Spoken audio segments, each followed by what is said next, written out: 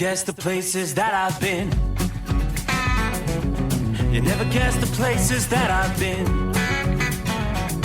'Cause everything is like a dream, yeah, but only in that dream that I live in. I'm never gonna let the day begin. Never gonna let the day begin. 'Cause everything is like a dream, yeah, but only in that dream that I live in.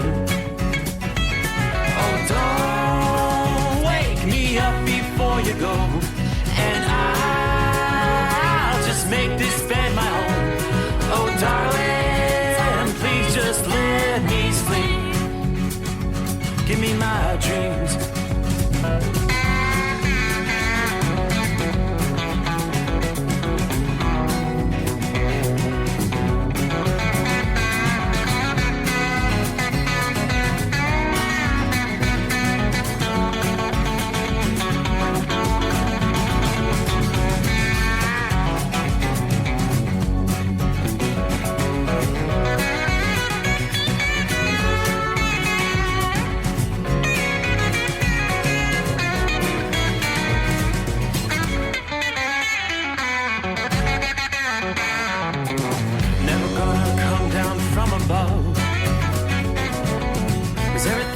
Better from above. Nothing's ever as it seems, yeah, except in that world that I dream of. Never gonna lose the ones I love. Never gonna lose the ones I love. 'Cause everything is like a dream, yeah, but only in that world that I dream of. Oh, don't up before you go, 'cause I can't face this day alone. Oh, darling, please just let me sleep. Give me my dreams. Give me my dreams. Give me my dreams.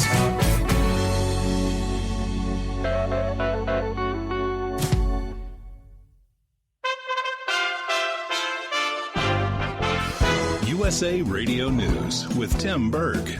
The Fed Reserve is going to keep raising interest rates in an effort to fight inflation.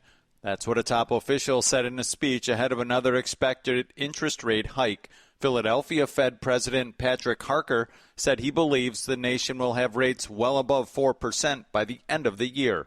COVID vaccines may soon be added to the childhood immunization schedule. This after a CDC panel voted unanimously to recommend that kids get the jab ages 5 to 11. The schedule isn't mandatory, but states like Virginia, Massachusetts, New Jersey, Vermont, and Ohio all follow the CDC vaccination guidelines to set requirements for children being educated in schools. President Biden made the short trip from Washington, D.C. to Pittsburgh, Pennsylvania. The president at the Fern Hollow Bridge, which became a symbol of the United States' crumbling infrastructure after it collapsed into a ravine. While visiting Pennsylvania, President Biden says a recently signed infrastructure law will improve thousands of bridges all across the country. This is just one of 2,400 bridges across the country that are being repaired just this year because of this law. With the midterms quickly approaching, voters are concerned about everything from the economy to health care and safety. Virginia Republican Governor Glenn Youngkin says voters in his state are tired of the chaos. Inflation is quietly stealing their hard-earned money. They're tired of their schools being in a state of chaos where they were shut unnecessarily for an extended period of time. Their kids suffered, and parents have been shut out of their kids' lives, and they're tired of crime in their cities. That audio courtesy of Fox News. New polls show inflation as the leading issue for many voters. You're listening to USA Radio News. If you owe the IRS $10,000 or more in taxes, please listen to this important message. The IRS is aggressively hiring and quickly ramping up their tax collection team. Act now and protect yourself with a call to Tax Alliance. Don't let the money you owe the IRS keep you up at night and ruin your life. You may be surprised at how much having Tax Alliance on your side can protect you from the IRS collections and help you save thousands on what you owe. Here's what a customer had to say. Tax Alliance did an amazing job helping me through a quite difficult situation, saving me tens and thousands of dollars that I would have been been paying for many years to come. Tax Alliance is rated A+ with a Better Business Bureau with no consumer complaints. If you owe the IRS at least $10,000 or more in back taxes, have unfiled returns, or have a payment plan and are still frustrated, call Tax Alliance now for a free consultation. 800-987-1097. 800-987-1097. That's 800-987-1097. Tax Alliance, your tax resolution solution. New whistleblower documents suggest President Biden may have been aware of his son's business dealings. On Fox News, Iowa Republican Senator Chuck Grassley calls for more transparency from the White House and FBI. We're just fed up with the political bias within the FBI and the Department of Justice, and are they following through on some of these things? And we just have to keep pursuing it, and I intend to keep pursuing it. Investigators are continuing to look into a huge pileup on an interstate. Interstate 5 near Albany, Oregon, was the site of a fog-caused pileup on Wednesday that continues to hinder traffic. Drivers continue to be detoured in the area between Portland and Eugene. 60 crashes, including a fatality, was reported by the Oregon State Police. 15 to 20 commercial vehicles and about 45 passenger vehicles were involved. From the West Coast USA Radio News Bureau, I'm Lance Pry. A Southern California football star is making history on the field. 17-year-old Bella Rasmussen is from Laguna Beach, and she's now the first girl in the state to score 2 touchdowns in a high school game. She says she hopes to prove football isn't just a sport for men. Game 2 of the American League Championship Series set to take place in Houston tonight between the Houston Astros and New York Yankees. First pitch of that game set for just after 7:30 Eastern Time. For USA Radio News, I'm Tim Berg. Technology lets you access a personal trainer from home, like on this exercise mirror. Less talking, more squatting. But to keep your hybrid workforce in shape, you need more than technology. And kick. And jump. You need PCs powered by Intel vPro, custom configured by CDW. Hardware-based security and remote management make it easy to protect and monitor PCs from anywhere. Wait, don't turn me off. Intel vPro makes secure remote management possible. CDW makes it powerful. Learn more at cdw.com/Intel Client.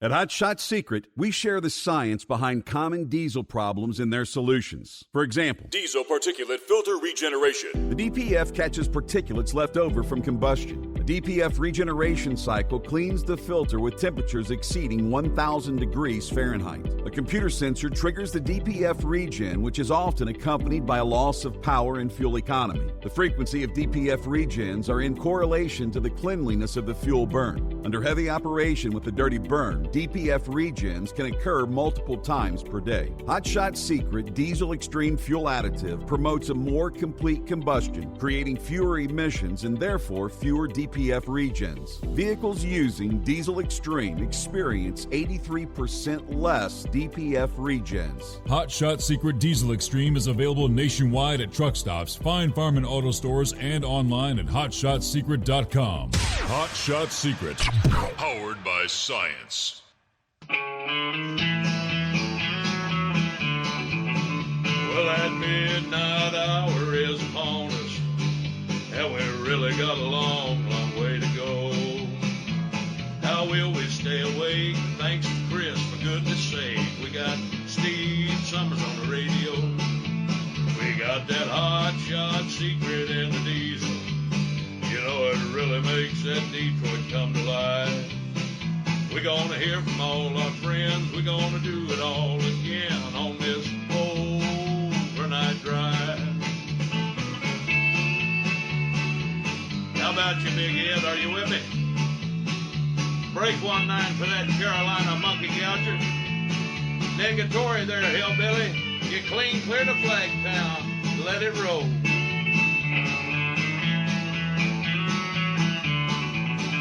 Well, we all tune in to catch the weather, whether rain or sleet or even snow. It don't matter if you're in New York or Dallas, we'll catch it all on that Steve Summers show. We got that Hot Shot Secret in the diesel. You know, it really makes that Detroit come to life.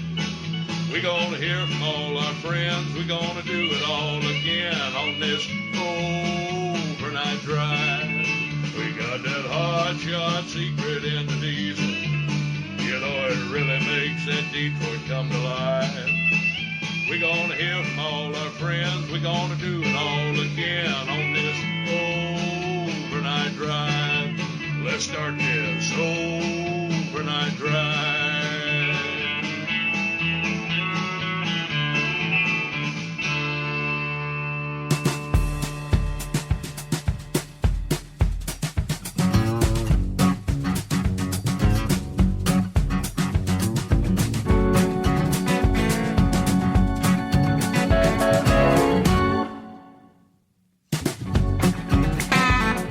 Just like that, we close out a Thursday. Hey there. Welcome in, welcome aboard. All set to roll into a Friday. All right, turn another page on the calendar. 21st day of October coming on here. It's a little TGIF. What's on the agenda for your weekend coming up here? Hey, if you're out and about tonight, rolling up and down the highways, and you got to keep your eyes on the roads, but on the horizon here and there, if you're out in the middle of nowhere, dark skies. Hey, tonight is the peak of the Orionid meteor shower. There you go.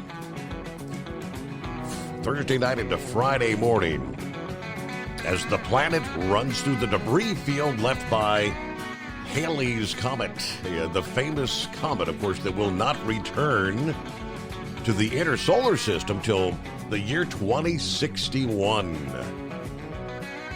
But it's the previous orbits around the sun that leaves that trail of cosmic dust and debris that we get to witness burning up in the atmosphere in sensational fashion.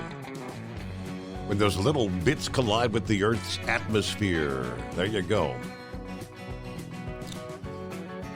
All right, looks like the peak time to catch Orionids tonight will be, I say between like 1 a.m. and sunrise in your respective time zones.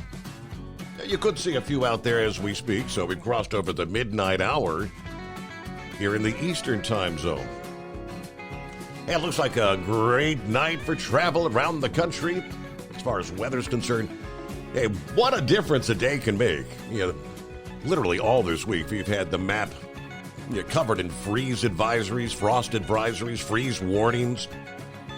We're almost barren of those sort of advisories tonight. The only remaining frost advisories, not even freeze warnings, frost advisories. Still in southeastern Pennsylvania through portions of eastern Maryland, a few frost advisories up in eastern New York and on up in parts of southern Maine, but the bulk of the country, we've made it through a very chilly pattern this week. Only thing that kind of changes now, there's just a few advisories on the map. Parts of Indiana, Kentucky, southern Illinois.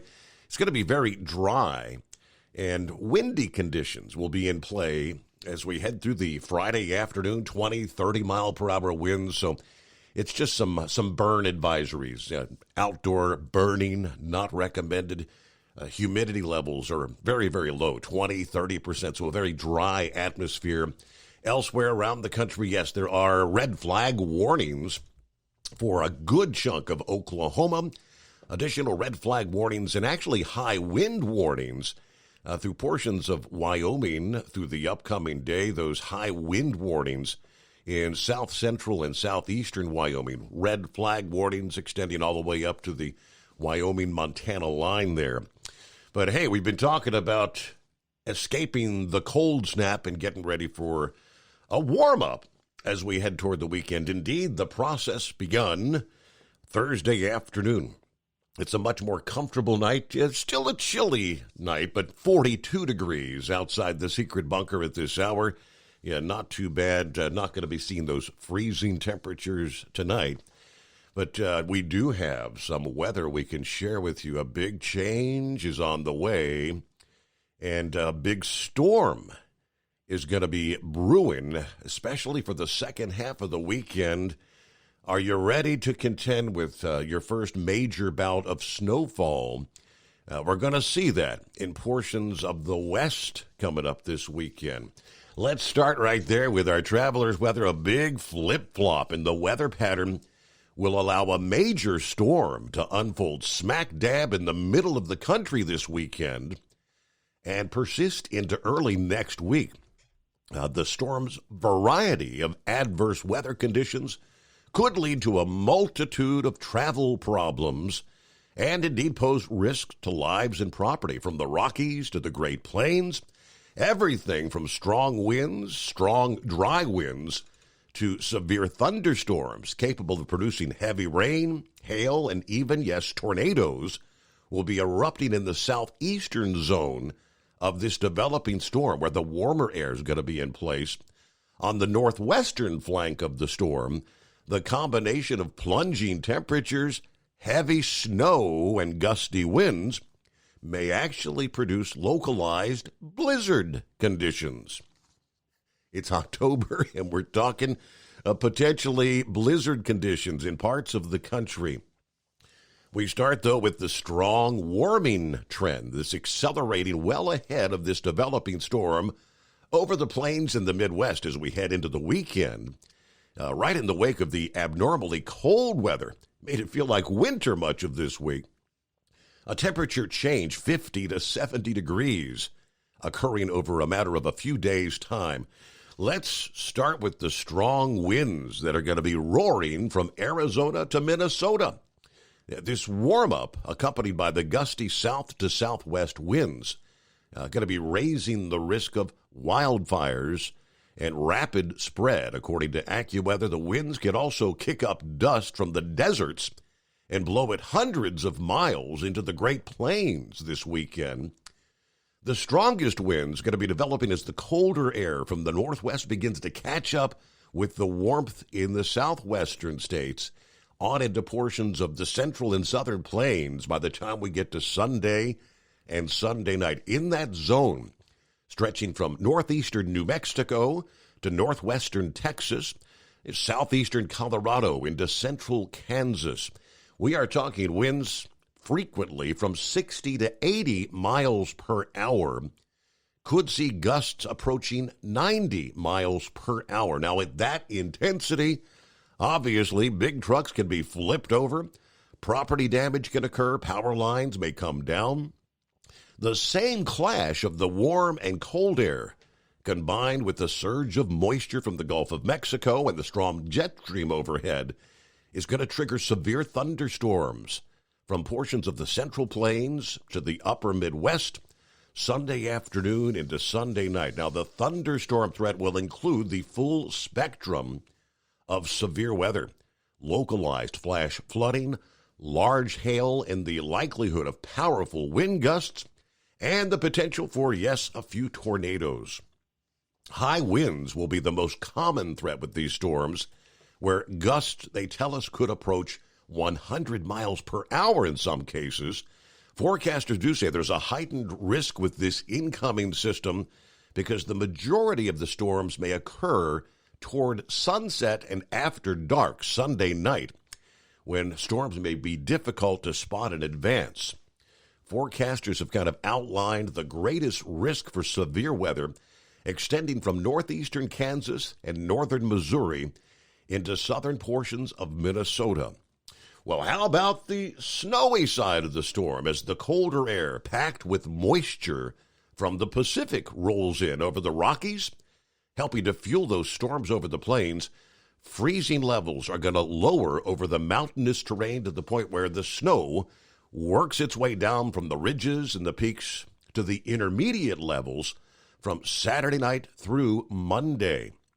There's enough cold air and moisture to be present to bring a general 6 to 12 inches of snow, localized amounts approaching 30 inches in portions of the Wasatch in Utah, the Rockies in Colorado, the Tetons in Wyoming, and the Sawtooth Ridge there in Idaho. There's a chance snow could mix in with rain even in Salt Lake City, while progressively heavier snow falls on the intermediate elevations to the east and up into the ridges and peaks of the Wasatch Saturday night into Sunday morning.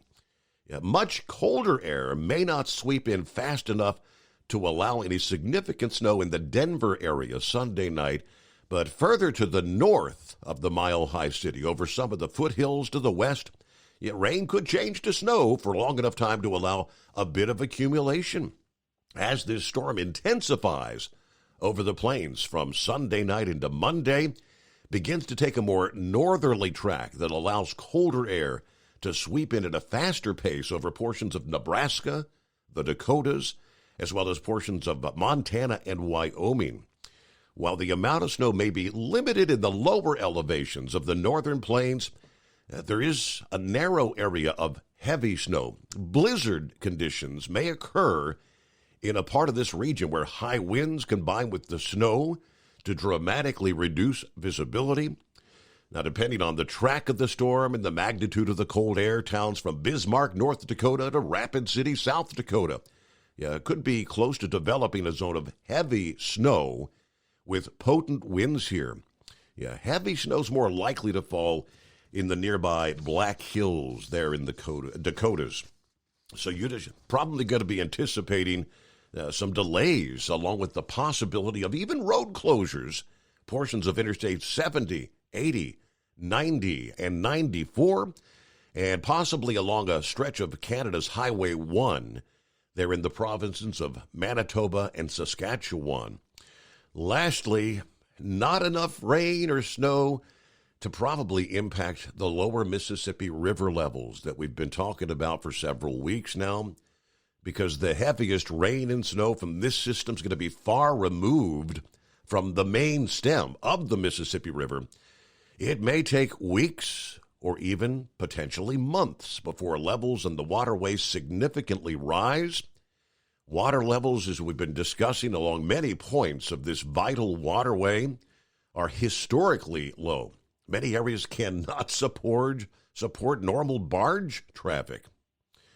There will be another surge of moisture that may spring up from Texas, could send some rain and thunderstorms in parts of the south central states, maybe toward the middle of next week.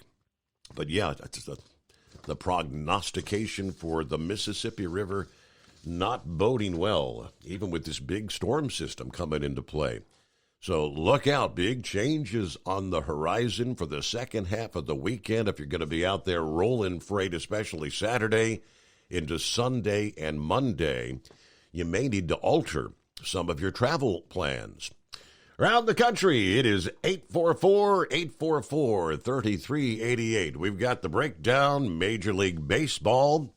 All of a sudden, the Yankees find themselves dug into a pretty deep hole here. Now, it is a best-of-7 series, but Houston taking game number 2 over the Yankees this past evening, 3-2 the final score. So Houston is up 2-0. You do the math, that means the Yankees would have to win 4 out of 5 games. They've got a lot of coming back to do if they're going to get back into this series. Meanwhile, we've got the Phillies and the Padres tied at 1 game apiece. Game number 3 in that series comes up here on your Friday night prime time. 7:37 Eastern Time will be the first pitch there. All right, the Steve Summers Overnight Drive, live from the Hot Shot Secret Studios. It's coming. Crisp fall mornings turn bitter cold. As you fire up your diesel, you can see your breath on the inside of a cab. Imagine looking deep into your engine. Freezing temperatures impact your diesel's fluids, especially fuel. On a 23-degree morning, the paraffin wax in your untreated fuel starts to morph from fluid to large crystals. These crystals clump together and form a gel. At minus 10 degrees, your fuel hits the point where it no longer pours like a liquid. It's so dense that the flow through the fuel filter will slow, causing hard starts or no starts. Get prepared now for the cold that is coming. Hot Shot Secret Diesel Winter Anti-Gel is a premium fuel additive that lowers your fuel's pour point to minus 65 degrees. If it's that cold out, you shouldn't be on the road. You ought to be at home in front of the fireplace. Hot Shot Secret Diesel Winter Anti-Gel Premium Fuel Additive. Available now online at HotShotSecret.com. Hot Shot Secret. Powered by science. Dean Michael, the tax doctor here. I have one question for you. Do you want to stop worrying about the IRS? If the answer is yes, then look no further. I've been around for years, I've helped countless people across the country, and my success rate speaks for itself. So now you know where to find good, honest help with your tax problems. What are you waiting for? If you owe more than $10,000 to the IRS or haven't filed in years, call me now at 888-557-4020 or go to mytaxhelpmd.com for a free consultation and get your life back. If you're looking to improve fuel economy, try Hot Shot Secret's Everyday Diesel Treatment. Order at hotshotsecret.com. And don't forget, use the coupon code Overnight Drive to get 10% off your entire order. And now, back to the Steve Summers Overnight Drive.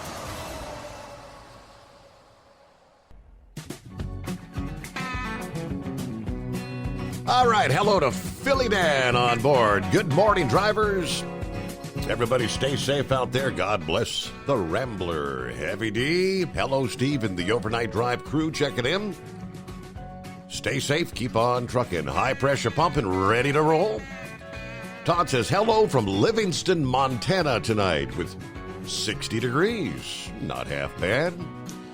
Good afternoon. Hammer down and be safe out there. We've got 39 degrees in Wallkill, New York.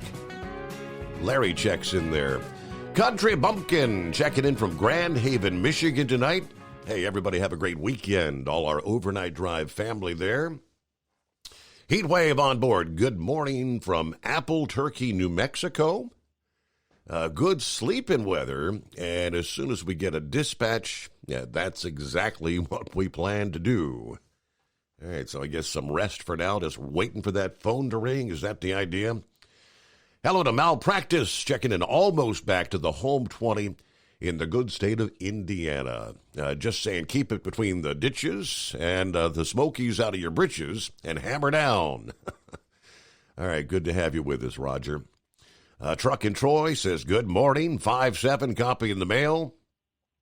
Randolph is on board. Let's see, Kenley, North Carolina tonight with 47 degrees. There you go. Morning from the Dipsy driver. Hello to the best informed audience anywhere. Got a clear 34 degrees, but we're headed for 67 Friday afternoon. And now we're talking mid-70s this weekend. Can we still say Indian summer? Or is that part of the cancel culture? Good question, Dipsy driver. I'll call it Indian summer. I'm looking forward to that. Randolph got 40 degrees at this point in time. There you go. Norman checks in from north central Kansas. Warmed up this past day, didn't you? That warming trend is definitely in 63 degrees, clear skies. Heading north with another load of scrap this morning. Good morning to all. Jay checks in. Morning, Steve, and all the overnight drivers with 43 degrees in Nashville, Tennessee. You can't talk about the CDC and the vote. Everyone have a safe trip. Keep on trucking. Yeah, no, we will talk about it. We're just going to present the information, the facts as it is. Yeah, not going to have a discussion about the pros and the cons of the vaccine, if you know what I mean, because we've been through that many times before, and that's what gets you flagged. But yeah, we got to pass the news on. That's one of the top stories I was going to talk about. Just heard that in the news break there, top of the hour, right out of the box. The unanimous vote from the CDC, the advisory committee, voting that they should update the recommended immunization schedule to add the COVID vaccine to that schedule for children to attend school. Now, I think I made this pretty clear last evening when we kind of touched on that, the fact that the vote was going to take place on Thursday. The CDC cannot require individual states to mandate this vaccine. It will be on a state-by-state basis. As you heard in the news break, there's a number of states currently, including the likes of Ohio and Florida, that typically follow the CDC guidelines, whatever their recommendation is for immunization schedules for children to attend school. I have a sneaky suspicion there will be some states that may be changing those guidelines, but we'll share the details with you coming up here. Again, you want to piss off millions and millions of parents around this country. If the states opt in this direction, there is going to be unbelievable consequences, outrage, again, from millions of parents in this country. But we'll break it down. Let's see, 38 degrees here in Harrison, Ohio. There's Pappy on board. Come on, 70 degrees for our Friday. Hammer down, be safe. There's No Handle Dave on board, just checking in since nature called. We've got 44 degrees in New Lisbon, Indiana. Everybody be safe. I'll be listening into the podcast later today. All right. Hello to Daniel on board and all of our listening friends out there. There's Gilligan, just jumped in. Morning, Steve and fellow listeners. Cool and clear here in Ironton, Virginia tonight with 38 degrees. Hang in there, Gilligan. The warm-up's coming your way later today. Everybody keep it shiny side up. All right, so, lots of industry headlines to cover. We'll get to the breakdown. There's already one governor who has come right out and said, nope, the line has been drawn in the sand. There will be no mandate to vaccinate children to attend schools. Which state do you think that would be? I give you 3 guesses. The first 2 don't count. It is the Steve Summers Overnight Drive. USA Radio News with Tim Berg. The United States, 13 in the world in infrastructure. We should be ranked number 1. President Biden touting an infrastructure bill he signed earlier this year just outside of Pittsburgh, Pennsylvania, near the Fern Hollow Bridge, which became a symbol of the country's flawed infrastructure after collapsing into a ravine just before Biden visited the city in January. Biden also in Pennsylvania campaigning for Pennsylvania Lieutenant Governor John Fetterman, who's running for Senate. A newly filed lawsuit is accusing Google of collecting a massive database of voice and facial features without users' consent. Texas Attorney General Ken Paxton says that's against the law. The complaint suggests that Google Nest smart home products are actively listening and recording what they hear. You're listening to USA Radio News. Texting enrolls you into reoccurring automated text messages. Message and data rates may apply. Come on, one more rep. You got this. 10. There it is. Nice work, man. You're a beast. Thanks, man. I feel better than I have in years. And I got to tell you, taking Nugenix makes a huge difference for me. Nugenix? That's the testosterone booster with TV ads with Frank Thomas. The big hurt, right? Oh, yeah. The patented key ingredient is Testofen, which helps boost free testosterone levels and increase lean muscle mass. Well, it's clearly working for you. Hey, are they still giving out complimentary bottles for people to try for themselves? Yeah, Nugenix is a great way to increase lean muscle and feel stronger with more energy and endurance. Man, I need to get a complimentary bottle of Nugenix. No problem. You just got to send them a text. Text GRIT to 321-321 right now for your complimentary bottle of Nugenix, the #1 selling free testosterone booster at GNC. Plus, text now and we'll include a bottle of new Nugenix Thermo, our most powerful fat incinerator ever, to help get you back into shape fast, absolutely free. Text GRIT to 321-321. That's GRIT to 321-321. At Hot Shot Secret, we share the science behind common diesel problems. For example, product claims without proof. Every trucker on the road has heard product claims about an additive that simply didn't match their experience. Proof is found from third-party testing by a recognized, credible source. That's proof. Hot Shot Secret's Stiction Eliminator will improve your performance and fuel economy. For proof, we engaged the Ohio State University Center of Automotive Research to conduct an EPA-certified fuel economy test with Stiction Eliminator on a FedEx truck, a 2006 P500 Freightliner with 247,000 miles. The test showed a 3.6% increase in highway driving fuel economy from Stiction Eliminator, an oil additive. The complete report from OSU is available for download at hotshotsecret.com. That's proof. Hot Shot Secret Stiction Eliminator, available at truck stops, Tractor Supply, O'Reilly's Auto Parts, and online at hotshotsecret.com. Hot Shot Secret, powered by science. For anything diesel, take it to Shy Diesel. They provide a wide variety of services and diagnostics to determine what the problem is with the latest technology. From simple oil changes and preventative maintenance to fuel system diagnostics and repairs, engine rebuilds and cylinder head repairs, and rebuilds with our in-house machine shop. They also have on-site DPF cleaning for exhaust issues and DOT inspections. If your diesel is asking for some attention, Shine Diesel has the specialist you need for anything diesel. Located in Terre Haute and Lafayette, Indiana, and Effingham, Illinois, Shine Diesel has you covered. Hey, don't forget, as a listener to this program, you get 10% off your entire order at HotShotSecret.com by using the coupon code Overnight Drive. Attention all truckers, Dean Michael, the tax doctor here. I want to talk to you about those dreaded tax problems. I know you want to keep on trucking and not even think about them. Well, let's face it, they're not going away all on their own. You need professional help. I've been helping truckers put their tax problems in the rearview mirror for years. I can help you too. Call me for a free consultation at 888-632-4506 or go to mytaxhelpmd.com. It's like I always say, keep your eyes on the road, I'll keep mine on the IRS. 888-632-4506. How do you sleep on the road? After downtime, do you wake up well-rested and invigorated or tired, achy, and sore? Well, if it's the latter, you're not sleeping on the Big Rig Mattress. The Big Rig Mattress is a hybrid with an individually pocketed spring core that's engineered to deliver the best restorative sleep for your time on the road. Many drivers have said they sleep better over the road on the Big Rig Mattress than they do at home.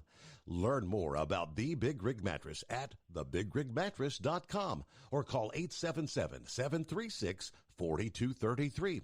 Most standard sizes ship within 72 business hours. The Big Rig Mattress, 100% made in the USA since 2009.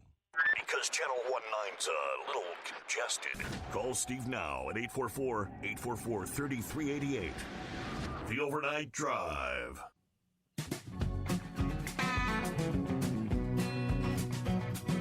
All right, up and running here on a Friday. The phone lines are open. Nobody hanging in there yet.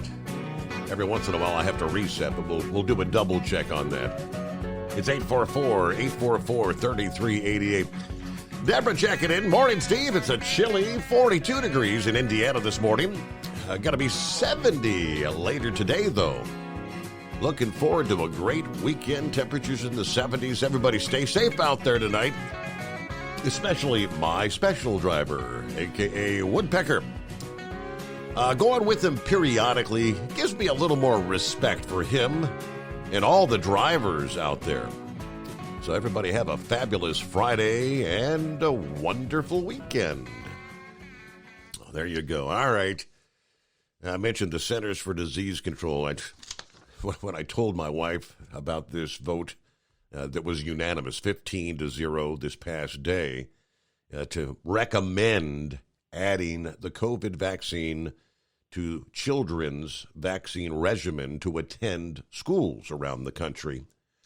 First thing out of her mouth was, it ain't going to happen. I know my daughter. There's no way in hell she's going to require my grandson, Rowan, to get the vaccination. There's no way my daughter-in-law, Lauren or Stephen, are going to require it. And millions of other parents. Right now, the statistics from the other night I shared said about 30% of children, like 5 and up, have taken a vaccine for COVID. Now, in the lead up to the vote by the Advisory Committee on Immunization Practices, there have been what they say false claims that it would mean the vaccine will be required to attend school. The reality is the CDC does not have the authority to set school immunization requirements. The vote doesn't mandate the vaccine. That decision is left up to the respective states. Now, here are the facts. The claim is if the CDC adds the vaccine to the immunization schedule for children, the shots will be mandatory. That is a false claim that has gained quite a bit of momentum after it was shared on some media outlet. Another popular tweet similarly claiming the committee's vote would make this mandatory for school registration. The Public Health Agency does not determine school vaccination requirements. States have the authority to enact state laws requiring said vaccination, not the CDC. Now, a spokesperson for the CDC tells the Associated Press they only make recommendations for use of vaccines, while school entry vaccination requirements, again, are determined by state or local jurisdictions. This action was meant to streamline the clinical guidance for healthcare providers by adding this to a single list of all currently listed, authorized, and routinely recommended vaccines. It is important to note there are no changes in COVID vaccine policy, she said. The Immunization Practices Advisory Committee, they describe it's a body of experts that make recommendations to the CDC.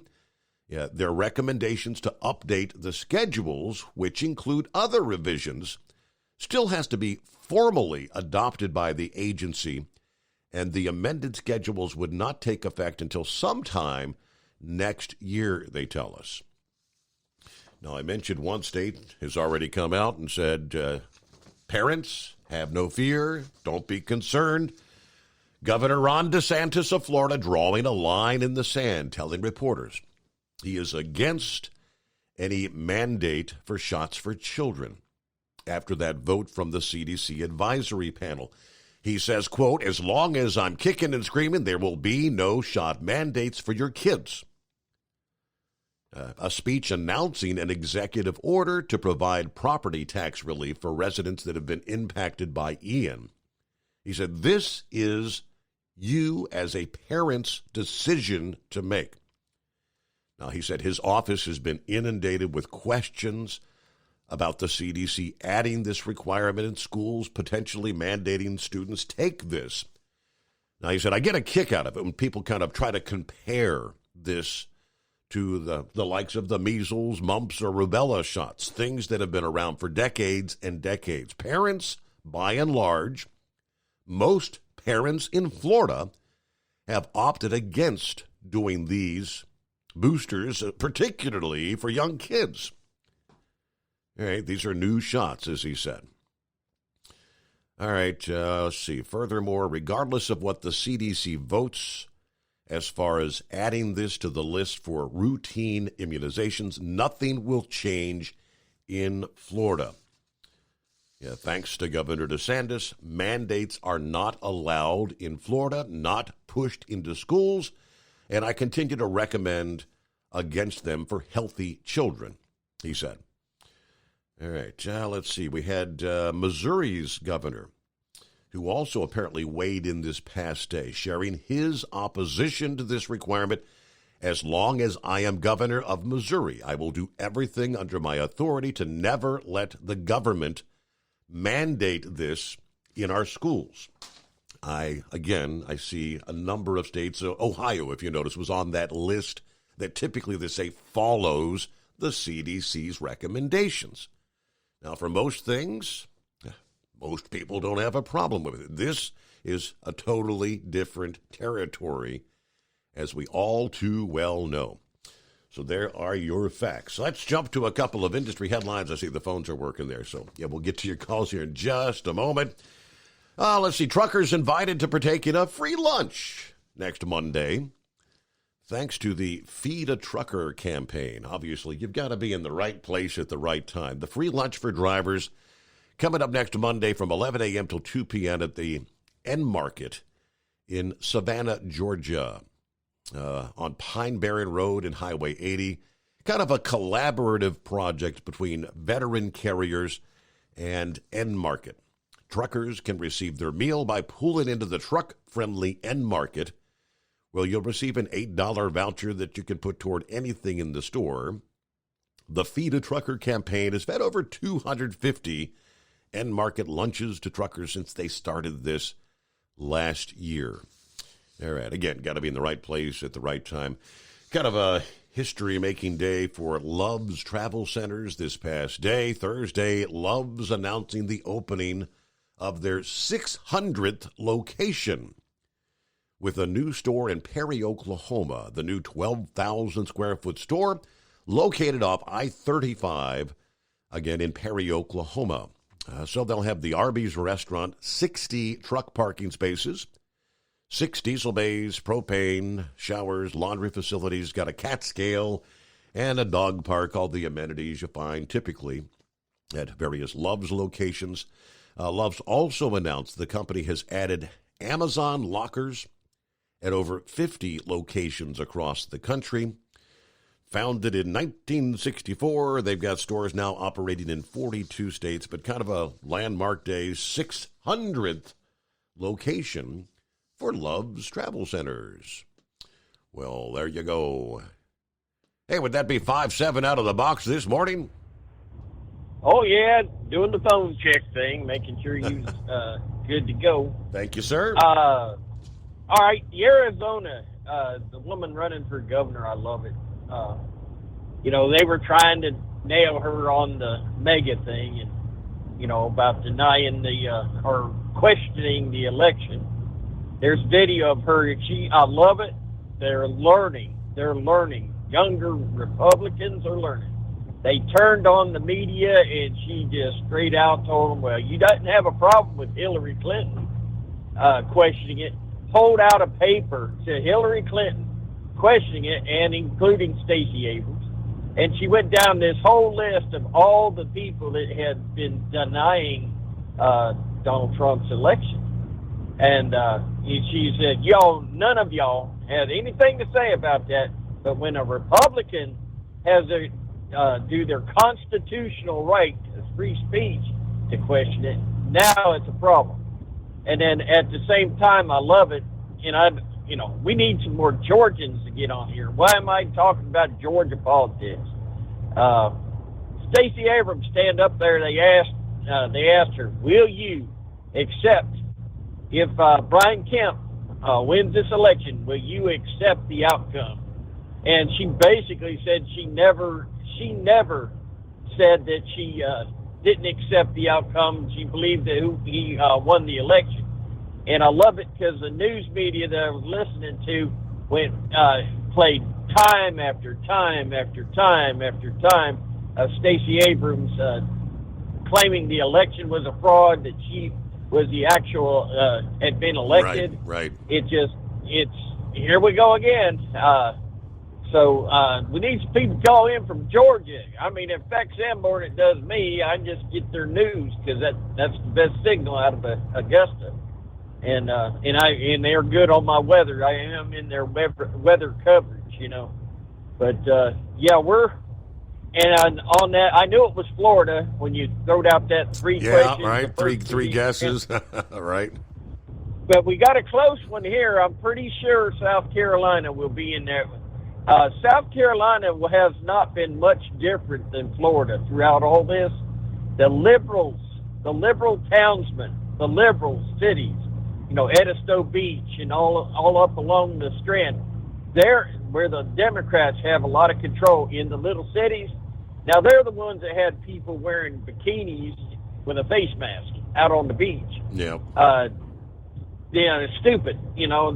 That's where stupid is, where you find Democrats in control. So, but other than that, South Carolina, our governor hasn't been as outspoken or controversial. He don't look for a fight. He hides from it. But South Carolina, it feels a little bit more comfortable being this part of the country, irregardless of Lindsey Graham and hey, what can I say?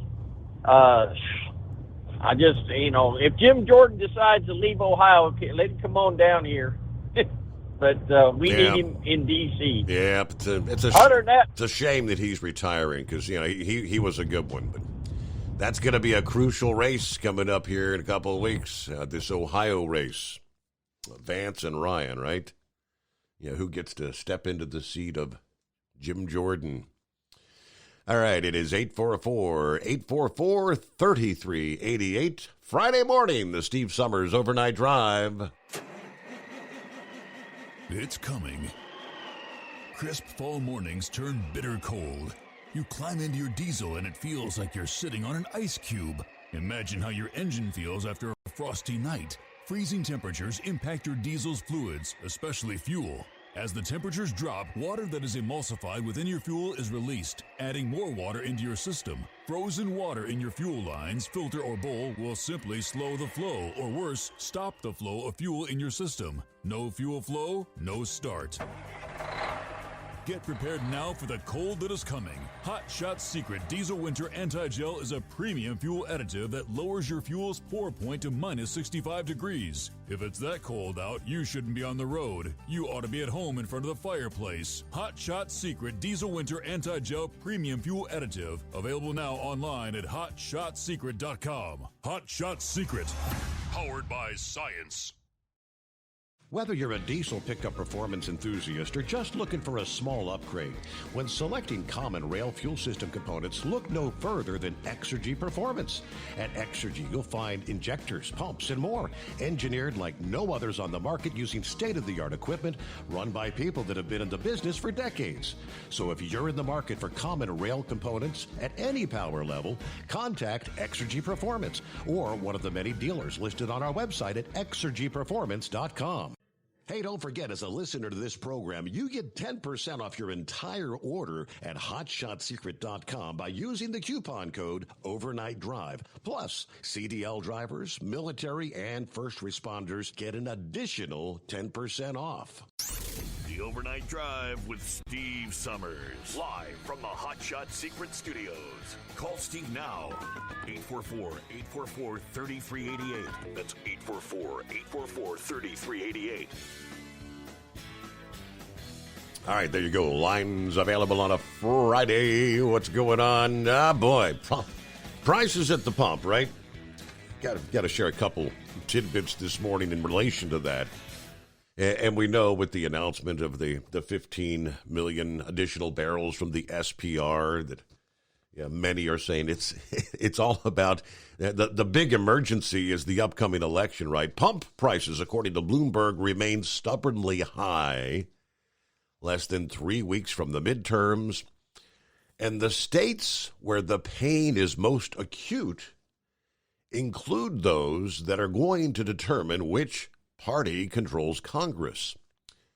Nevada, Arizona, swing states with competitive Senate races are among those grappling with some of the highest gas prices in the country. More than 40% of competitive races rated by the Cook Political Report are in states seeing some of the highest increases in pump prices compared with 2 years ago. It does not get any easier to sell the Democrat brand at a high gasoline price, according to Kevin Book, managing director of Clearview Energy Partners. To the extent that Democrats are facing Republicans who are trying to make this a referendum on Biden, the increase from 2020 is going to be rather unflattering. Pump prices are America's most visible inflation warning. I mean, it's flashing on street corners in every part of the country. The cost of gas is higher than during at least 9 of the last election cycles, averaging $3.88 a gallon for the first half of October, according to AAA. Nearly 80 cents higher than we were in October of 2008. But if you recall, when the equities markets crashed during the Great Recession, as costs surge, the economy has indeed reemerged as the top voter concern in this country, with higher gas prices linked to lower presidential approval. Now, Biden's tried to take credit for recent price declines. In a speech on Wednesday, he cited that costs have fallen 30% from the peak back in the summer, but he did concede they're not falling fast enough. Families are hurting. In the state of Georgia, where gas prices are more than 60% higher than they were during the 2020 election, and Republican Herschel Walker is running that neck-and-neck race with Raphael Warnock. Pain at the pump is indeed shaping up to be a voter issue. One technician, Pedro Mendoza, filling up his truck at the Quick Trip in Lawrenceville, said, I'm going to vote Republican all the way. He blames the Democrats for the more than $120 a week that he's spending on gas right now, as well as the broader inflation that's squeezing his and other household budgets. Yeah, the people in Ukraine, they need help. But here in this country, you know what? We need help. Now, there are 4 states where Senate races are rated as a toss-up by the Cook Report. That is Georgia, Pennsylvania, Wisconsin, and Nevada, where gasoline prices are from 55 to as much as 104% higher than they were 2 years ago. Biden is trying to rein in costs with the confirmed release of more oil from the SPR. But the oil traders have kind of shrugged off that move. Crude futures in New York have actually risen for the past 2 days. That puts gasoline futures higher as well. Now, even if he succeeds in bringing down cost, it may not translate for the voters. Yeah, the American people are quick to blame the president when prices are high. Yeah, they tend not to give, and this is for any president, by the way, not just this. They tend not to give a president credit when prices fall. When prices fell from their peak earlier this year, for example, more than half of voters surveyed credited not Biden's policies, but the simple market dynamics. Now, gas prices typically fall this time of year. Yeah, the summer driving pretty much comes to an end. The refiners are switching to the cheaper winter blend. But, of course, the Russia war in Ukraine has disrupted global energy supplies. And, of course, several U.S. refiners are shut for repairs, and fuel exports are surging. So right now, our inventories are at the lowest seasonal level since the year 2008. Yeah, that along with OPEC's decision to cut production. That's going to keep pressure on prices, although the national average is probably not going to top $4 per gallon before the election. But this year's spike in prices may feel particularly extreme in contrast to prices in 2020. In the immediate aftermath of oil plunging to negative levels, remember that in the pandemic that decimated driving demand, gas prices were unusually low. Only 2 states at the time, California and Hawaii, actually had pump prices over $3 per gallon, according to Gas Buddy. Even before that, prices this high were very rare. There are only 11 states that had October average prices above $3 per gallon in the year 2018. Today, there are 13 states that have drivers paying more than $4 per gallon. There are 6 states currently that are above $5 per gallon. Now, that's a pretty powerful political weight to carry around for any incumbent that's running for re-election. I couldn't help but chuckle about, I think Florida Steve sent this my way this past evening, right along the same line. Yeah, there's a bigger story in play here that I wasn't actually aware of till the Washington Times broke it down with the president's announcement of 15 million more barrels from the SPR. Now, that's supposed to be the last portion of the 180 million barrels that he authorized to be released in March. This release reduces the SPR to the lowest level in nearly 40 years. Now, given that, Biden has also now, as we touched on last evening, authorized the government to begin purchasing oil to replenish the reserve. But he wants to wait till the price of oil goes down. It's about $90 right now. He did earlier this week order the replenishment of new oil when the price falls below $72 per barrel, which may or may not happen in the near or even mid-future. Therein lies a story. Way back in March of 2020, there was a guy named Donald Trump, who was president, who proposed to fill the SPR to its maximum capacity with U.S.-produced crude oil. That would have involved the purchase of 77 million barrels of oil. Trump wanted to act because oil was cheap. How cheap? About $24 per barrel. So we could have effectively topped off the SPR at a darn good price. That's where the story gets interesting. Give you the rest of the story coming up here. And lines available at 844-844-3388. It's coming. Crisp fall mornings turn bitter cold. As you fire up your diesel, you can see your breath on the inside of the cab. Imagine looking deep into your engine. Freezing temperatures impact your diesel's fluids, especially fuel. On a 23-degree morning, the paraffin wax in your untreated fuel starts to morph from fluid to large crystals. These crystals clump together and form a gel. At minus 10 degrees, your fuel hits the point where it no longer pours like a liquid. It's so dense that the flow through the fuel filter will slow, causing hard starts or no starts. Get prepared now for the cold that is coming. Hot Shot Secret Diesel Winter Anti-Gel is a premium fuel additive that lowers your fuel's pour point to minus 65 degrees. If it's that cold out, you shouldn't be on the road. You ought to be at home in front of the fireplace. Hot Shot Secret Diesel Winter Anti-Gel Premium Fuel Additive. Available now online at hotshotsecret.com. Hot Shot Secret. Powered by science. Whether you're a diesel pickup performance enthusiast or just looking for a small upgrade, when selecting common rail fuel system components, look no further than Exergy Performance.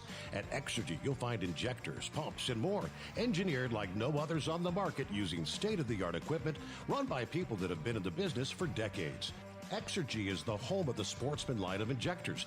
These injectors are designed for use in pickup trucks with no other modifications and offer a 15 to 20 horsepower gain while being calibrated to tighter tolerances than factory stock injectors. With a product lineup of injectors from Sportsman to 700% over, pumps from Sportsman to 14 millimeters, and complete engine control systems, Exergy has you covered.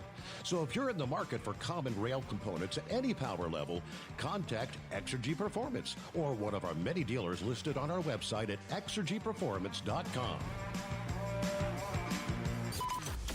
Live from the Hot Shot Secret Studios, the Steve Summers Overnight Drive.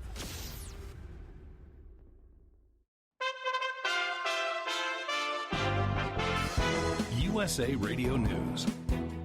The Pentagon has announced that it will assist service members and their dependents with some abortion costs, including travel and transportation, but not for the actual procedure. In a memo, Defense Secretary Lloyd Austin wrote that because, quote, significant numbers of troops and their families would have to travel and take time off for the procedure, quote, military readiness will be affected as well from the practical efforts of recent changes, end quote, namely the Supreme Court's overturning of Roe v. Wade in June. Officials in New York and Nevada stated that they had identified their first deaths in people who had tested positive for monkeypox. This comes as officials in Maryland confirmed that they are waiting for, quote, final documentation of the state's potential first monkeypox death. Only 4 deaths have been officially tallied so far by the Center for Disease Control and Prevention out of 27,635 infections around the country. A prime minister has resigned. I cannot deliver the mandate on which I was elected by the Conservative Party. I have therefore spoken to His Majesty the King to notify him that I am resigning as leader of the Conservative Party. That was the UK leader Liz Truss. She is resigning after 6 weeks. A former gynecologist at the University of California, Los Angeles was found guilty on 5 counts of sexually abusing female patients in a criminal case that came after the university system made nearly $700 million in lawsuit payouts. This is USA Radio News. Mike Lindell and MyPillow offering the BOGO extravaganza right now on a whole slew of MyPillow products. Now you can find all sorts of great deals on MyPillow bed sheets, Giza Elegance MyPillow, 6-piece towel sets, Roll and Go Anywhere pillows, much more, all priced buy one, get one free.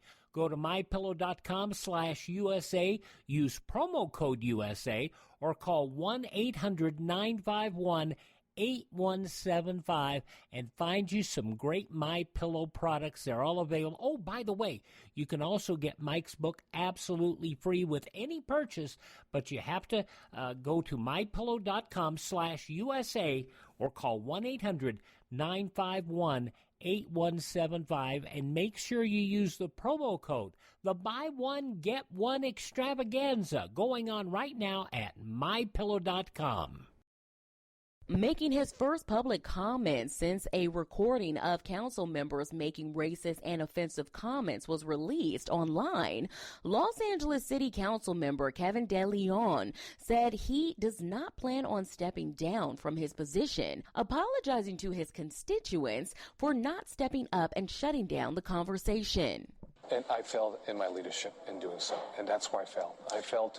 I didn't step up, and I didn't intervene, and I didn't put a stop to it. The city council has been the subject of a public outcry and protest after a recording posted to Reddit earlier this month captured former city council president Nori Martinez making allegedly racist and offensive comments about her colleagues and about her council member's son while discussing redistricting. There's a massive pileup near Albany. Interstate 5 near Albany, Oregon, was the site of a fog-caused pileup on Wednesday that continues to hinder traffic. Drivers continue to be detoured in the area between Portland and Eugene. 60 crashes, including a fatality, was reported by the Oregon State Police. From the West Coast, USA Radio News Bureau, I'm Lance Pry. Kevin Spacey was found not liable in a civil sexual misconduct suit. The lawsuit sought $40 million in damages. For USA Radio News, I'm Ellie Andrews. The buy one, get one free special going on now at MyPillow. MyPillow bed sheets, Giza Elegance MyPillows, the Roll and Go Anywhere MyPillows, and 6-piece towel sets on special. Go to mypillow.com/USA, use promo code USA, or call 1-800-951-8175 and find out all the great deals you can get right now at MyPillow. mypillow.com/USA.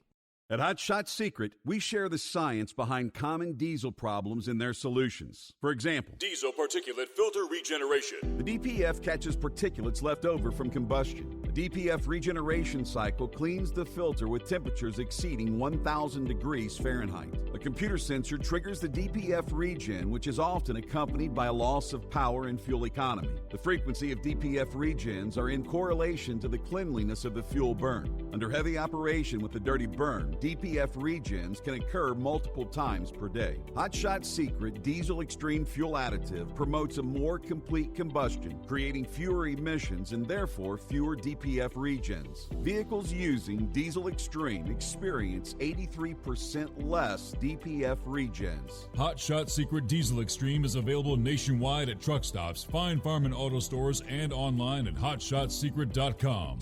Hot Shot Secret, powered by science.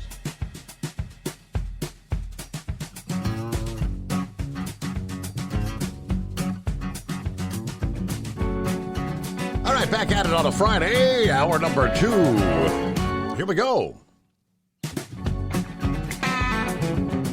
And plenty of room for you at 844-844-3388. Who we got checking in? There's Double R on board. Good morning. Double R listening in. I don't know if you caught the program last evening, just talking about on the news break there, that big pile up out there in Oregon. Yeah, I did notice, one of your cohorts, because I'm assuming it wasn't you. I was hoping it wasn't you. I saw there was a reliable carrier's truck involved in that big pile up there. I was curious if it was someone you might have known there. Jeff checks in. Good night. Have a great morning. I've worked enough. All right. Hello to Eskimo Mom. Happy Friday or hump day for her. Running the back way to Louisville tonight to avoid the road construction near Mount Zion Road. Enjoying the milder weather tonight. It's clear, 46 degrees near Madison, Indiana. Everybody have a good weekend. There you go. Hello, everybody. At the Home 20, Linwood on board. San Antone, where it's 64 degrees right now. Texas has said no way, as has Tennessee and Florida, to the mandatory vaccine for school kids. I just kind of wonder if the CDC board and, I don't know, they get money under the table, because there'd be a whole lot of money made, obviously, if this was enacted by the states. Anyway, November's coming. Vote, vote, vote. There you go. Hello to Joe Self. Morning, Steve, and all the Overnight Drive listeners. 36 degrees here in Winchester, Virginia tonight. Hope everybody enjoys their weekend. And there's Dave on board. What do you got? Morning, Steve, and the rest of the Hot Shot crew. That is Buckshot. Waving a hand. That's going to be a long night, since it's the first night back after a 2-week vacation. Oh, boy. Yeah, nothing like getting back to the old grind, huh? Yeah, stay safe, everybody, and I'll be listening in. Now, let me get back to the, as we call it, the rest of the story. Yeah, so Donald Trump wanted to completely fill up. Let's get it to maximum capacity. The Strategic Petroleum Reserve. That was in 2020. It was $24 a barrel. How sweet would it be to fill the reserve at that price now? Let's top off every tank at a good price. So, at Trump's behest at the time, Republicans actually put money for that oil purchase in a big spending bill that was under consideration on Capitol Hill. That's when their efforts were stopped cold by the Democrats.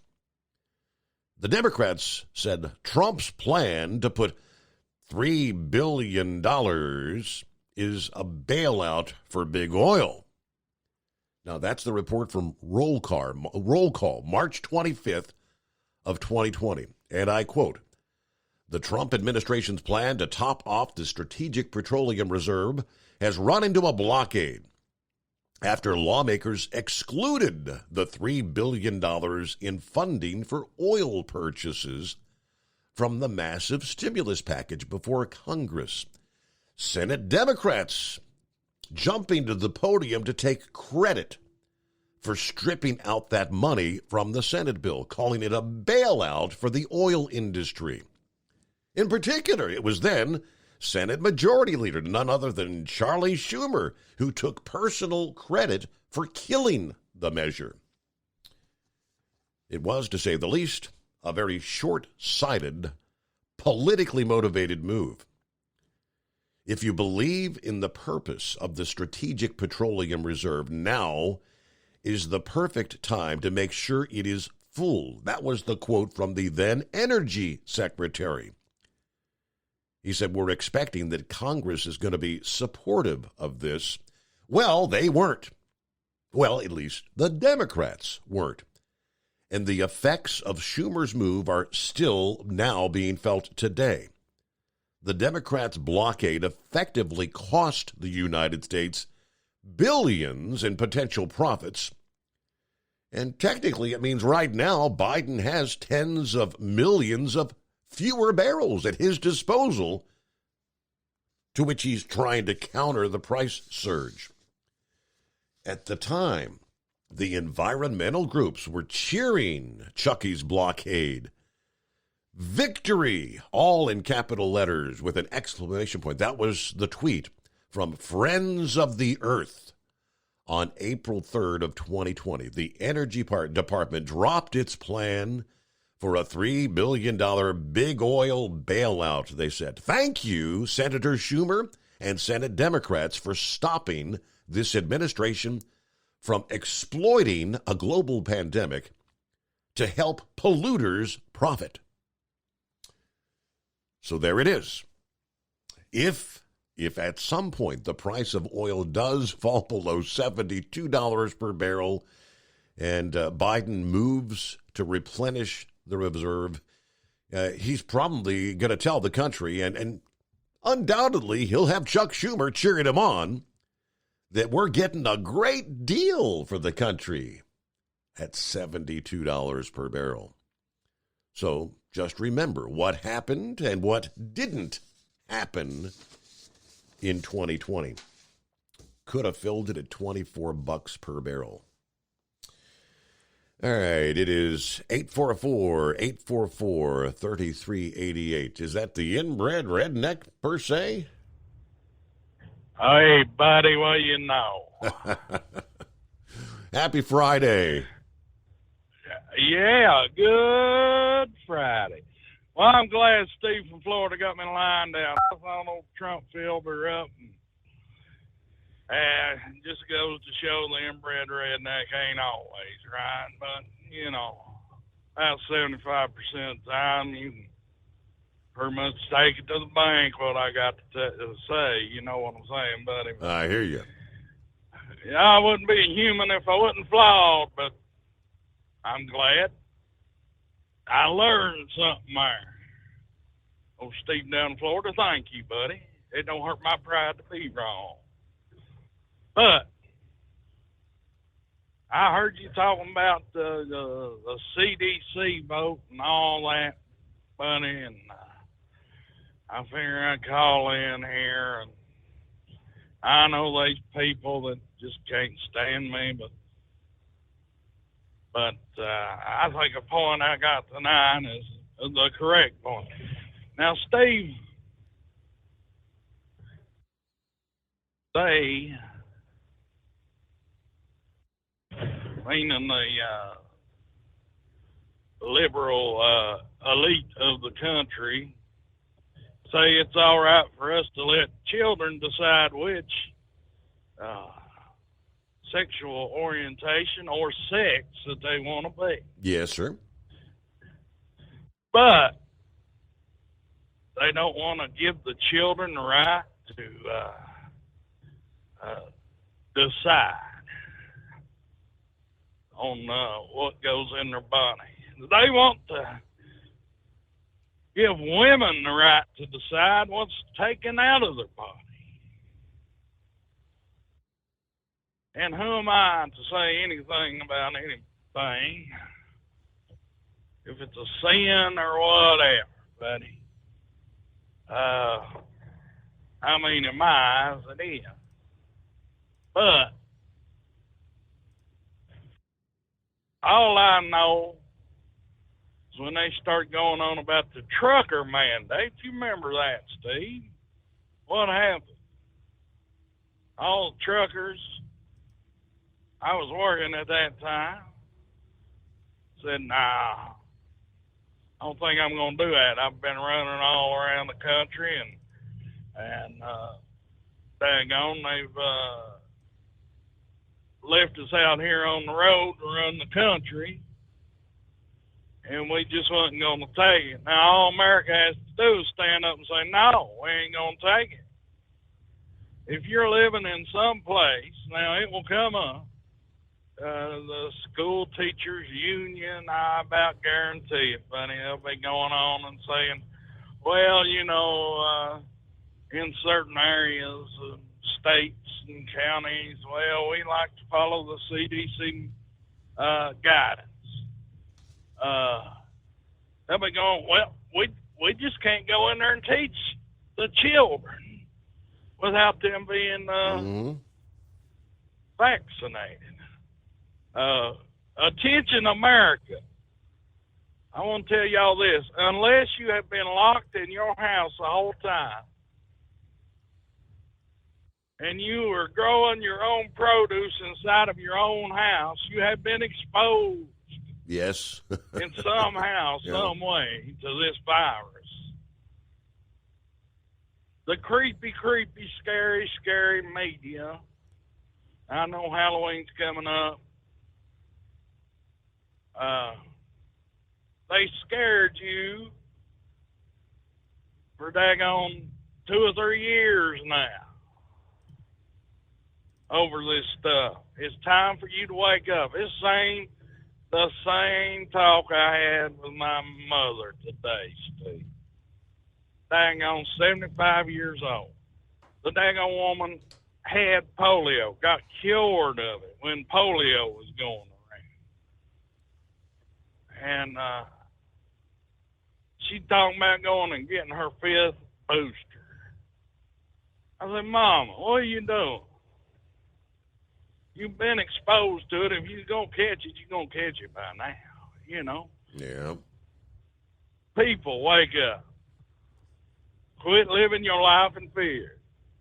It's just like this global warming junk.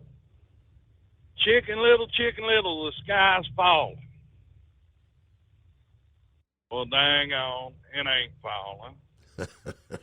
We're all going to be all right. Yeah. If you don't believe me, just look up at Massachusetts. Why would a man that totes all this stuff for global warming buy a beachfront property at about 10 feet above sea level? Steve, If they truly these believed, people ain't if they stupid. truly believed something was going to happen, yeah. I got you. Well, inbred redneck. Back with us. It is 844-844-3388. I just pulled up my email. I get to the correction here first. Let's see. Scooter was sending this info. I guess it's been nearly an hour, but I-75 north at the 154-mile marker in Ohio, just south of Findlay, and a semi-trailer on fire. So emergency crews on the scene. Again, about an hour ago, it was totally shut down. So hopefully, if you're in the backup, hopefully things will be back up and running pretty soon. I stand corrected. Why was I thinking it was Jim Jordan was the one that was retiring? Yeah, that Vance Ryan battle is the Senate seat for Rob Portman. I apologize. Yeah, that's the Senate seat. Jim Jordan is in the House of Representatives and not retiring anytime soon. So I had my wires crossed on that one somehow. So thank you for the correction.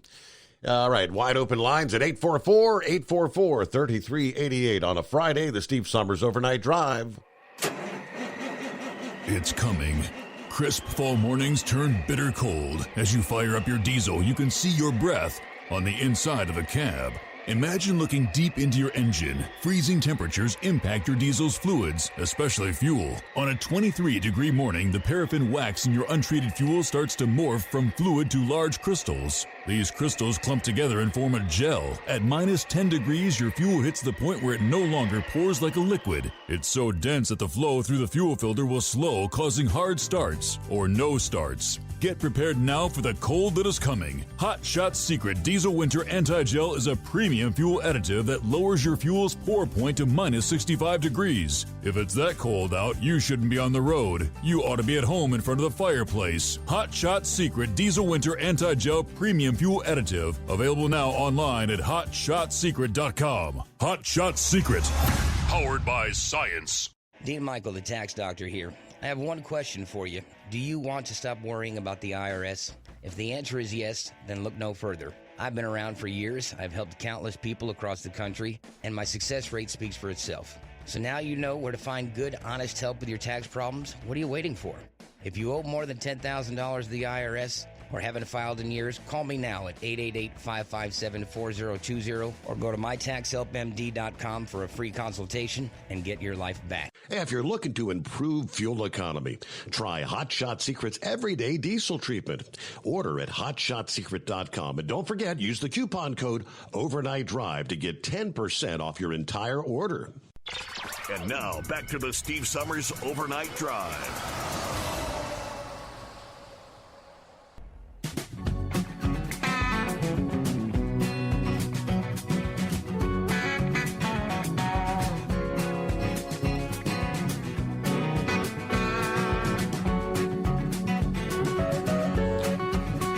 All right, under the industry headlines, the American Trucking and Industry Leader Hall of Fame will hold its 2022 induction ceremony coming up here in a couple days, 1 o'clock Central Time, October the 26th. So coming up next week at the American Truck Historical Society headquarters in Kansas City, Missouri.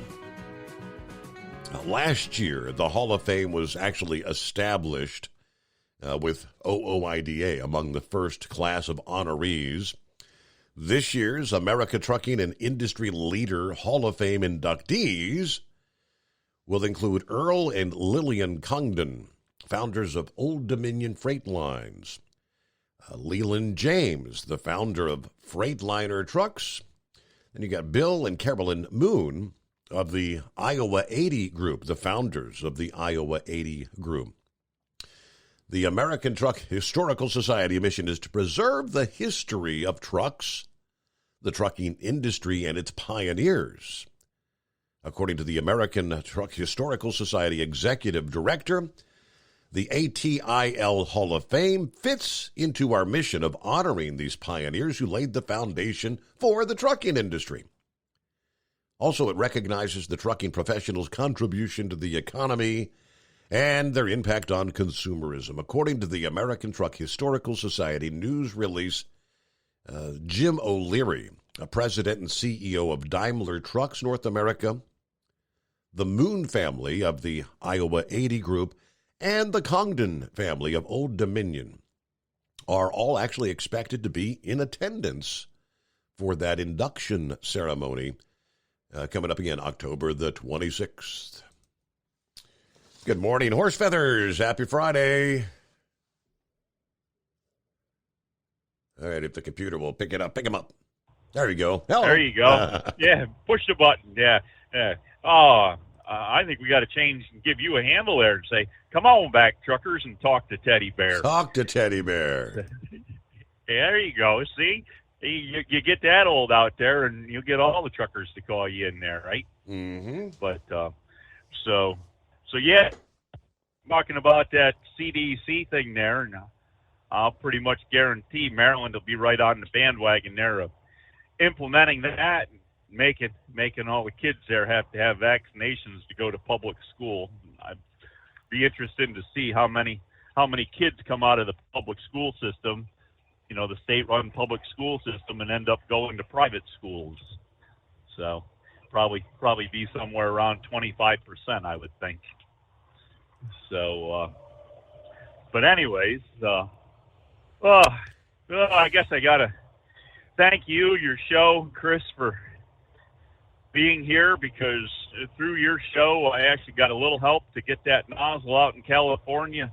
It's got some wheels underneath it, and really, it's headed to a freight pretty quick in a couple days, I hope, maybe by the beginning of the week, to make its trek across the country, and I'll be able to receive it hopefully by the end of next week if everything develops the way I'm expecting it to. Okay. So, as I say, I got to thank you, your show, and Chris for having the show, and Hot Shot for helping me out a little bit. But, and thanks to the listeners, because as they say out there in the industry, it's the listeners that make everything possible. So that's kind of how it all developed there. So thank you again for all that.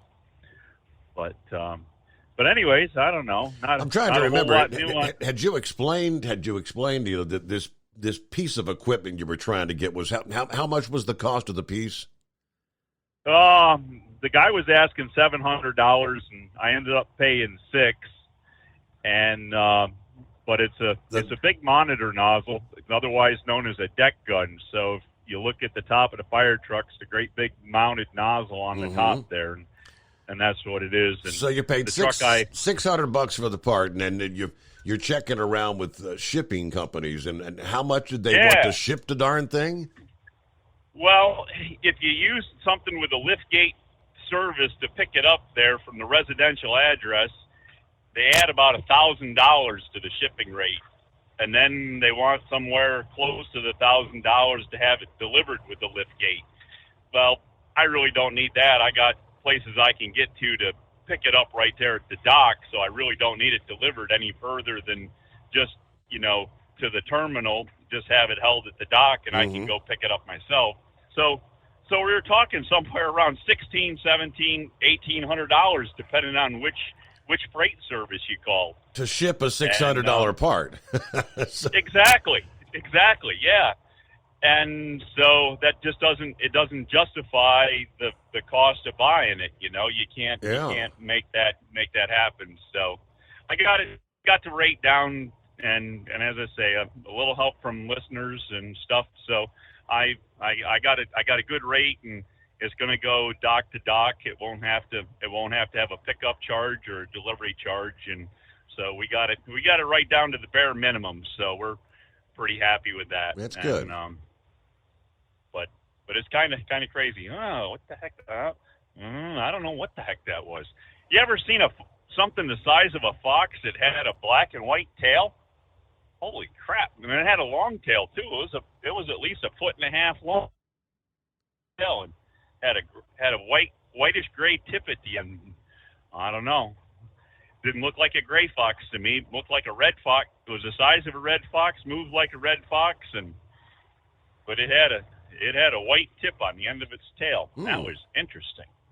It was going the other way across the road and got away from me, so I didn't have to contend with it. Very good. So, but anyways, now what? That's I don't know. That's about what we got going for you. There was, I guess they did determine that elementary school out in Missouri is contaminated with radiation, and they closed the building. Yes, I did touch on that last evening. Yeah, they shut the school down for the foreseeable future. Hey, I got to get a news break here. It is the Steve Summers Overnight Drive. USA Radio News. The Pentagon has announced that it will assist service members and their dependents with some abortion costs, including travel and transportation, but not for the actual procedure. In a memo, Defense Secretary Lloyd Austin wrote that because, quote, significant numbers of troops and their families would have to travel and take time off for the procedure, quote, military readiness will be affected from the practical efforts of recent changes, end quote, namely the Supreme Court's overturning of Roe v. Wade in June. Officials in New York and Nevada stated that they had identified their first deaths in people who had tested positive for monkeypox. Only 4 deaths have been officially tallied so far by the Center for Disease Control and Prevention. This is USA Radio News. Okay, from the start. The acerola cherries. Alfalfa leaf, aloe vera, apples, banana. Beets, bell pepper, broccoli. Blueberries, blackberries, cranberry. We make Texas Superfood from 55 raw, vine-ripened fruits and vegetables. Pineapple, sweet potato, papaya, parsley, pear, peach. In a capsule or a powder, 1 daily dose of Texas Superfood delivers the healthy benefits of 55. Count them, 55 fresh fruits and vegetables, and you can see them all on TexasSuperfood.com. Raspberry, spinach, the nutrients that we need on a daily basis. Thousands of people benefit from taking Texas Superfood every day. Shouldn't you be one of them? Doctors, pharmacists, nurses, and your grandmother all recommend that you eat more fruits and vegetables every day. So if you can't, won't, or don't, Texas Superfood is made for you. TexasSuperfood.com. It's borderline shocking how much energy I have. I hope you use me for the TexasSuperfood.com. Join us on TexasSuperfood.com. TexasSuperfood.com. Do you have a Dodge pickup and hate your automatic transmission? Of course you do. LaVon Miller at Firepunk Diesel here, and we specialize in heavy-duty and performance transmissions for your 3/4 or 1-ton Cummins-powered truck. So if you're interested in turning your stock slush box into a towing monster, call us today at 614-733-3744 or visit us online at shop.firepunk.com. At Hot Shot Secret, we share the science behind common diesel problems and their solutions. For example, diesel fuel cetane levels. in many states, the cetane rating in diesel fuel is 42 to 45. Most diesel engines operate more efficiently with a cetane rating of 48 to 50. One treatment of Hot Shot Secret Diesel Extreme will raise your cetane 7 points, increase fuel economy, and improve cold starts. Due to a cleaner burn, there are less hydrocarbons and particulate matter in your exhaust. This reduces the blockage of your diesel particulate filter. Using Diesel Extreme generates 83% less DPF regeneration. The 6-in-1 Diesel Extreme formula also includes the most concentrated detergent on the market, lubricity enhancer, water demulsifier, rust and corrosion inhibitors, and a fuel stabilizer. Hot Shot Secret Diesel Extreme is available nationwide at truck stops, fine farm and auto stores, and online at hotshotsecret.com. Hot Shot Secret, Powered by science. Hey, if you're needing to stock up on Hot Shot Secret products, don't forget, use the coupon code Overnight Drive at checkout. You'll get 10% off your entire order at hotshotsecret.com. Over $5 a gallon for diesel? Wow, it's the highest it's ever been. Now, what if you could get paid to use a fuel additive? Hear me out. Hot Shot Secret Everyday Diesel Treatment, EDT, will improve your miles per gallon enough that the fuel economy savings will not only pay for the cost of the product, but also keep more money in your pocket. Think about it. At $5 a gallon, you're paying over $1,200 to fill up and going 1,500 miles on a full tank. Well, Hot Shot Secret Everyday Diesel Treatment will increase fuel economy up to 3%. That's an extra 45 miles per tank, $37 worth of diesel, and a savings of 2 cents every mile. EDT is so strong, it only takes $12 worth of EDT to get these savings, and you get all the other benefits of this 6-in-1 treatment. Take the EDT challenge today. If you're not completely satisfied, we'll refund your purchase. EDT is available at Pilot Flying J, Love's Travel Stops, and TA and Petro Stopping Centers. Learn more at hotshotsecret.com. At Turbo 3000, our founder Andy Matouche firmly believed you should challenge yourself. Put the most money back in your pocket, where it belongs. Four Wheeler Magazine took our challenge, and they wrote it did exactly what we said it would do. As fuel prices keep going up, get your Turbo 3000 from manufacturer direct. Call us at 888-311-9993. Always free shipping in the USA, and for a limited time, save $45 off total purchase using coupon code SteveSaves at turbo3000.com. And now, back to the Steve Summers Overnight Drive, live from the Hot Shot Secret Studios.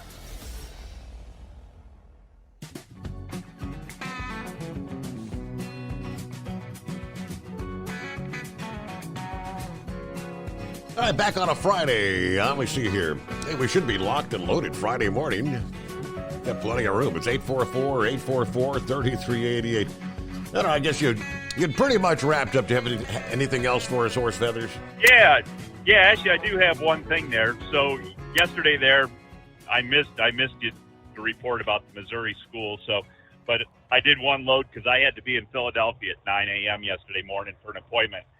So I get up there, and on the way up there, I'm listening to terrestrial radio, and of course, doing that, I have to listen to all the campaign advertisement on the terrestrial radio, and the slamming of one candidate against the other. So Fetterman, there's somebody that's paying a woman to talk on the radio about Dr. Oz, how he's against abortion and he thinks that it's murder, and he's benefited from big pharmacy. He's made millions of dollars from big pharmacy, and of course, I'm sure if you check into all the politicians who knew that this COVID vaccination was going to be made by Pfizer and Moderna, and who was the third one, Johnson & Johnson or something, I'm sure that they've all invested heavily in stock and have benefited from the United States government paying these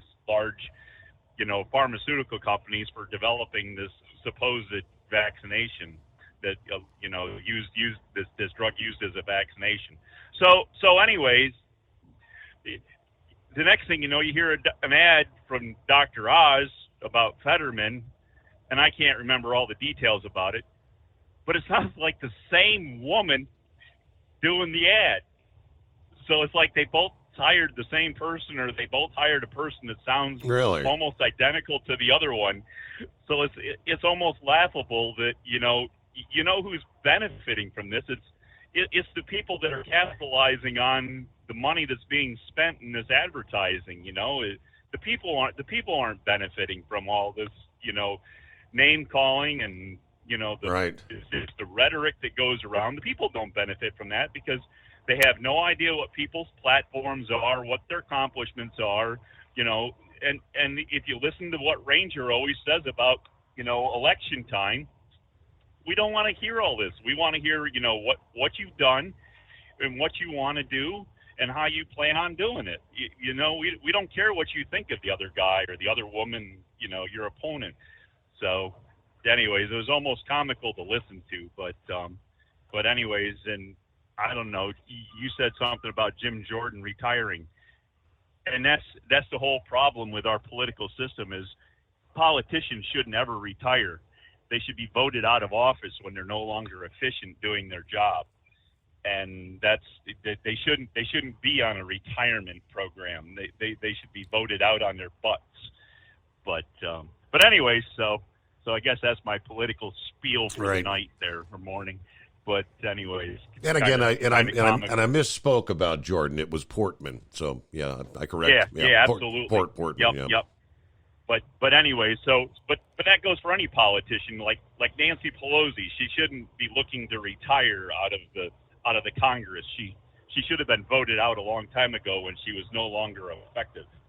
And but apparently her voters think that she is or whatever. But that's their opinion, and I guess no matter how wrong it is, they can stick to it. Oh, did I say that out loud? I hate when that happens. All right, Your Honor, before I get myself or you or anybody else in more trouble than I already have, you better go find an intelligent caller because this is getting bad quick. And then if you can't find one, we're going to end up doing sing along with horse feathers of old-time truck driving songs. Uh-oh. I hope not on a Friday morning. You shouldn't have to come to that, right? But, yeah, we got clear lines. It's 844-3388. All right, my old pal Big Ed, who's he's been known a time or two to stab a guy in the back.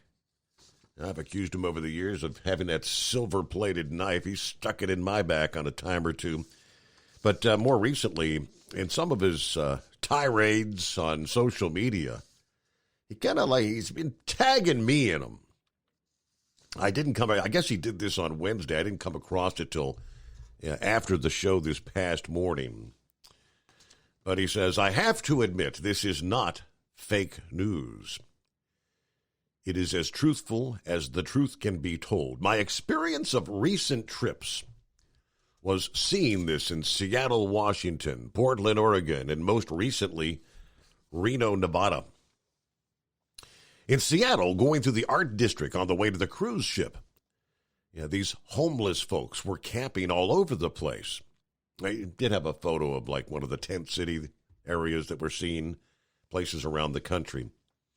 Then as my friend and I were leaving after the cruise, there was one individual standing on a street corner screaming at everyone going down the street, or probably more like arguing with theirself. I'm sure there was a mental issue there. The reason for being homeless, going through the Portland area, they were camped everywhere alongside of the interstate. Now, while I was on the cruise ship, I met a few folks who lived in the Portland area. So I asked them about the homeless problems that they were experiencing. They were quick to put the blame on the politicians, and they felt it was due to the politicians not addressing the needs of some people and in neglecting the needs of some. It then manifested into neglecting the needs of a population as a whole, which gives strength to the argument it is a society problem, not an individual problem. Or is it a family problem, as some would say? Now, on my most recent trip to Reno, after getting laid over, I took up residence in the Circus Resort, hotel, motel, whatever you want to call it, for 24 hours. So knowing my brother, Bill Hutchinson, would not want to hang around a bunch of homeless people, when he went to take a nap, I got a pack of cigarettes and a big cup of coffee and took a stroll around the area. Now, homeless people, most of them like to smoke cigarettes, with exception to one individual. Most of the folks I visited with enjoyed talking while having a cigarette. Nothing like two people smoking and talking. I mean, what else do you have to do when you're sitting on a bench, smoking and drinking coffee? I didn't even have to approach anyone. They'll approach you for the need to be heard. For some of the folks were homeless because of the high cost of living, medical, or no family who they felt could care less if they were alive or dead. Of course, there were a couple of them who didn't like it when I mentioned, well, might it be your family's tired of the BS that you dish out to them? Maybe that was the reason for their attitude about you, but like all people who can't seem to grasp the idea that maybe they're the problem, they were not receiving that thought. And of course, I didn't want to forget the mental case. Now, that individual didn't get a cigarette. There were a couple of people sitting there laughing at him. I asked, what's his issue? And they both piped up at the same time. They said, he's here every day. Same thing with him. He's screaming and cussing at imaginary ghosts. You believe? Of course, security around the resorts are pretty diligent in keeping everyone moving. No loitering, you know. I had to actually show him my hotel room key just to sit on that bench. I did offer the security folks a smoke. To help calm their nerves. Of course, they didn't accept a cigarette. But when I left, the security people were still acting kind of nervous.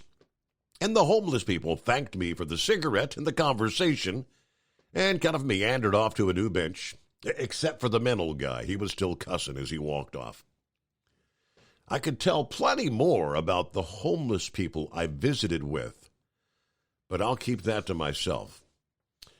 After all, if you want to get to the core of an issue, you need to get in the middle of it.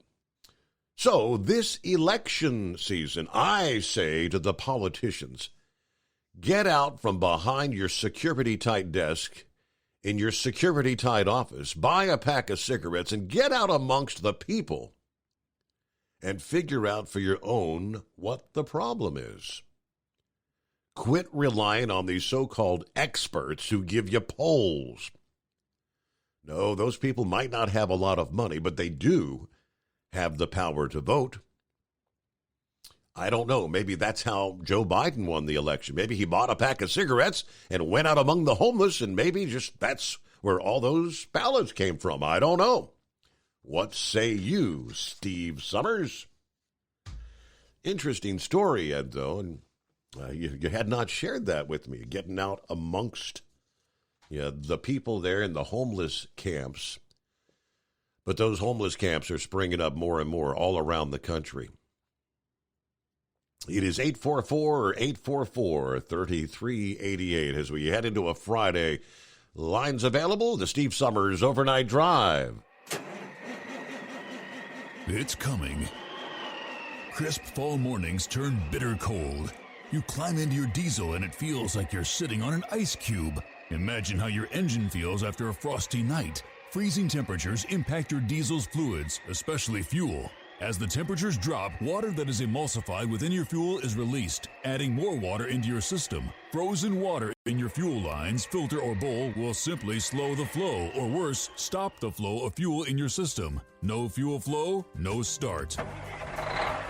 Get prepared now for the cold that is coming. Hot Shot Secret Diesel Winter Anti-Gel is a premium fuel additive that lowers your fuel's pour point to minus 65 degrees. If it's that cold out, you shouldn't be on the road. You ought to be at home in front of the fireplace. Hot Shot Secret Diesel Winter Anti-Gel Premium Fuel Additive. Available now online at HotShotSecret.com. Hot Shot Secret. Powered by science. Whether you're a diesel pickup performance enthusiast or just looking for a small upgrade, when selecting common rail fuel system components, look no further than Exergy Performance. At Exergy, you'll find injectors, pumps, and more, engineered like no others on the market using state-of-the-art equipment run by people that have been in the business for decades. So if you're in the market for common rail components at any power level, contact Exergy Performance or one of the many dealers listed on our website at exergyperformance.com. Hey, don't forget, as a listener to this program, you get 10% off your entire order at hotshotsecret.com by using the coupon code Overnight Drive. Plus, CDL drivers, military, and first responders get an additional 10% off. The Overnight Drive with Steve Summers. Live from the Hot Shot Secret Studios. Call Steve now. 844-844-3388. That's 844-844-3388. Yes, indeed. What's on your mind here on a Friday morning? Hope you've had a good week. Let's see. Not seeing a name on there. Is Zach by chance? Not Steve. Yes. That's Sex Maniac. Oh, okay. It says Zach. I kind of. Oh man, it's been a while, man. I'm looking at. According to the screen, it was April the last time we spoke with you.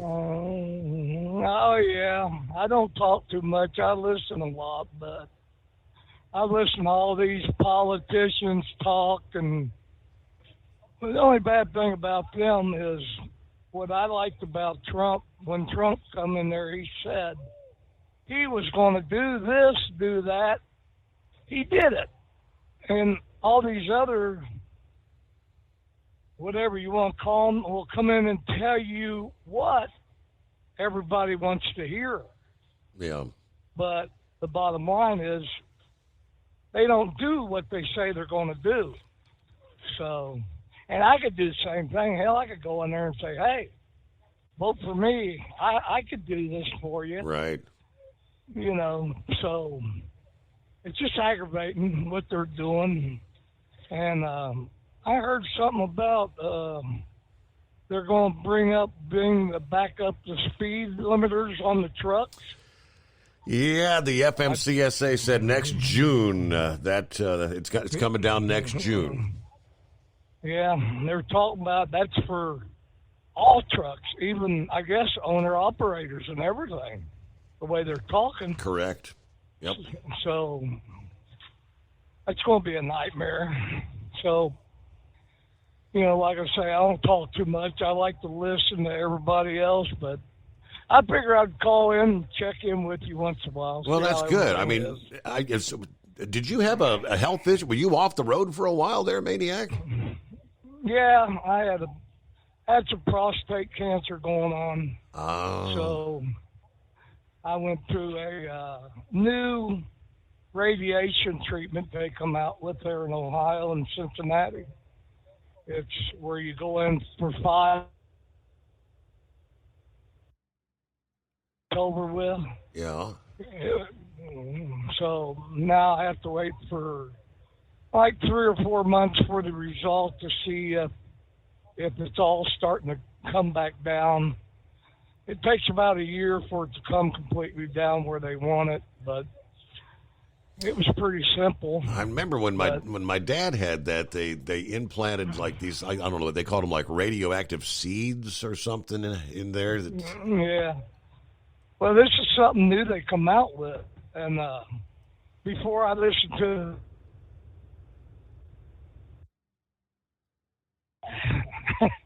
after you listen to them talk about the surgery, you just say, heck with that. I'd rather do the radiation, but yeah. This is a new type of radiation. You didn't even feel it. It comes close to you. It's a new machine they got out. Mm-hmm. It gets real close to you, but you don't feel a thing. It only takes 20, 25 minutes, and you're done every day for 5 days. So that's a new thing that come out in Ohio. Ohio's basically right now the only one in Cincinnati that's got this kind of really machine. But, besides that, I've been doing pretty good.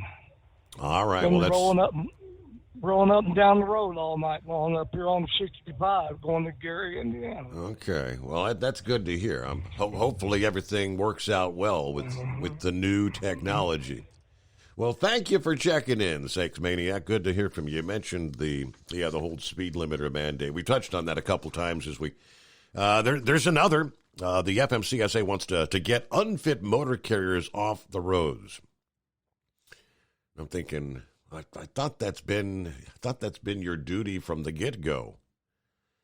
In January, they're expected to publish an advanced notice of proposed rulemaking aimed at learning more effective ways to do that. Yeah, the notice of what they're calling safety fitness procedures is projected to be released on January 30th, according to the DOT, their latest significant rulemaking report. The FMCSA is seeking information on how they might use data and resources more effectively to identify unfit motor carriers and remove them from the nation's roadways. They will seek public comment about the use of available safety data, including inspection data, in determining carrier fitness to operate. They're also expected to seek public input on potential changes to the current 3-tier safety fitness rating structure, where they've got satisfactory, conditional, or unsatisfactory. That's expected to include a review of the list of federal motor carrier safety regulations that they use in their safety fitness methodology. Now, although the unfit motor carriers notice is expected in the coming months, it would still be a long time before they could issue a final rule, apparently, following the advance notice of rulemaking. The process requires a notice of proposed rulemaking and then a final rule. Each stage of that process also includes a public comment period. So that's why everything these guys do takes years to make their way through the process.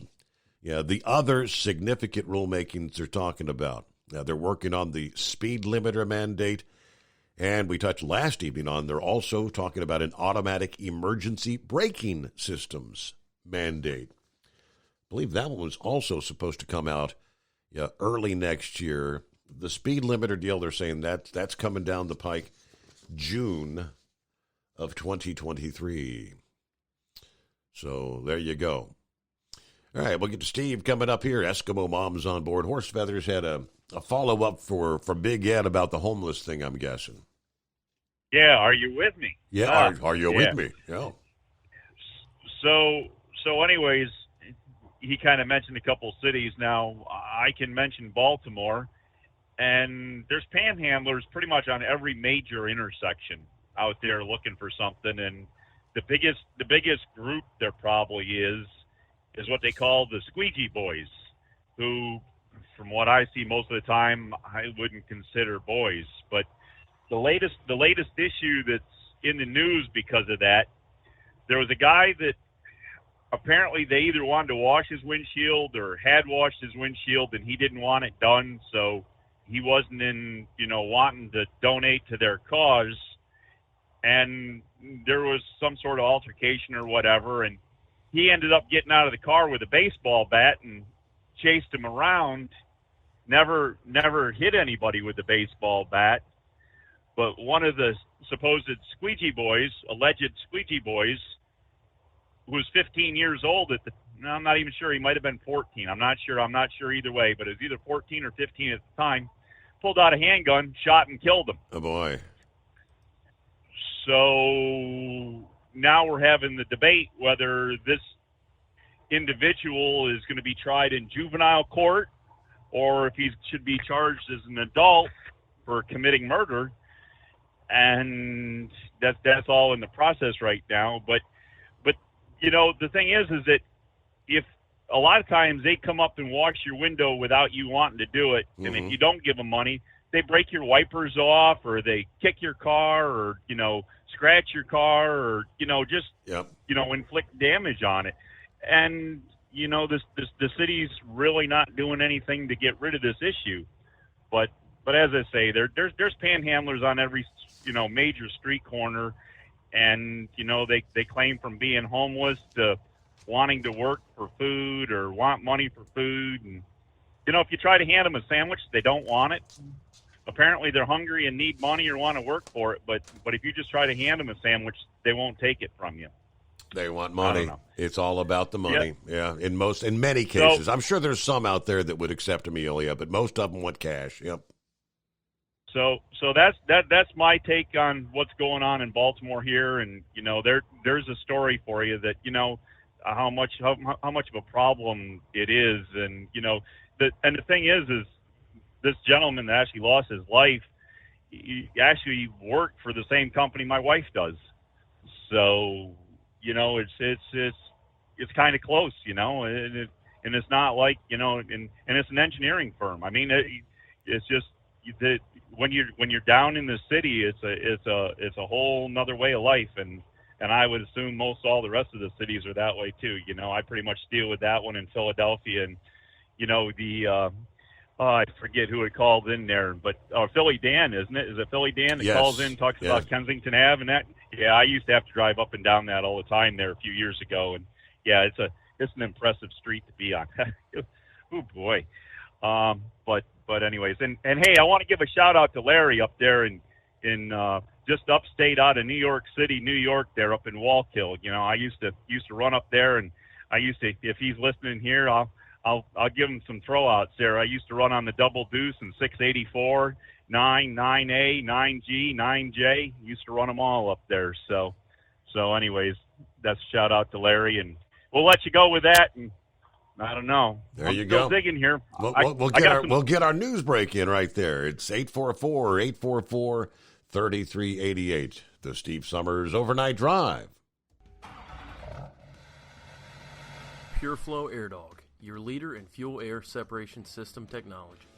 Our systems filter out water, particulates down to 2 micron, and remove all of the air out of your diesel fuel. This allows for nothing but pure, clean diesel fuel to reach the expensive injection system equipped in your vehicle.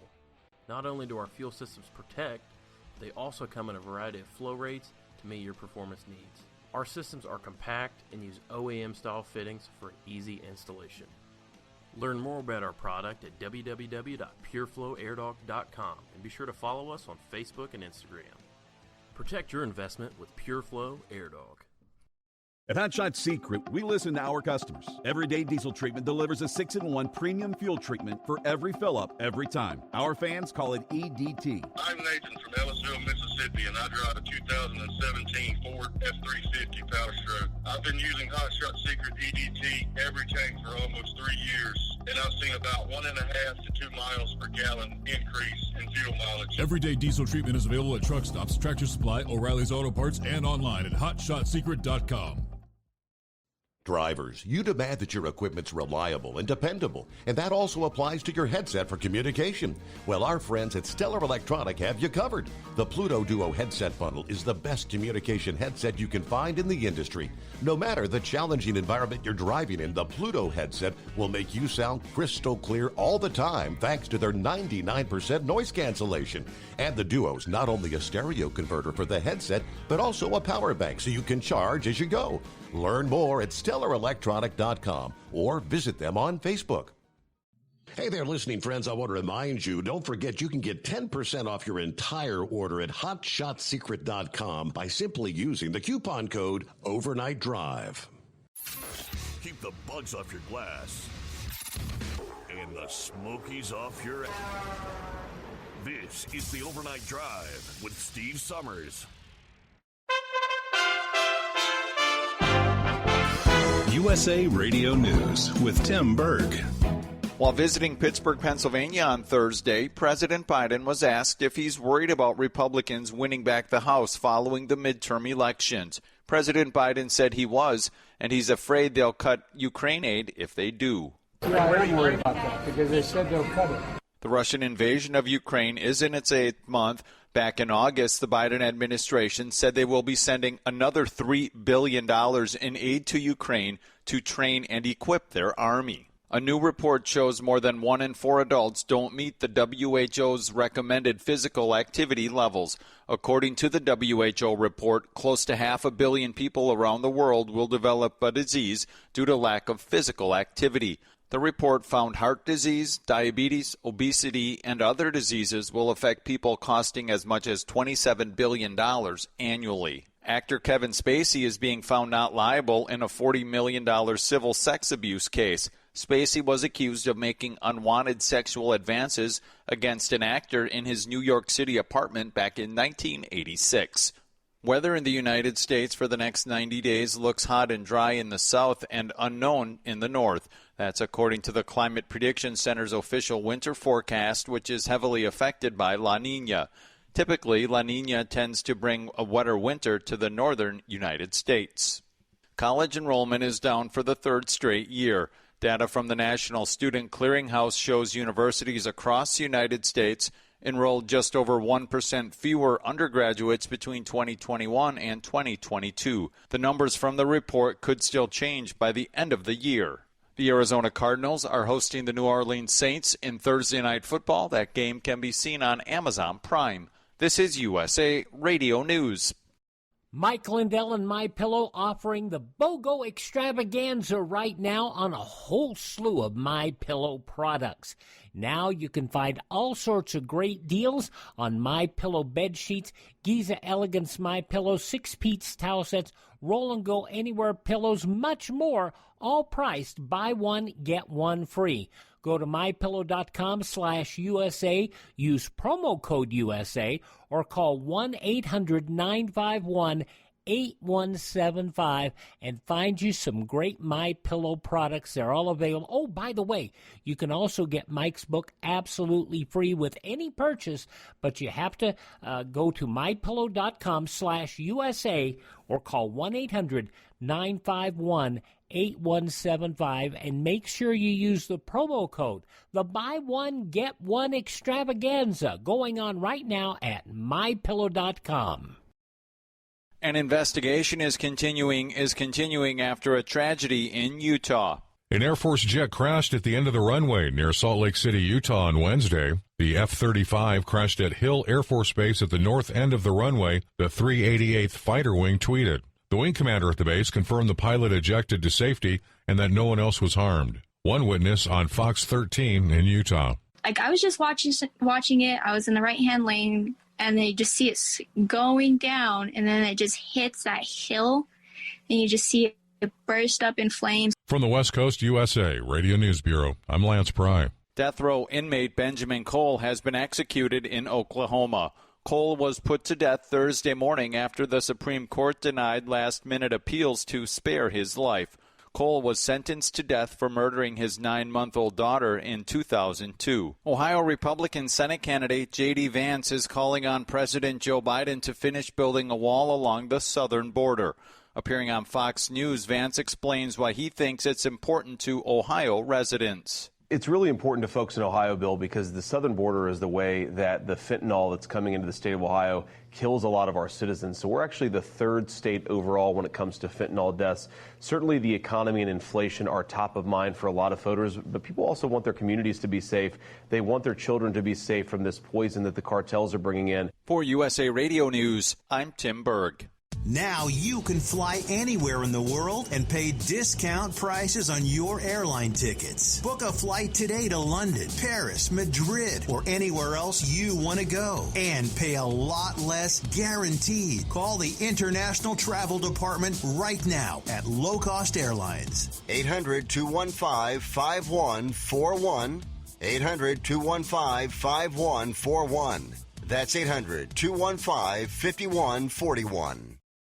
At Hot Shot Secret, we share the science behind common diesel problems and their solutions. For example, diesel particulate filter regeneration. The DPF catches particulates left over from combustion. The DPF regeneration cycle cleans the filter with temperatures exceeding 1,000 degrees Fahrenheit. A computer sensor triggers the DPF regen, which is often accompanied by a loss of power and fuel economy. The frequency of DPF regens are in correlation to the cleanliness of the fuel burn. Under heavy operation with a dirty burn, DPF regens can occur multiple times per day. Hot Shot Secret Diesel Extreme Fuel Additive promotes a more complete combustion, creating fewer emissions and therefore fewer DPF regens. Vehicles using Diesel Extreme experience 83% less DPF regens. Hot Shot Secret Diesel Extreme is available nationwide at truck stops, Fine Farm and auto stores, and online at hotshotsecret.com. Hot Shot Secret, powered by science.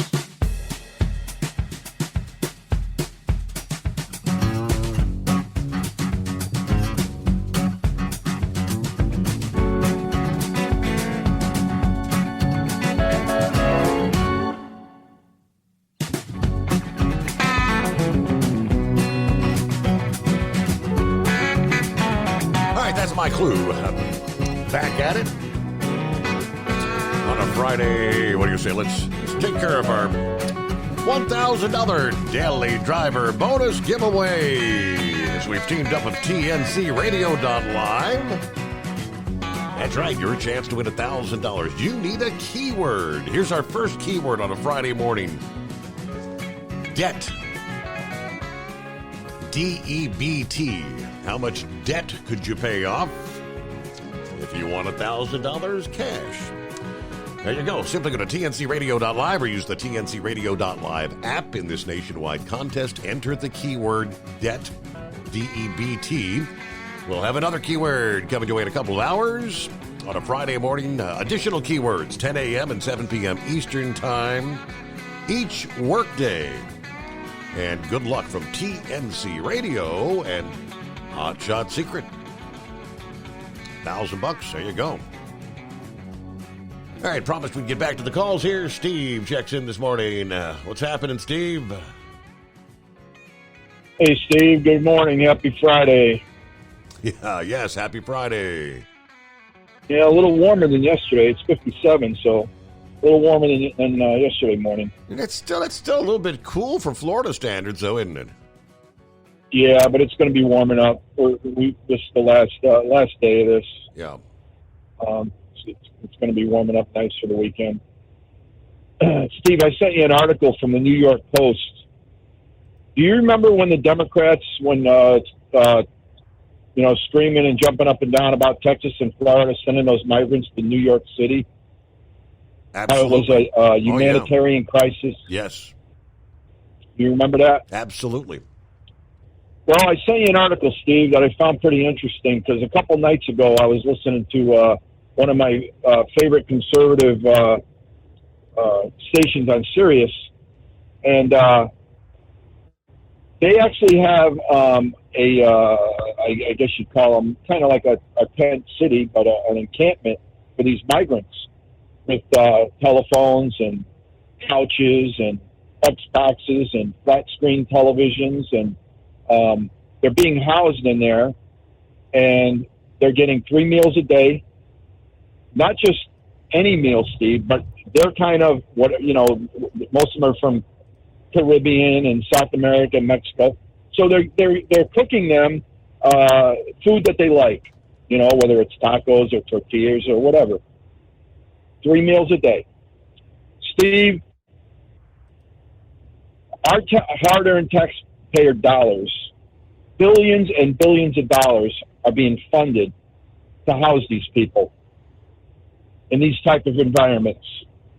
While in the meantime, right next door, there's a homeless encampment in New York City.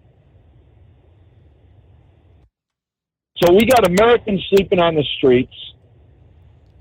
1% of our population is homeless, Steve. About 3 million Americans are on the streets, and about 1 million of them are families, moms with children, a mom, a dad, the kids sleeping in a car. But we can't take care of our own people and put our taxpayer dollars to work for that. But we'll open the border up and we'll house these migrants and treat them better than our own citizens. Does that make any sense to anybody? Something wrong with that picture, huh? Steve, it's just disgusting. Disgusting what's going on in this country. And it's all got to do with the Democrats. It's all got to do with the Democrats. You know, San Diego is a beautiful city, or used to be. There was a Republican mayor down there in San Diego. They had a bad homeless situation down there, and he pretty much cleaned it up. And what he did, Steve, it's basically a 3-step process. Most of these people on the streets have mental issues. Right. About 70% of them have mental problems. Some of them have been kicked out of the house, they got divorced, whatever, however they got to the street. But here's the thing. They found out that if they don't get a hold of these people within 12 months of being on the street, the longer they're out there, the harder it is to get them off the street, because they feel they can't, just mesh with society. Can't assimilate. They can't be a normal. Yes, they can't be a normal part of society. It's harder and harder the longer they stay out there. So this mayor, what he did was he gave these people mental health counseling, anything they needed for their mental health. You know, they went and see doctors and psychiatrists and so forth. They were put on medication. They were given housing vouchers. They were given medical treatment for whatever they needed.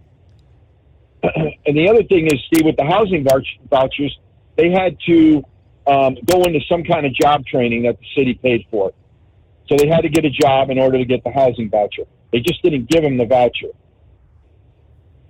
So basically, they cleaned up the homeless situation in San Diego, and it went down significantly. But Steve, 2 years ago, a Democratic mayor came into San Diego, and he cut all those programs out, got rid of them. So now San Diego has got a bad homeless situation again. L.A., there's 65,000 people living on the streets in Los Angeles. Portland, Seattle, like Big Ed was talking about, New York, they're everywhere. Yep. And the thing is, there's a solution to it. But if we're giving our money, our tax dollars, to migrants who, first of all, are here illegally, you know, I've got nothing against people immigrating to the United States of America, but there's a process. And right now, there is no process. It's broken. So if they would concentrate on our citizens and our veterans, especially that are on the streets. Steve, there's a ton of veterans that are homeless. Yep. And our government is giving our damn money to house these illegal immigrants who are here illegally, against the law. I mean, my God. I don't know, Steve. It's just, you know, the more you read every day, you know, I try to stay away from the news. I don't watch the news on television at all. But I get some good articles, you know, here and there. And when these things come up, it's just like you shake your head and you're like, my God, you know, do they really care about America? Do they really care about the American citizen? They don't. They don't care about us. And they don't care about the homeless that are on the streets. You know, I don't know. Even if we take control of the House and the Senate, you know, there's got to be people that advocate for these people to come up with solutions to curb this problem. You know, not just throw money at migrants. So, anyway, that's basically what I wanted to talk about. And I wanted to know if you ended up watching that video of that town hall meeting that reprobate AOC had the other night. I watched just a little bit of it. So, you know, when she sat down on the edge of the stage there and just kind of started dancing or getting to the beat with the protesters or whatever. Did you hear those people in the room? Those are her constituents in Queens, Yep. New York. Yep. Saying AOC has got. They want her out of there. Yep. Yep. She's another one that needs to go. They all need to go. I don't care who's on the ballot, Steve. If it's got an R behind it, you better vote for it. It really doesn't matter at this point. Because anything with a D behind its name is just bad news. Like that Stacey Abrams in Georgia. I mean, some of the things that she is saying, she's one of the worst. The worst. But I think Brian Kemp's going to just mop the floor with her. That's if people in Georgia are, awake. And I think they are. I hope they are, because you can't help but wonder. You go back a couple of years ago, we saw what happened with the runoff election. I mean, you had 2 Democrats that won in the runoff there. Yeah. Well, we're not even going to get into that, Steve, because we don't want to get you in trouble. Right. So with that, you have a great weekend, sir, and we'll holler at you later. I appreciate you taking the time to check in here Friday morning. What he's talking about, that tent city, I guess you'd call it. Yeah, New York unveiling the, quote, controversial tent city earlier this week. The mayor, Eric Adams, detailing how migrants staying there will be given 3 meals a day, fluff and fold laundry service, and an array of entertainment, including television and video games. This is a place people can come, rest, relax, kick their feet up after the journey they've been on, says the emergency management commissioner there in New York. This facility is on Randall's Island. An initial wave of 500 single men slated to start moving in this past day, or that would have been Wednesday. But while he called it a short-term solution for people to figure out what their next destination will be, officials acknowledged that no one will get kicked out for staying beyond the goal of just 4 days. They wanted to come in and be making plans. Where's your next destination going to be? And I quote, "Our focus is to get you where you want to go and not put a numerical limit in terms of numbers of hours to restrict anything."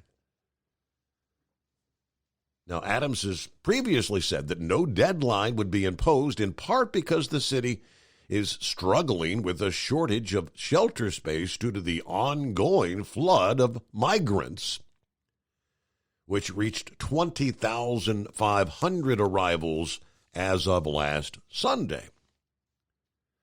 Some aspects of the setup seem actually designed to encourage long-term occupancy.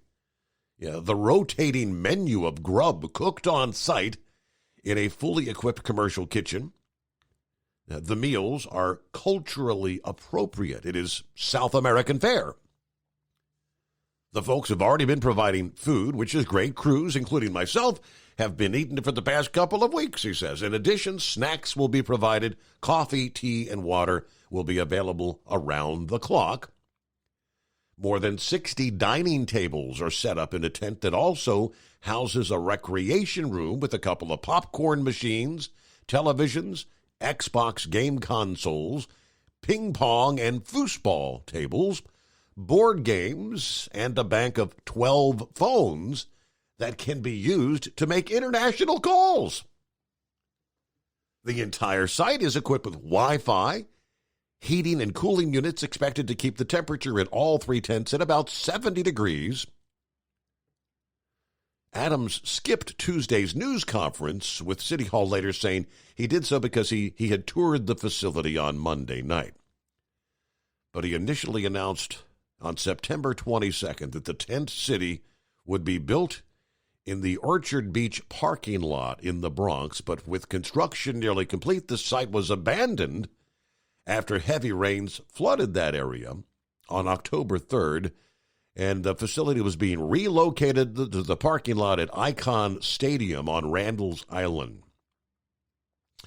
They did reveal the partial price tag on Tuesday, saying it cost about $325,000 to demobilize from Orchard Beach and another $325,000 to set up this facility. The rest of the cost, well, we're still analyzing right now. We don't know how many people we're going to be caring for, and a lot of costs are variable. So many of these ongoing costs that we're figuring out. There you go.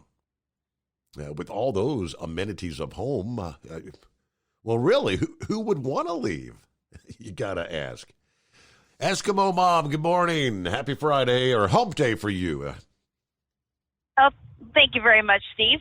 What I wanted to call about was yesterday you read about the article down in Georgia where there was an extra vote that was Yes. that was added. Mm-hmm.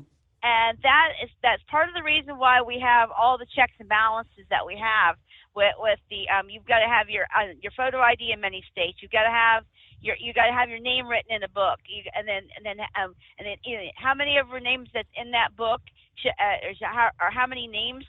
It's like if there's 50 names, it should be 50 votes. And it sounds like the checks and balances worked out great down there. But I just found out yesterday that I'm going to be one of the greeters come and where I work my polling location on November 8th. I mean, because they're expecting at least a 50% turnout, if not higher, especially with this race coming up, and people still have time to be able to figure out who they want to vote for. But people need to do their research and not listen to the political hype, not listen to the ads. They need to go to the newspapers that have already voted or have already interviewed the candidates. They need to go and they need to read all the sources they can on it before they walk into that polling location. Right. Do your due diligence. Right. You can't go by the campaign ads. You need to go look at what their actual platform is, and if they've got a record, what their record is. Yes, like for example, with Tim Ryan and the Ohio race, he's been in the House for the last 20 years.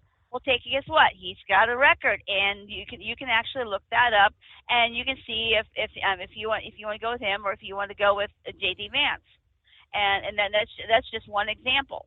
I've got a friend of mine that his wife was seeing all these campaign ads, and she was just starting to believe the hype for that, and instead of seeing the hype, but then going to the sources and seeing, okay, what's the actual truth. Sadly, the majority of people will not do their due diligence. They'll vote based on radio, television ads, and things of that nature, or what their friends say.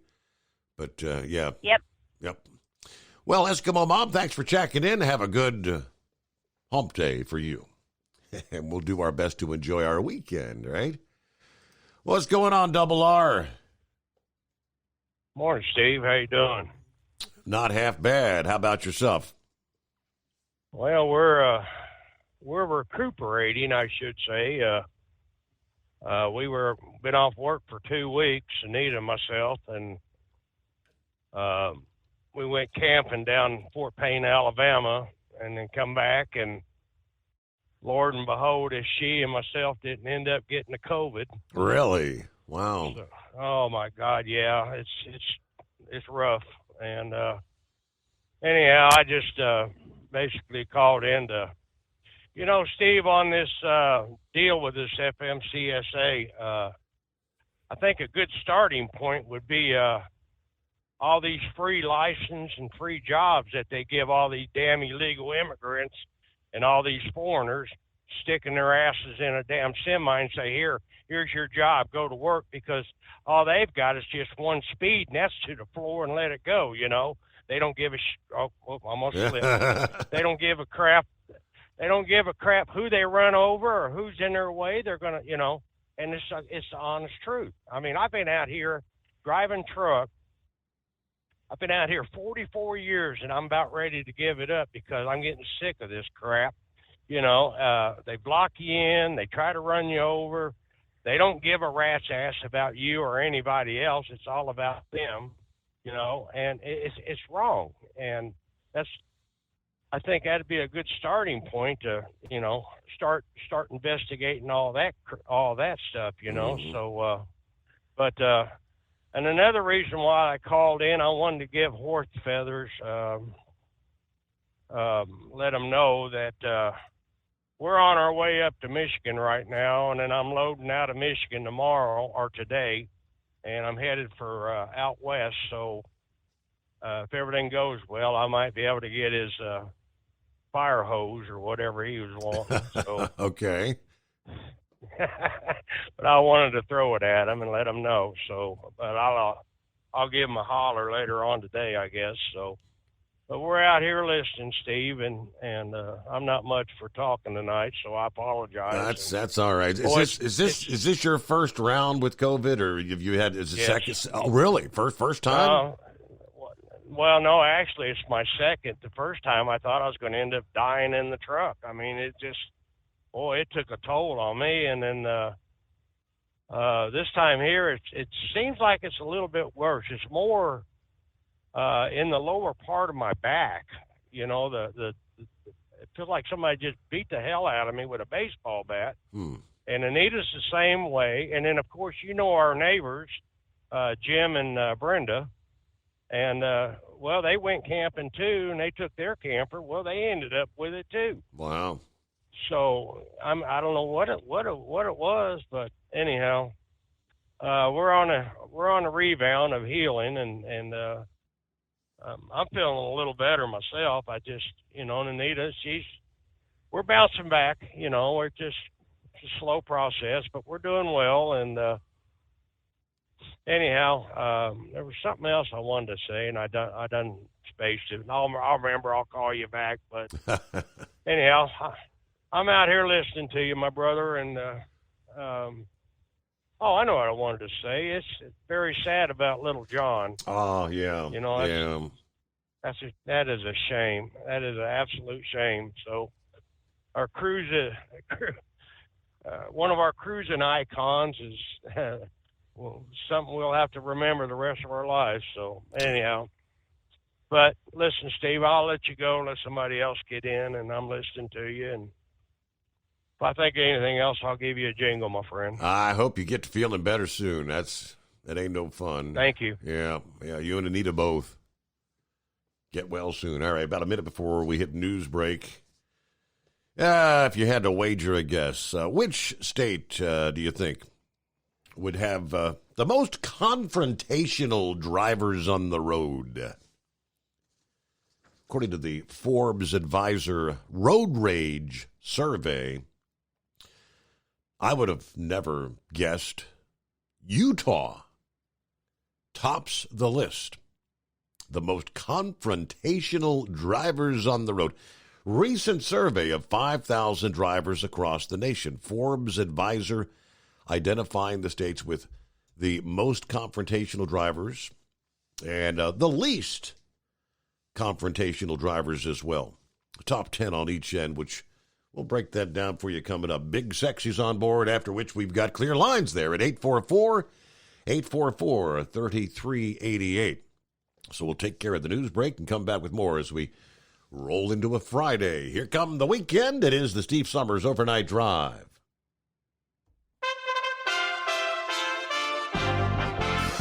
USA Radio News. Former President Mike Pence suggested he might not be supporting his ex-boss, former President Donald Trump, if he's picked to be the Republican nominee for president in 2024. If Donald Trump is the Republican nominee for president, will you vote for him? Well, there might be somebody else I'd prefer more. Pence made these statements at Georgetown University. The Pentagon has announced that it will assist service members and their dependents with some abortion costs, including travel and transportation, but not for the actual procedure. New York is vowing to fight rats. Starting on April 1st, 2023, New Yorkers will be fined for putting their trash on the curb before 8 p.m. in the latest attempt to curb the city's rampant rat population. This is USA Radio News. This view was worth a hike. Right?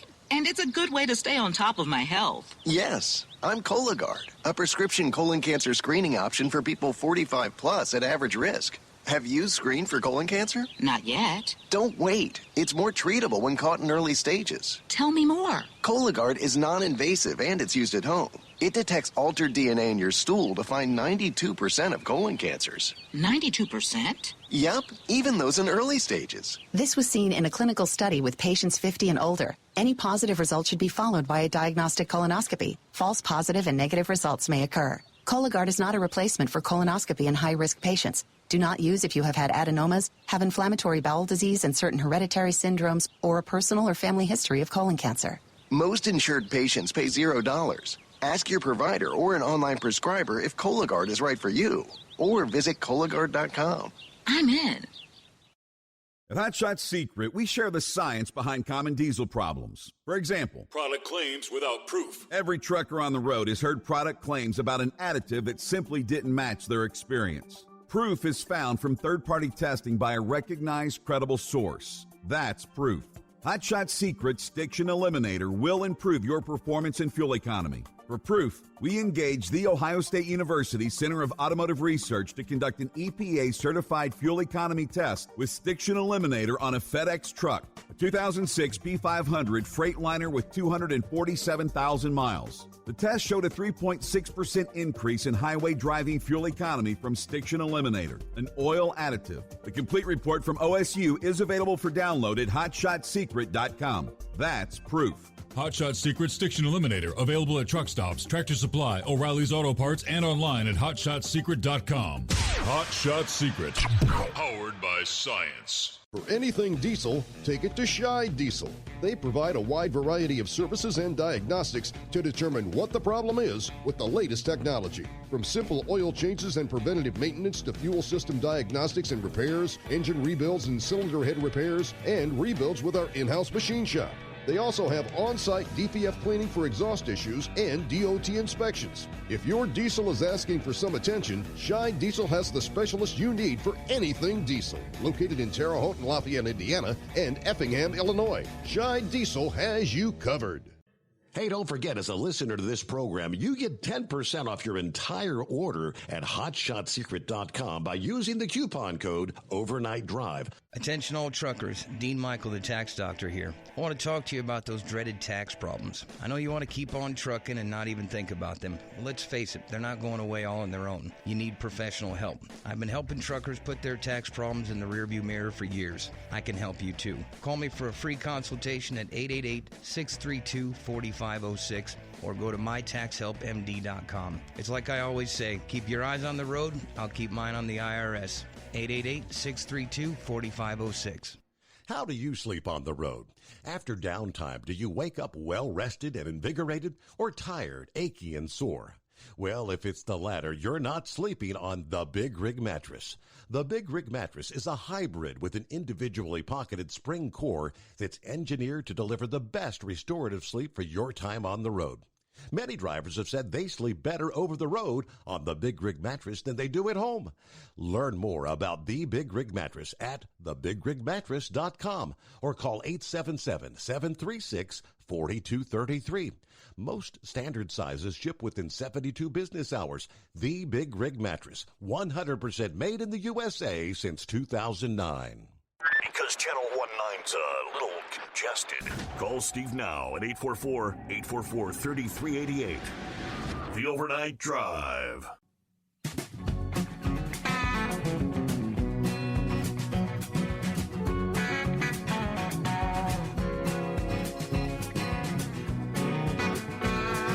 Well, good morning to my friend Rick there in Columbus. That's his name, Rick Friend. Can we call you a friend there, Rick? There you go. On your first cup of coffee, I see. Well, that was 30 minutes ago. You're probably on cup 2 by now, at least. All right, let me get back to the calls here. Big Sexy been hanging in there. Morning, Big Sexy. What's happening? Happy Friday, by the way. Yeah, it's Thursday for me. Thursday for you. I still got to work tomorrow. Yeah. But happy Friday to you. Did you see those 2 stories I sent you? What is wrong with these people and parents? The mom that was doing drugs, taking nude photos, and let her kid drown. That one. Yeah, that one, and then there was the one that was in Alabama, and then there was one in Texas. They had moved from Louisiana. The teen, twins. yes. It was teens, the boy and the girl that they'd had them handcuffed and all that, and they escaped and was going door to door. And finally, they got somebody to answer the door at 5 a.m. and it was a nurse who took care of them, called the police, and took pictures to document their injury. And it showed some of the pictures in that story of the wrist and all that, where it cut into the wrist and bruised them up real bad. I mean, what is wrong with these parents? Yep. Makes you wonder what's going on these days. There's a lot of demented people in our society, aren't there? Yeah, there is. But I wanted to touch base on that, and that Mississippi's still way down. I seen a deal, you know how they can track flights? There's an app for that. There's also one that tracks vessels on water. And there's a whole bunch of the barges and stuff up north, and a lot down about midways of, Mississippi and on down toward Louisiana. A lot of them stacked up down there, but they ain't hardly anything between there and, through Memphis and all that. It's real low. I don't know if you've seen that one story where the barges there at Osceola that points at grain and rice was sitting on the ground. Yep. And that chute that comes off the river, to the port there's no water. They can't get them in there and out. But that's what I want to touch base on. Just wondering what's going on with some of these parents out there today. I don't see how anybody could treat their kids like that. They need to take them out and do them what was done to the kids. Yeah. That was a pretty, I'll let you get on. Sick story. Something like a horror. That's something out of a Hollywood Halloween horror film. A couple of people sent me links to that one. Yeah, I guess this was on Wednesday morning. Yeah, the two teens had been essentially locked in a laundry room, handcuffed. They were boy and girl twins. I think 16 years old, as he said. And they were able to escape the home. They had tried to escape the prior evening and got caught or whatever, and the mom beat hell out of them. And, they had photos. It was kind of graphic, where they had the handcuffs on the arms all tore up where they were trying to get out of the handcuffs. What is wrong with people? Meanwhile, let's see, on a brighter note, this came down the line. I didn't catch it till right after the show ended yesterday morning, but I guess the announcement came down late Wednesday. LTL carrier Yellow Corporation announcing they plan to consolidate the operations of its New Penn and Holland regional carriers with the YRC Freight National Network, part of a multi-year plan to build a super regional carrier providing 1 to 2 day deliveries across the nation. They said they're going to combine 22 terminal locations operated by New Penn, Holland, and YRC Freight in the East, Midwest, and parts of the South. Yellow will also create 35 short-haul velocity distribution centers and reduce their terminal network by 19 terminals. New Penn operates in the Northeast. Holland operates in the Midwest. Operations in the South are kind of an amalgam of legacy networks. Under the plan, though, they say Yellow will create 998 utility driver positions that will support the new Velocity Center operations. Those drivers will travel about 175 miles to and from the new distribution centers. That would allow drivers to return home after each tour of duty. Utility drivers will be allowed to work across the 3 operating companies, they say. Current New Penn and Holland drivers would become utility drivers. Current drivers essentially perform the same tasks that would be required of the proposed utility drivers. One key difference, they say, is that the utility drivers would be paid by the hour, while the current drivers are actually paid by the mile. This long-planned announcement, the second phase of Yellow's three-phase strategy to establish a super-regional carrier operating under the Yellow brand. They plan to go to market with a streamlined model that will eliminate duplicate operations while offering an expedited LTL pickup and delivery service. All these announcements Wednesday would affect 62% of Yellow's terminal network. Now, the first phase, implemented about 5 weeks ago, consolidated the Western operations of YRC Freight with Western regional carrier Reddaway. And as we've heard from some of our listening friends, a.k.a. Heatwave, that works out in that region, he made it sound as though this first phase was not being implemented very smoothly at all. Now, that change affected 26% of Yellow's terminals. The third and last phase has not yet been announced. All right, of course, being under the National Master Freight Agreement with the Teamsters, had to file their change of operations with the union. Under the contract, a company has the right to implement these changes. Management has to meet with the union to discuss the proposal. The labor has pretty substantial input into how the changes are executed. However, the Teamsters have very little power to block the implementation, they say. Now, no date has been set for a hearing between the company and the Teamsters to discuss the New Penn, Holland, and YRC Freight consolidation, nor has a date been set for the implementation. But executives are hopeful that this proposal would be implemented by the end of this year. So here it is, October 21st. There's only a couple months left. So I wonder how some of our New Penn operators and Holland operators feel about that particular announcement on late Wednesday. All right, back to our most confrontational drivers on the road. Utah topped the list there. According to the Forbes Advisor, top 10 most confrontational states to drive in. Delaware at number 10, Washington at number 9, Indiana, followed by Maryland, Nevada, New Mexico at number 5, Oklahoma at number 4, Colorado number 3, Missouri is number 2, and then obviously Utah topping the list.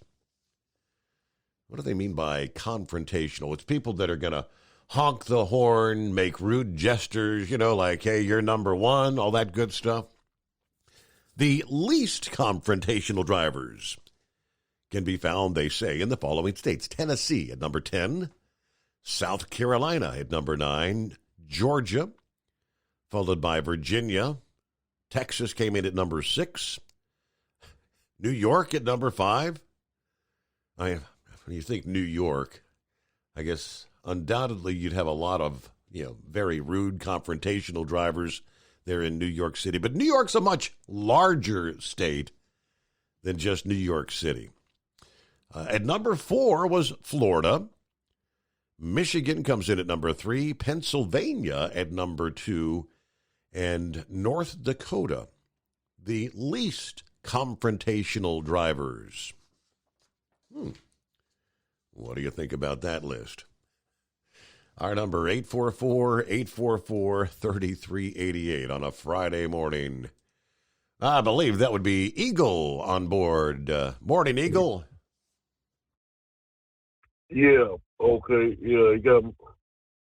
Yeah, it looked like the computer got my name right tonight. Hey, Steve, I'm not going, like I say, I'm not going to say too much about this because I don't want to have no problems with YouTube and all that. But all I'm going to say about this new vaccine recommendation is, let me put it this way. Like my grandfather used to say, if they don't want you to talk about it, then there's something that they don't want you to know. That's all I'm going to say to people. You take it for that. That's all that's all I can say at this point. And believe me, I don't like it, but that's the way it goes. That's the way it goes in America now, Steve. But let me talk about something right quick before I get on to the politics deal with NASCAR. NASCAR is killing. They say, I've been telling you this for the last couple of weeks, Steve. They're losing fan after fan after fan. People are not tuning their TV out. And the latest thing goes down with Bubba Wallace, what he did last Sunday, where he tried to run a man into the wreck. Well, he did wreck a man traveling at 150, 160 miles an hour in a car that's already been proven to not be safe for the drivers. It's already got one driver that has to retire from the sport, Kurt Busch, and another driver that's under concussion protocol right now, and other drivers that have had problems with the hard collisions. And yet NASCAR, there's all kind of video out there. The guy lied and said that he lost control of his vehicle, that he didn't have no steering, and they proved that with the technology that they have. And then they showed where he had he hit the foot, he put his foot in the accelerator to try to hit the other car. He said Bubba Wallace said he had no control of the car. Yet NASCAR only suspended this man for one race. There's 3 races left in the season. Bubba Wallace should have been suspended for the remainder of the season for what he did. Plus, he attacked another man. He assaulted another man, pushed him, and shoved him, and started to start a fight. That's not a good look for NASCAR, and they still made the wrong decision. So, like I said, they're going to continue to lose fans, Steve, and they done it to nobody but themselves. And when they go out of business, which is probably going to happen, because they're already talking about having problems finding sponsors for the drivers and this and that. So it's just a matter of time before NASCAR will be non-existent as far as I'm concerned, and that might not be a bad thing. But let me get on to this other deal, Steve, with the politics. This other guy, another person that they got to put a stop to is Stacey Abrams. I talked to you before about the other lady that's on MSNBC named Joy Reid. Joy Reid is nothing but a racist. She sees everything. She doesn't like white people, just to put it point blank. Joy Reid, and I think anybody who's ever watched her, you can clearly see that. And now they got another black woman that's in Georgia, Stacey Abrams, that's running for governor of the state of the state of Georgia. This woman here is nothing but a racist. Everything with this woman is black and white. She doesn't see, that's the only 2 colors she sees in her life is black and white. And you can't have somebody like that in government and running things, because if it was a white woman doing the same thing, they'd be raising all kind of hell about it if it was a white woman who had that same opinion towards blacks. I'm just fed up with these people, Steve. That's getting into politics. And you read a story earlier about the immigrants. They rolling out the red carpet for these people, Steve.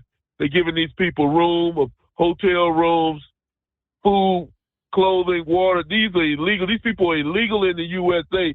They didn't come to the USA the right way. They came to the U.S. illegally.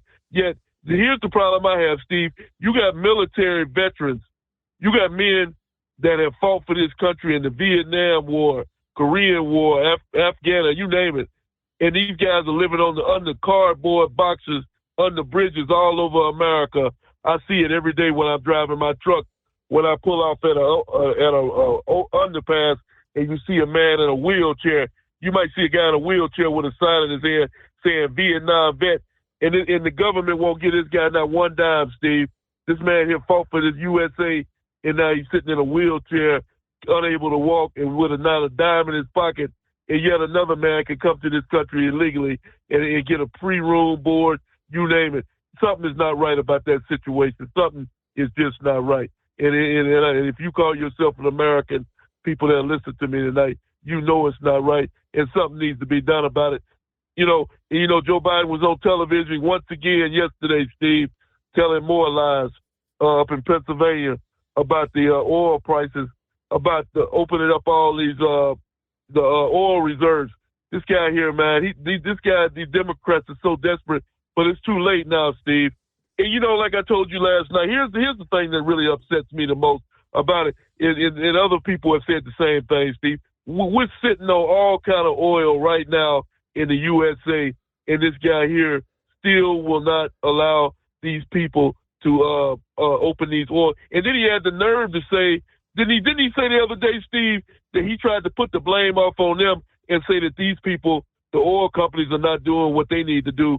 And he tried to put the blame off on them. That shows you what kind of a man this guy is.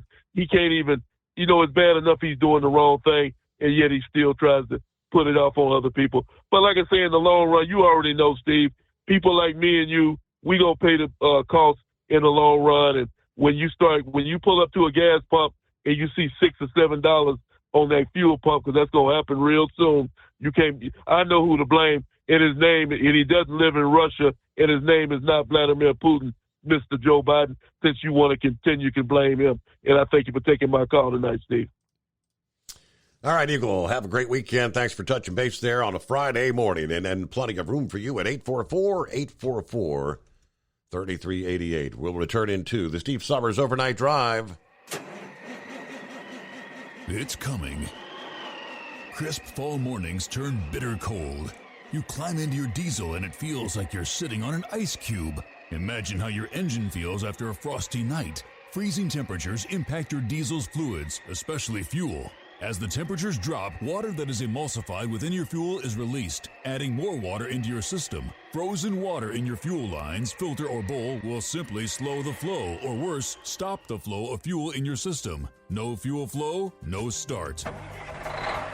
Get prepared now for the cold that is coming. Hot Shot Secret Diesel Winter Anti-Gel is a premium fuel additive that lowers your fuel's pour point to minus 65 degrees. If it's that cold out, you shouldn't be on the road. You ought to be at home in front of the fireplace. Hot Shot Secret Diesel Winter Anti-Gel Premium Fuel Additive. Available now online at HotShotSecret.com. Hot Shot Secret. Powered by science. Whether you're a diesel pickup performance enthusiast or just looking for a small upgrade, when selecting common rail fuel system components, look no further than Exergy Performance. At Exergy, you'll find injectors, pumps, and more, engineered like no others on the market using state-of-the-art equipment run by people that have been in the business for decades. So if you're in the market for common rail components at any power level, contact Exergy Performance or one of the many dealers listed on our website at exergyperformance.com. Hey, don't forget, as a listener to this program, you get 10% off your entire order at HotShotSecret.com by using the coupon code Overnight Drive. Plus, CDL drivers, military, and first responders get an additional 10% off. The Overnight Drive with Steve Summers. Live from the Hot Shot Secret Studios. Call Steve now. 844-844-3388. That's 844-844-3388. Yes, indeed, do that. We've got lines available here on a Friday. Well, all kind of turmoil in the UK. See the new Prime Minister, what's her name, Liz Truss? I mean, she didn't make it 45 days, announcing this past day she's going to resign. That's one headline. I think the bigger story is the concerns. There's a cold, hard winter on the horizon. And with the loss of the Russian energy, the natural gas, and things of that nature, I think they're pretty much... The handwriting is on the wall. People are going to be losing power, and they're going to be having a difficult time heating their homes to get through the upcoming winter. And this kind of seals the deal. The London Guardian said the BBC, British Broadcasting Corporation, has actually prepared scripts to be read on the air in the event that energy shortages cause blackouts or the loss of gas supplies this winter. The scripts, again, seen by The Guardian, set out how the corporation would reassure the public in the event of a, quote, major loss of power that would cause mobile phone networks, internet access, banking systems or traffic lights to fail across England, Wales, and Scotland. Now, they say Northern Ireland would not be affected because their electric grid is shared with the Republic of Ireland. But the public would be advised to use car radios or battery-powered receivers to listen to emergency broadcasts on FM and long-wave frequencies that are usually reserved for Radio 2 and Radio 4. One draft BBC script warns that a blackout could last for up to 2 days, with hospitals and police placed under extreme pressure. Another says, quote, the government has said its hoped power will be restored in the next 36 to 48 hours. Different parts of Britain will start to receive intermittent supplies before then. It is understood they were written by BBC journalists as part of a routine emergency planning to deal with hypothetical scenarios. They include local details for the different region and nations of Britain.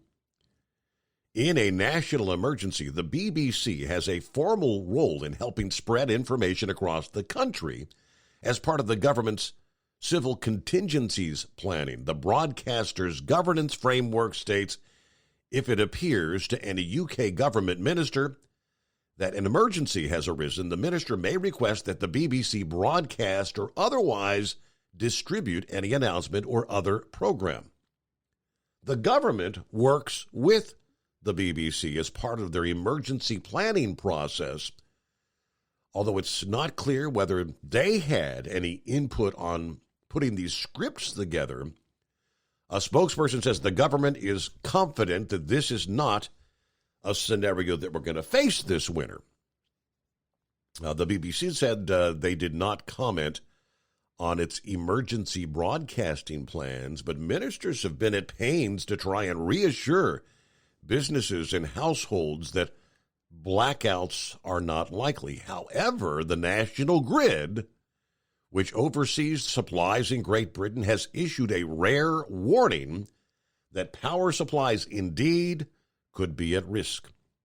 They said in a worst-case scenario, they could order planned blackouts for up to 3 hours per day in the event that Russia cuts off all gas supplies to Europe. Well, winter times are coming. It is the Steve Summers Overnight Drive. It's coming.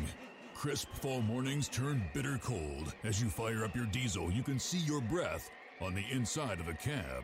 Imagine looking deep into your engine. Freezing temperatures impact your diesel's fluids, especially fuel. On a 23-degree morning, the paraffin wax in your untreated fuel starts to morph from fluid to large crystals. These crystals clump together and form a gel. At minus 10 degrees, your fuel hits the point where it no longer pours like a liquid. It's so dense that the flow through the fuel filter will slow, causing hard starts or no starts. Get prepared now for the cold that is coming. Hot Shot Secret Diesel Winter Anti-Gel is a premium fuel additive that lowers your fuel's pour point to minus 65 degrees. If it's that cold out, you shouldn't be on the road. You ought to be at home in front of the fireplace. Hot Shot Secret Diesel Winter Anti-Gel Premium Fuel Additive. Available now online at HotShotSecret.com. Hot Shot Secret. Powered by science. Whether you're a diesel pickup performance enthusiast or just looking for a small upgrade, when selecting common rail fuel system components, look no further than Exergy Performance. At Exergy, you'll find injectors, pumps, and more, engineered like no others on the market using state-of-the-art equipment run by people that have been in the business for decades. Exergy is the home of the Sportsman line of injectors. These injectors are designed for use in pickup trucks with no other modifications and offer a 15 to 20 horsepower gain while being calibrated to tighter tolerances than factory stock injectors. With the product lineup of injectors from Sportsman to 700% over, pumps from Sportsman to 14 millimeters, and complete engine control systems, Exergy has you covered. So if you're in the market for common rail components at any power level, contact Exergy Performance or one of our many dealers listed on our website at exergyperformance.com. Live from the Hot Shot Secret Studios, the Steve Summers Overnight Drive.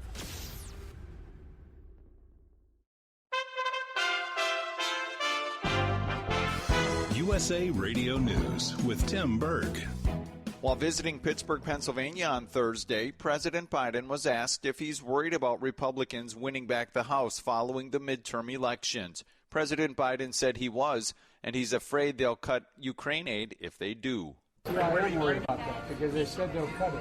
The Russian invasion of Ukraine is in its 8th month. Back in August, the Biden administration said they will be sending another $3 billion in aid to Ukraine to train and equip their army. A new report shows more than 1 in 4 adults don't meet the WHO's recommended physical activity levels. According to the WHO report, close to 500 million people around the world will develop a disease due to lack of physical activity.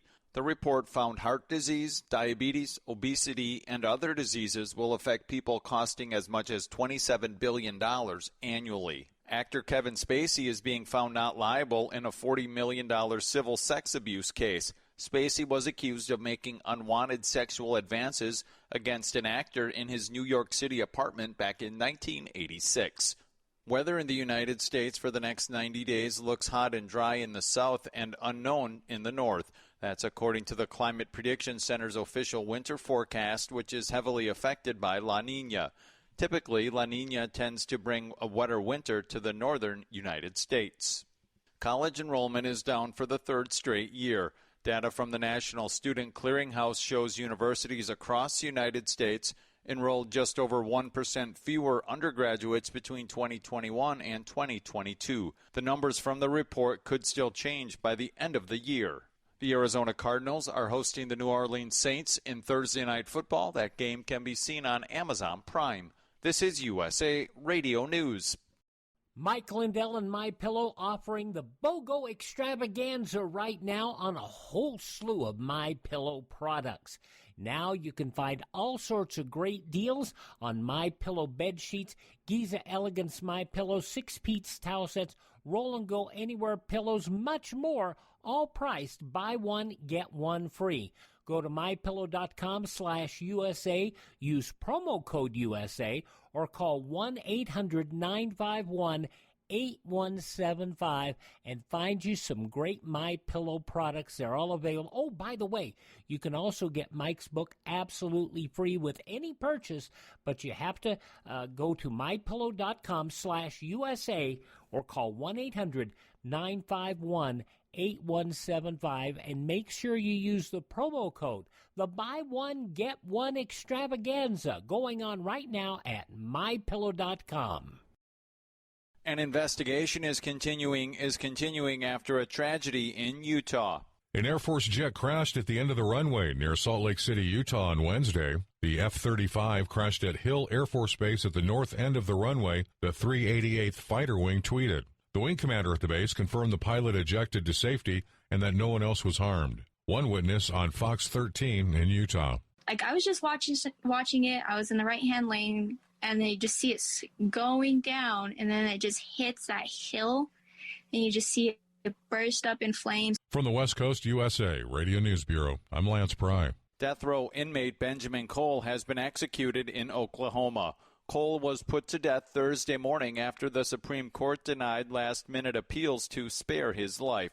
Cole was sentenced to death for murdering his 9-month-old daughter in 2002. Ohio Republican Senate candidate J.D. Vance is calling on President Joe Biden to finish building a wall along the southern border.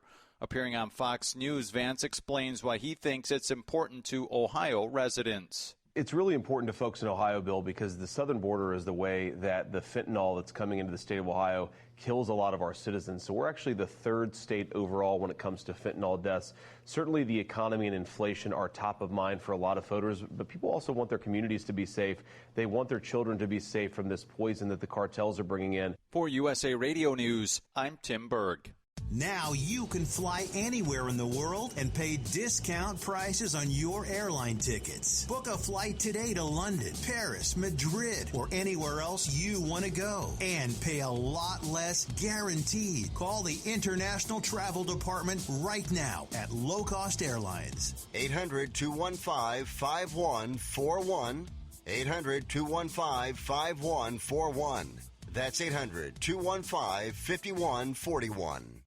At Hot Shot Secret, we share the science behind common diesel problems and their solutions. For example, Diesel particulate filter regeneration. the DPF catches particulates left over from combustion. The DPF regeneration cycle cleans the filter with temperatures exceeding 1,000 degrees Fahrenheit. A computer sensor triggers the DPF regen, which is often accompanied by a loss of power and fuel economy. The frequency of DPF regens are in correlation to the cleanliness of the fuel burn. Under heavy operation with the dirty burn, DPF regens can occur multiple times per day. Hot Shot Secret Diesel Extreme Fuel Additive promotes a more complete combustion, creating fewer emissions and therefore fewer DPF regens. Vehicles using Diesel Extreme experience 83% less DPF regens. Hot Shot Secret Diesel Extreme is available nationwide at truck stops, Fine Farm and auto stores, and online at hotshotsecret.com. Hot Shot Secret. Powered by science. Well, that midnight hour is upon us, and we really got a long, long way to go. How will we stay awake? Thanks to Chris, for goodness sake. We got Steve Summers on the radio. We got that Hot Shot Secret in the diesel. You know, it really makes that Detroit come to life. We're gonna hear from all our friends. We're gonna do it all again on this overnight drive. How about you, Big Ed? Are you with me? Break 1-9 for that Carolina monkey gouger. Negatory there, hillbilly. You clean clear to Flagtown. Let it roll.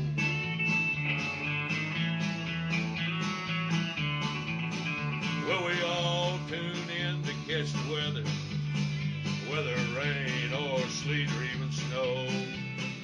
It don't matter if you're in New York or Dallas, we'll catch it all on that Steve Summers show. We got that Hot Shot Secret in the diesel. You know, it really makes that Detroit come to life. We're gonna hear from all our friends. We're gonna do it all again on this overnight drive. We got that Hot Shot Secret in the diesel. You know, it really makes that Detroit come to life. We're gonna hear from all our friends. We're gonna do it all again on this overnight drive. Let's start this overnight drive.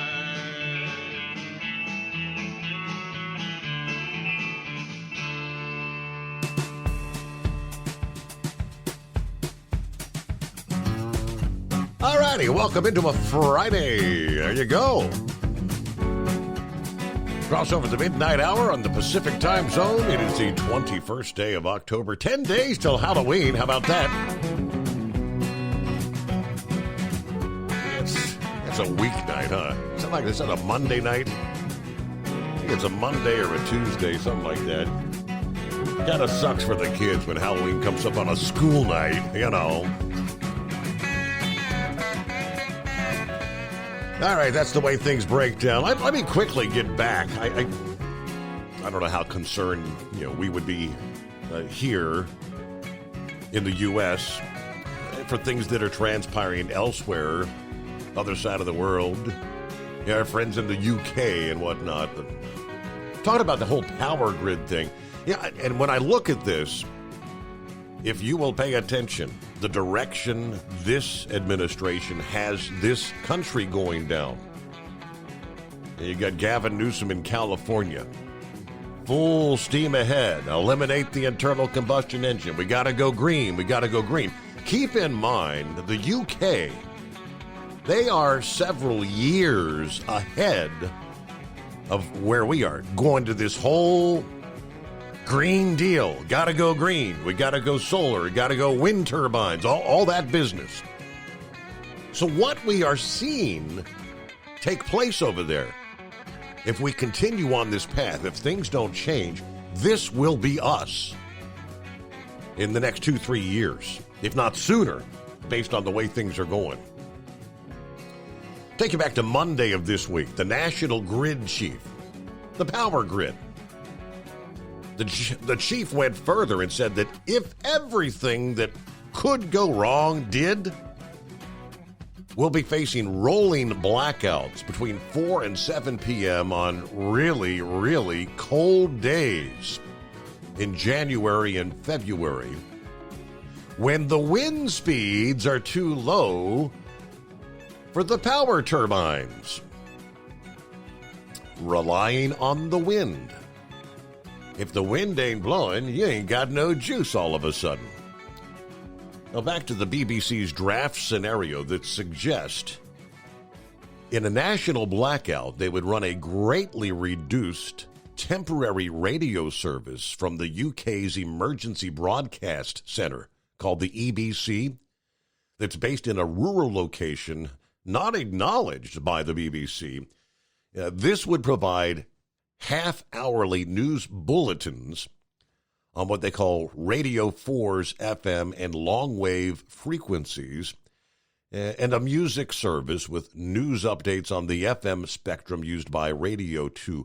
One scenario used in some of these scripts assumes that Maine's electricity is available in only a few lightly populated parts of Scotland, the Western Isles, Orkney and Shetland, and maybe some parts of the Highlands. One scenario says the draft scripts for the on-air news bulletins include space for a quote from a cabinet office minister, which the scripts have a fictitious name of Jose Rivera.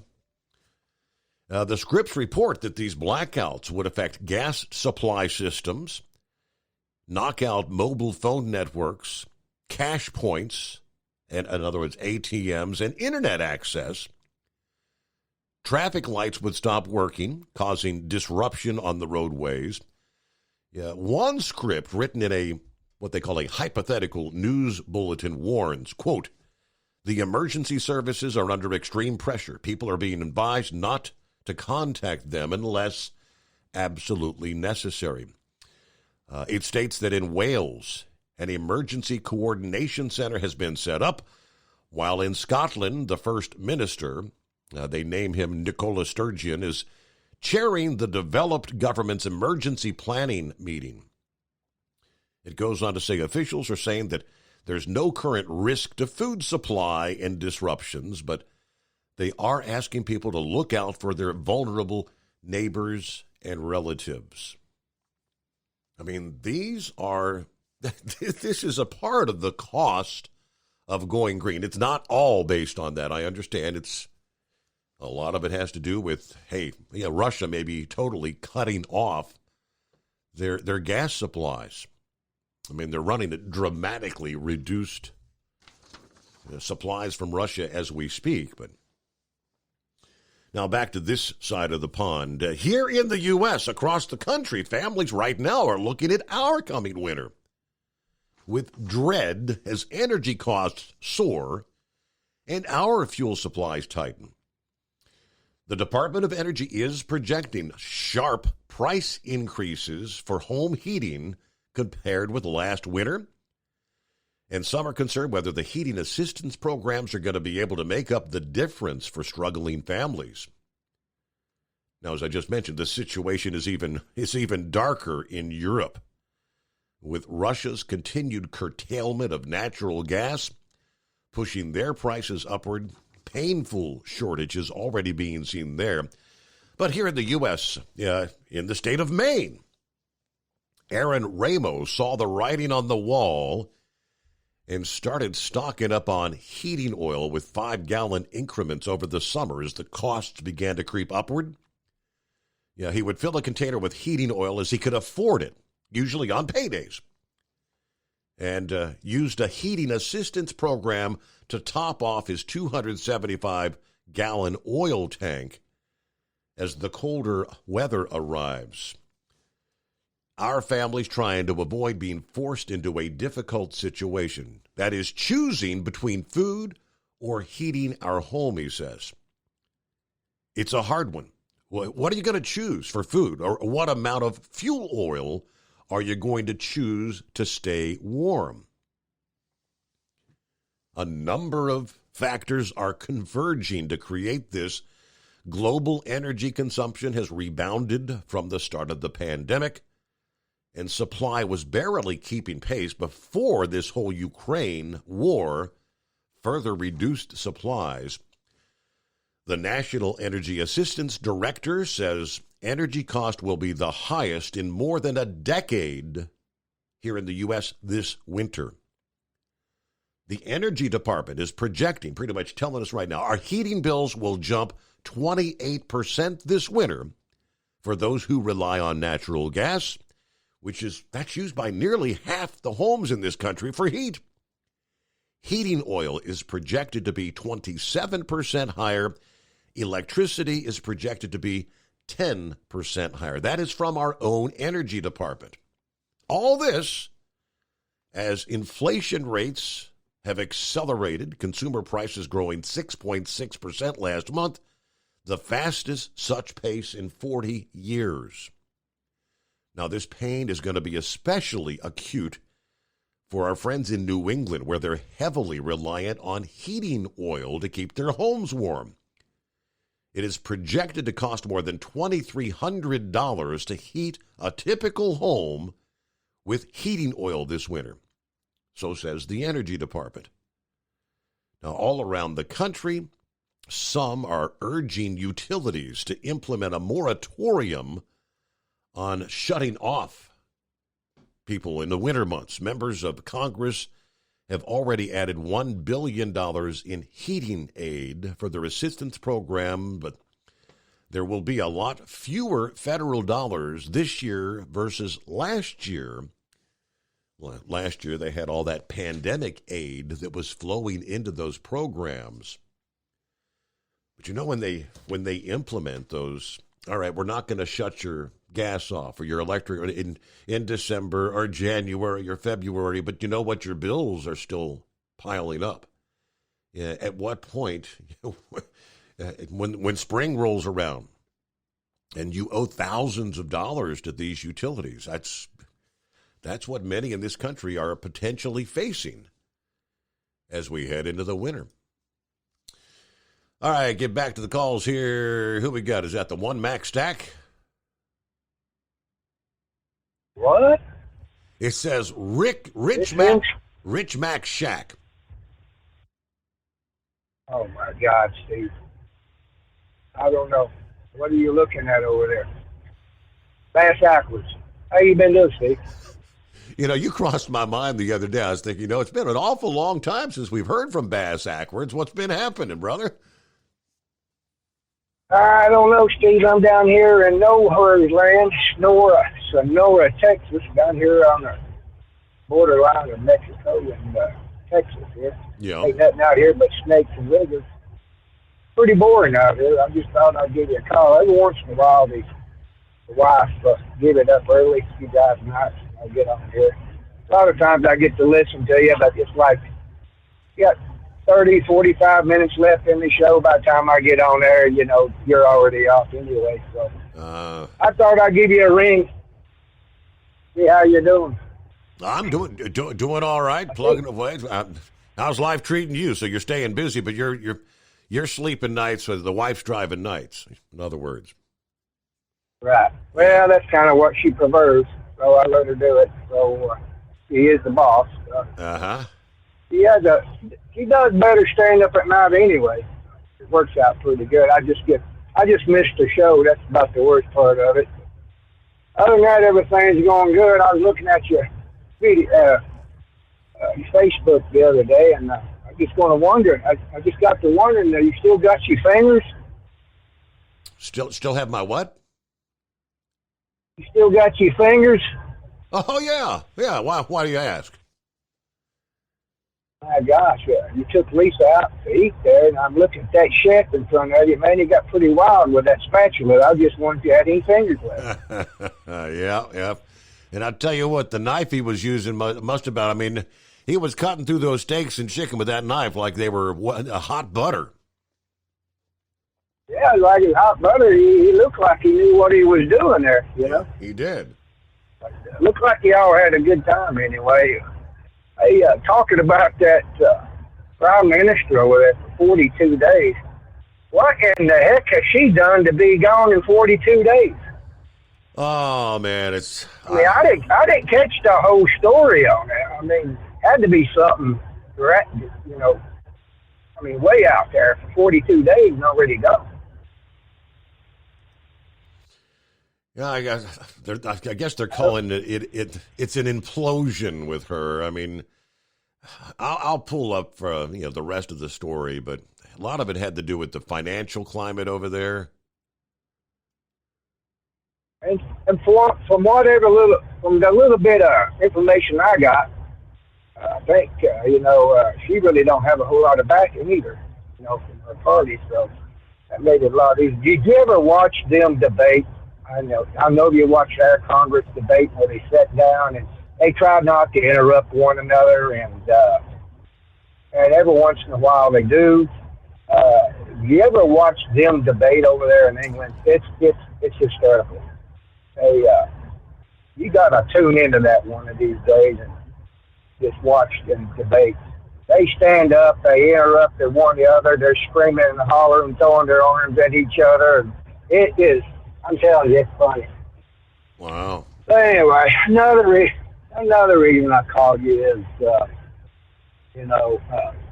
what is that, Randy Island out there? It's got all the tents. Yes, yeah, for the illegals, yep. Okay. My question is, what the hell, Steve? Do we really need illegals that bad to where we have to pay for them and put them in tents? We already got people in tents. What's the purpose of this? I mean, do we really need them that bad? I mean, they're in tents. Now you got our people in tents out there complaining. They don't have water. They don't have Xbox. They're not entitled to the things the illegal aliens are getting. I don't know if you heard anything on that, but I was listening to that earlier today.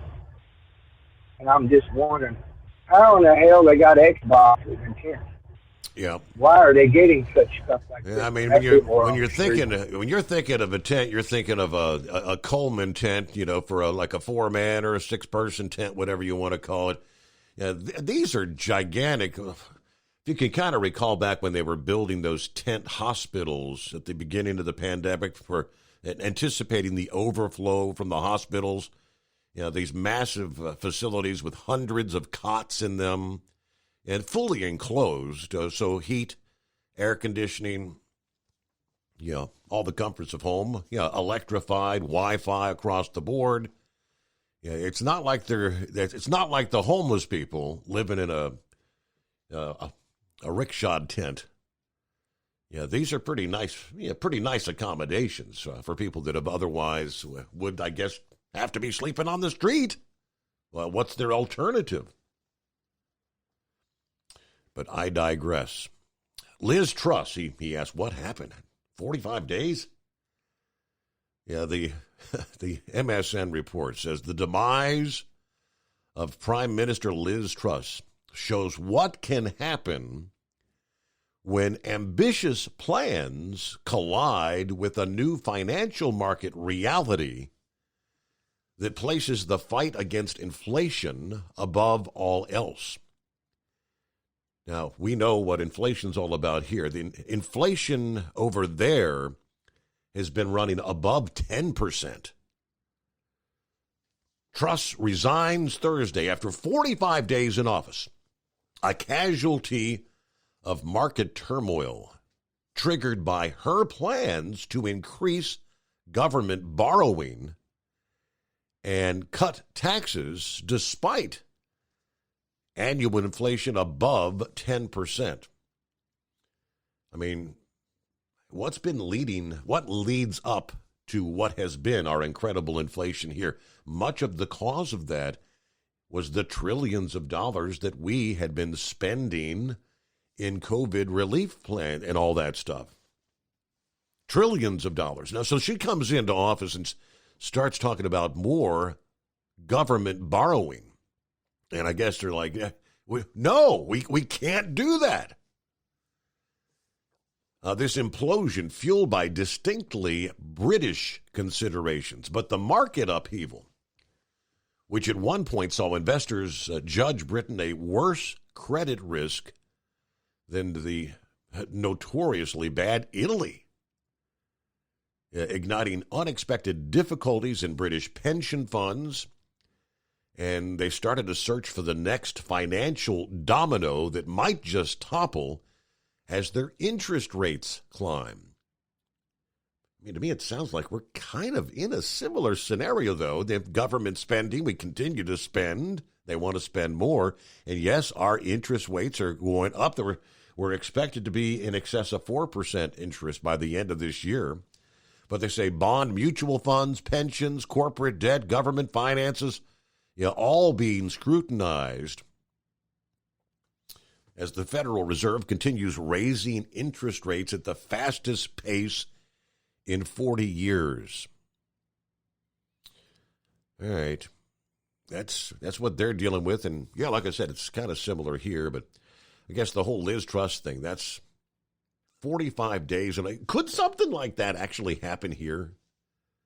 Yeah, you hold an election. She's resigning. She's saying, all right, I'm hearing from the people.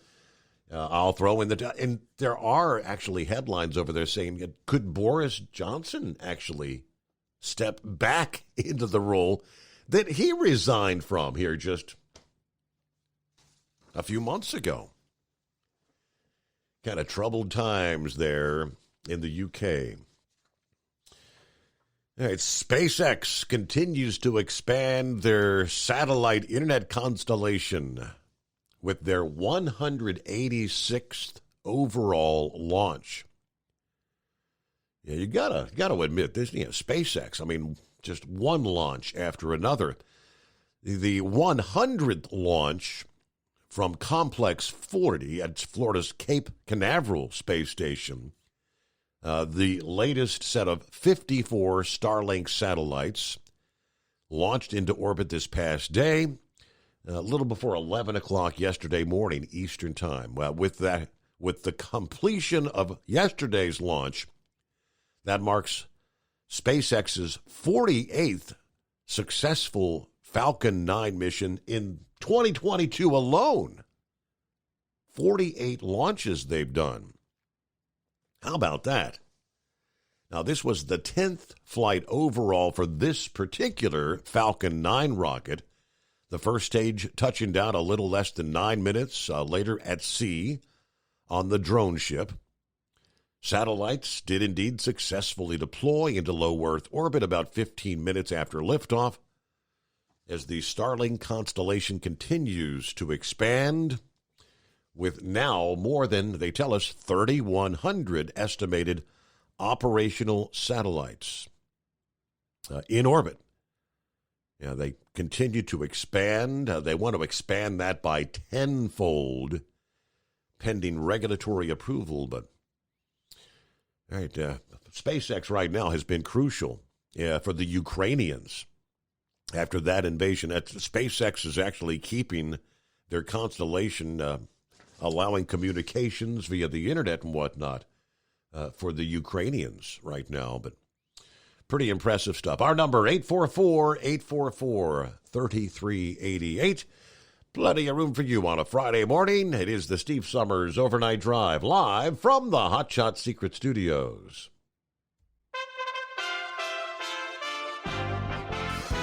USA Radio News. Former President Mike Pence suggested he might not be supporting his ex-boss, former President Donald Trump, if he's picked to be the Republican nominee for president in 2024. If Donald Trump is the Republican nominee for president, will you vote for him? Well, there might be somebody else I'd prefer more. Pence made these statements at Georgetown University. The Pentagon has announced that it will assist service members and their dependents with some abortion costs, including travel and transportation, but not for the actual procedure. New York is vowing to fight rats. Starting on April 1st, 2023, New Yorkers will be fined for putting their trash on the curb before 8 p.m. in the latest attempt to curb the city's rampant rat population. This is USA Radio News. This view was worth a hike. Right? And it's a good way to stay on top of my health. Yes, I'm Cologuard, a prescription colon cancer screening option for people 45 plus at average risk. Have you screened for colon cancer? Not yet. Don't wait. It's more treatable when caught in early stages. Tell me more. Cologuard is non-invasive and it's used at home. It detects altered DNA in your stool to find 92% of colon cancers. 92%? Yep, even those in early stages. This was seen in a clinical study with patients 50 and older. Any positive result should be followed by a diagnostic colonoscopy. False positive and negative results may occur. Cologuard is not a replacement for colonoscopy in high-risk patients. Do not use if you have had adenomas, have inflammatory bowel disease and certain hereditary syndromes, or a personal or family history of colon cancer. Most insured patients pay $0. Ask your provider or an online prescriber if Cologuard is right for you, or visit Cologuard.com. I'm in. At Hot Shot Secret, we share the science behind common diesel problems. For example, product claims without proof. Every trucker on the road has heard product claims about an additive that simply didn't match their experience. Proof is found from third-party testing by a recognized, credible source. That's proof. Hot Shot Secret's Stiction Eliminator will improve your performance and fuel economy. For proof, we engaged the Ohio State University Center of Automotive Research to conduct an EPA-certified fuel economy test with Stiction Eliminator on a FedEx truck, a 2006 P500 Freightliner with 247,000 miles. The test showed a 3.6% increase in highway driving fuel economy from Stiction Eliminator, an oil additive. The complete report from OSU is available for download at hotshotsecret.com. That's proof. Hot Shot Secret Stiction Eliminator, available at truck stops, Tractor Supply, O'Reilly's Auto Parts, and online at hotshotsecret.com. Hot Shot Secret, powered by science. For anything diesel, take it to Scheid Diesel. They provide a wide variety of services and diagnostics to determine what the problem is with the latest technology. From simple oil changes and preventative maintenance to fuel system diagnostics and repairs, engine rebuilds and cylinder head repairs, and rebuilds with our in-house machine shop.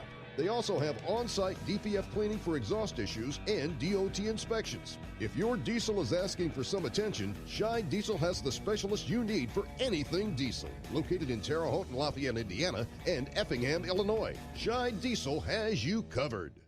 Hey, don't forget, as a listener to this program, you get 10% off your entire order at hotshotsecret.com by using the coupon code Overnight Drive. Attention all truckers, Dean Michael, the tax doctor here. I want to talk to you about those dreaded tax problems. I know you want to keep on trucking and not even think about them. Well, let's face it, they're not going away all on their own. You need professional help. I've been helping truckers put their tax problems in the rearview mirror for years. I can help you too. Call me for a free consultation at 888-632-4506 or go to mytaxhelpmd.com. It's like I always say, keep your eyes on the road, I'll keep mine on the IRS.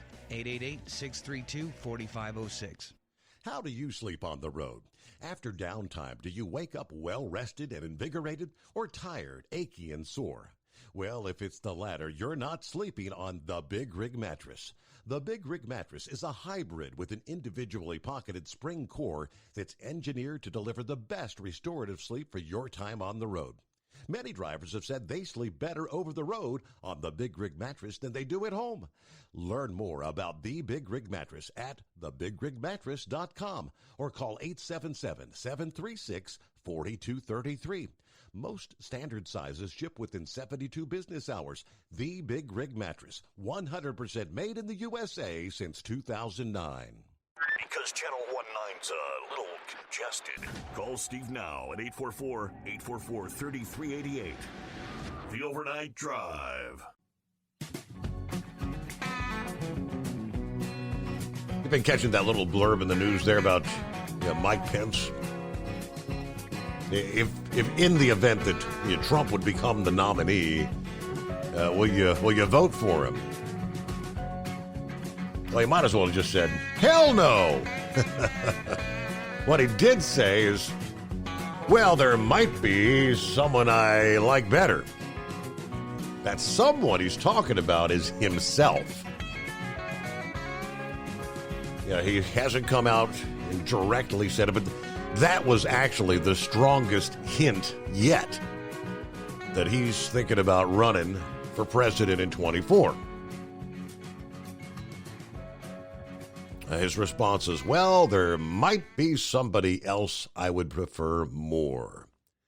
Then kind of smiled and shrugged as the audience laughed and applauded. What I can tell you is I have every confidence that the Republican Party is going to sort out leadership.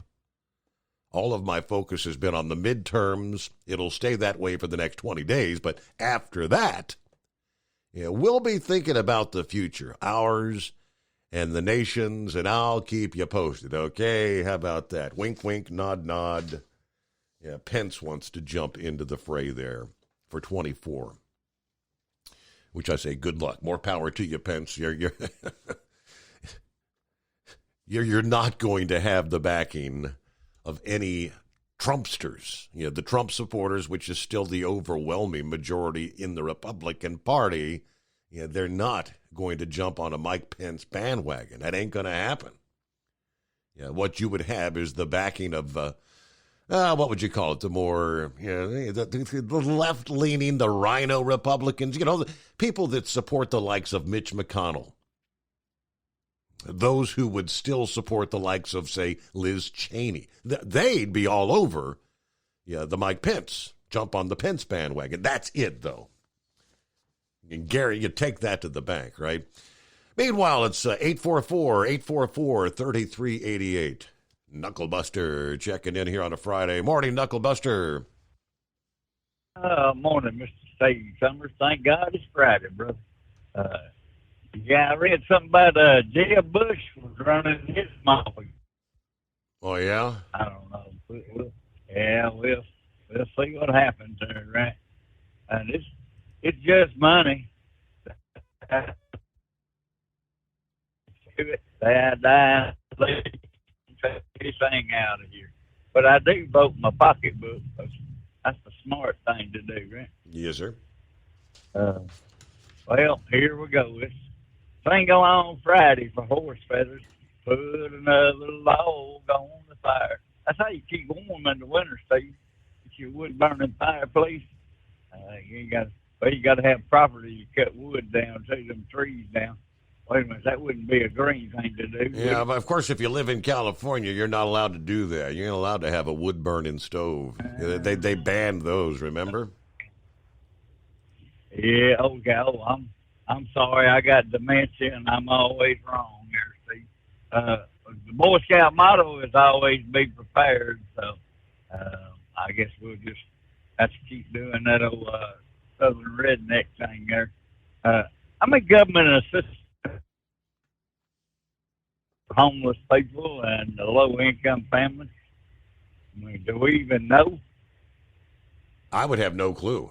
But your question was, how many government assistance programs are there for them? Right. Yeah, I have no idea. I bet there's more than you and I could even count. Yeah, oh, yeah. And I thought we kicked them Brits out of here back in 1776, man. I don't know why we're embracing them nowadays. That just don't make no sense to me. Put them back over yonder on the other side of the pond and leave them there. I got a fireplace. I got a generator. If it gets cold, see, you can't put enough clothes on to stay warm. And that's why I live down south, because if it gets hot, you just pull your clothes off and go skinny dipping. And I don't know, it don't get too hot in the winter down there either, does it? No. Well, when you talk to Monkey Gouger, see if he's got a goat missing, because I read where the South Carolina authorities are trying to find the owner of an escaped goat. I don't know where it might be his goat, or you can always just grill him up.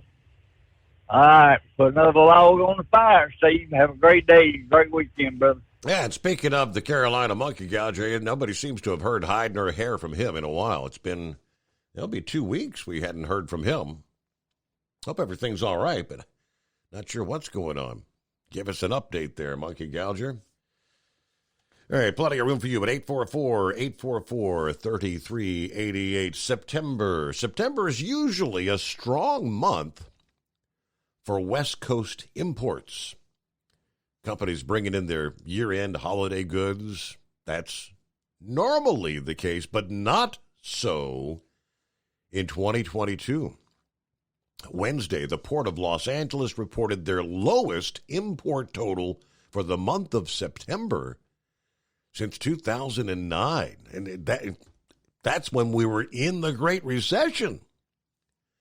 The day before that, the neighboring Port of Long Beach posted their weakest import total for the month of September since 2016. Imports to Southern California ports are falling fast because shippers have shifted volumes to East Coast and in some case Gulf Coast ports. Now, part of that was all the West Coast disruption, the labor negotiations. But at the same time, volumes are now pulling back nationwide, they tell us, due to falling demand. In the month of September is where the real story lies, according to the executive director of the Port of L.A.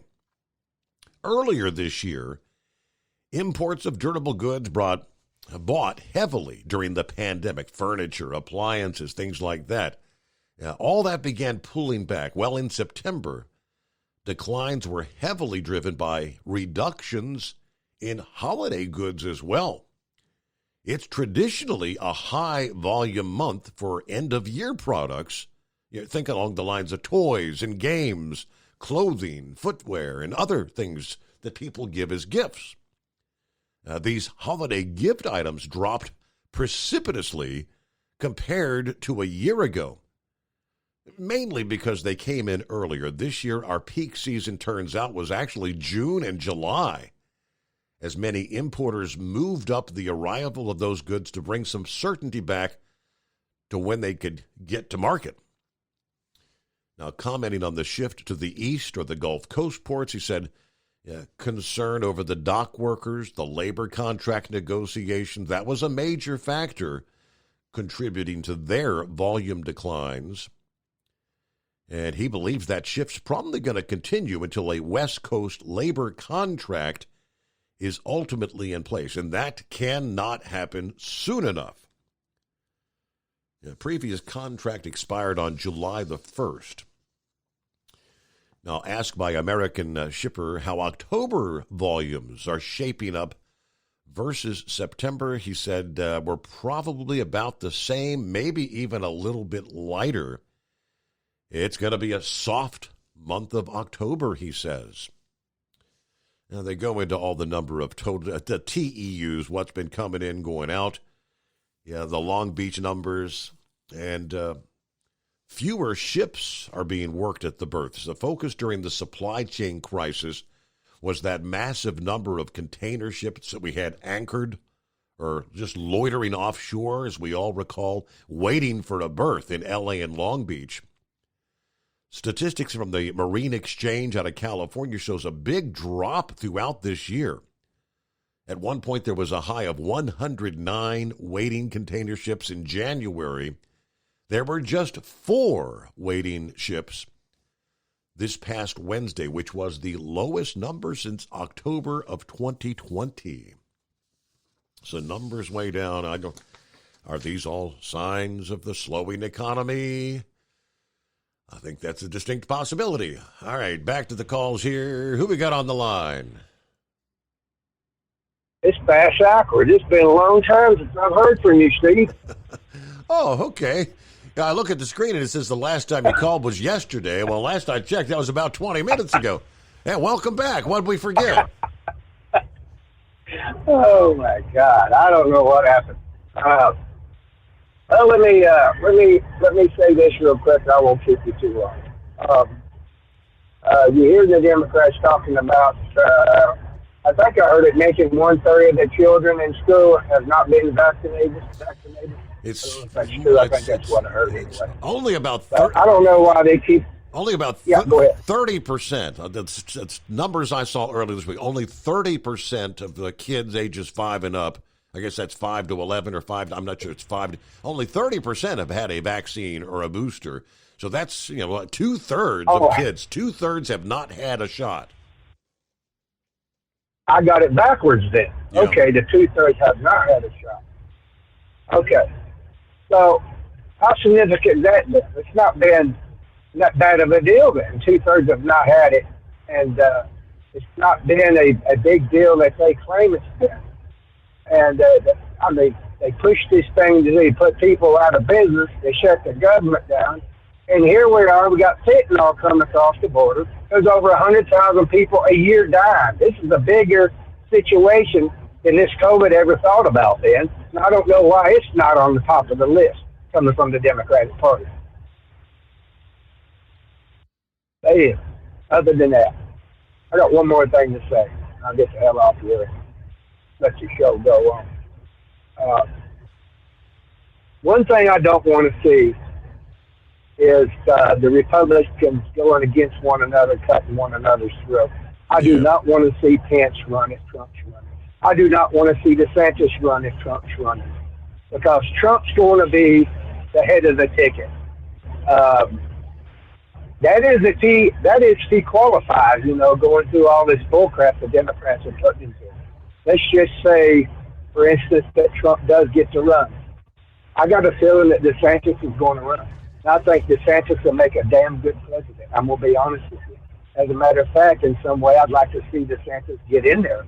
But not to the degree I would love to see one of them cut each other's throats, Steve, because I hope Trump comes in. If Trump gets it, I hope Trump comes in, and I think he will. He's going to look at DeSantis, and he's going to say, with no doubt, I got 4 years to go. Let me get through this 4 years, and you will be the next president if you want to be my vice president. I think that's what's going to go down. But I hope it don't go down like, well, DeSantis says, okay, you had your turn, it's my turn. Then it's going to be a bloodbath. The conservatives against the conservatives is not going to look good for us.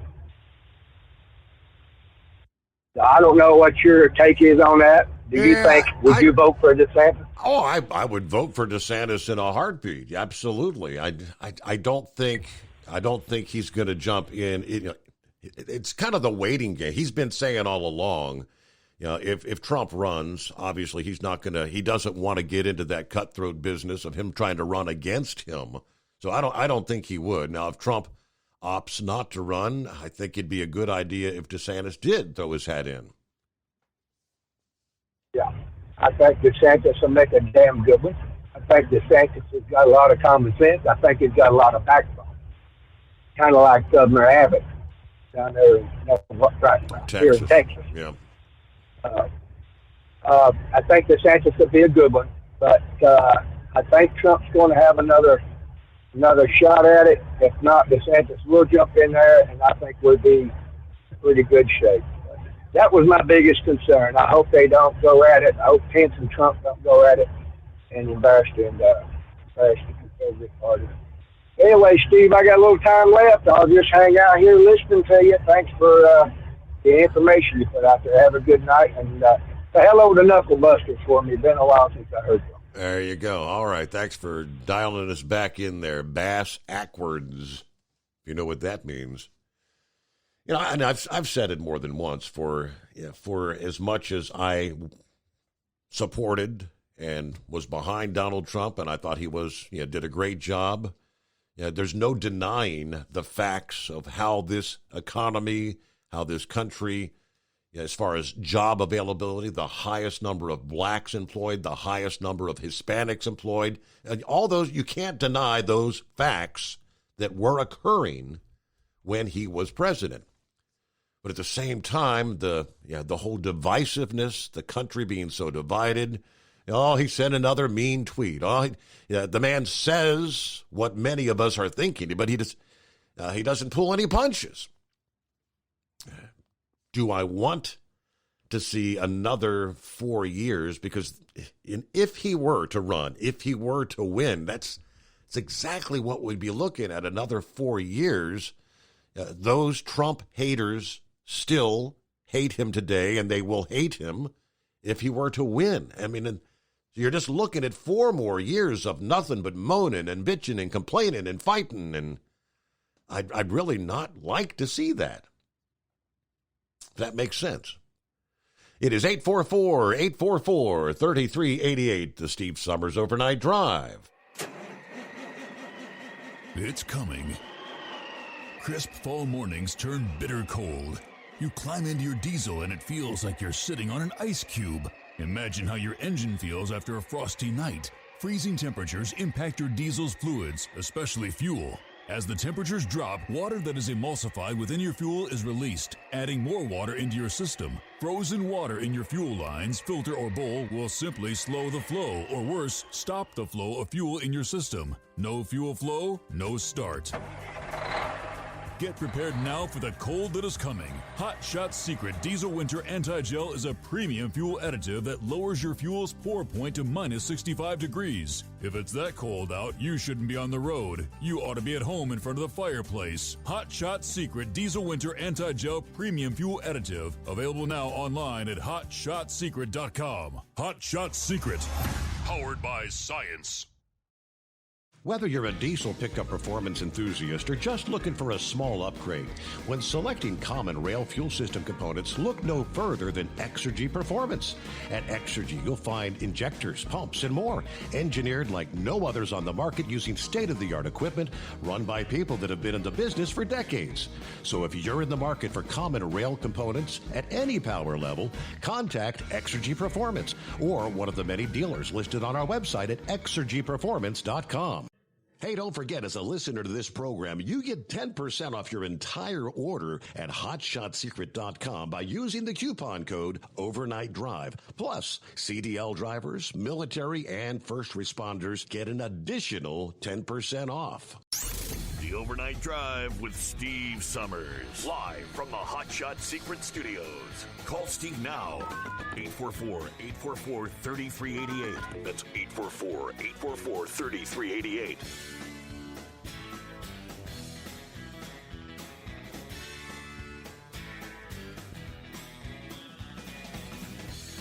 I'll be honest, it's a company I'm not familiar with, but it's a trucking-related firm, a San Francisco tech startup.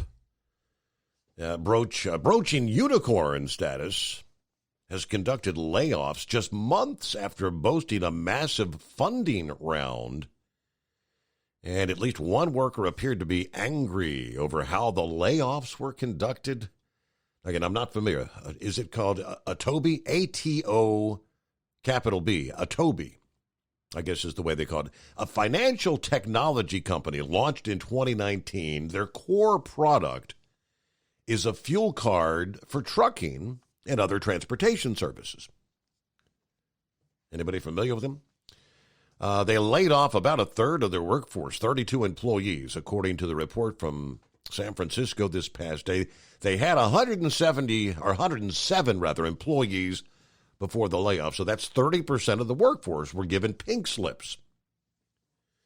Statement said, today we had to make the difficult decision to let a group of Atobi employees go in response to external economic headwinds and a broader restructuring we've undertaken to ensure the company delivers for our customers.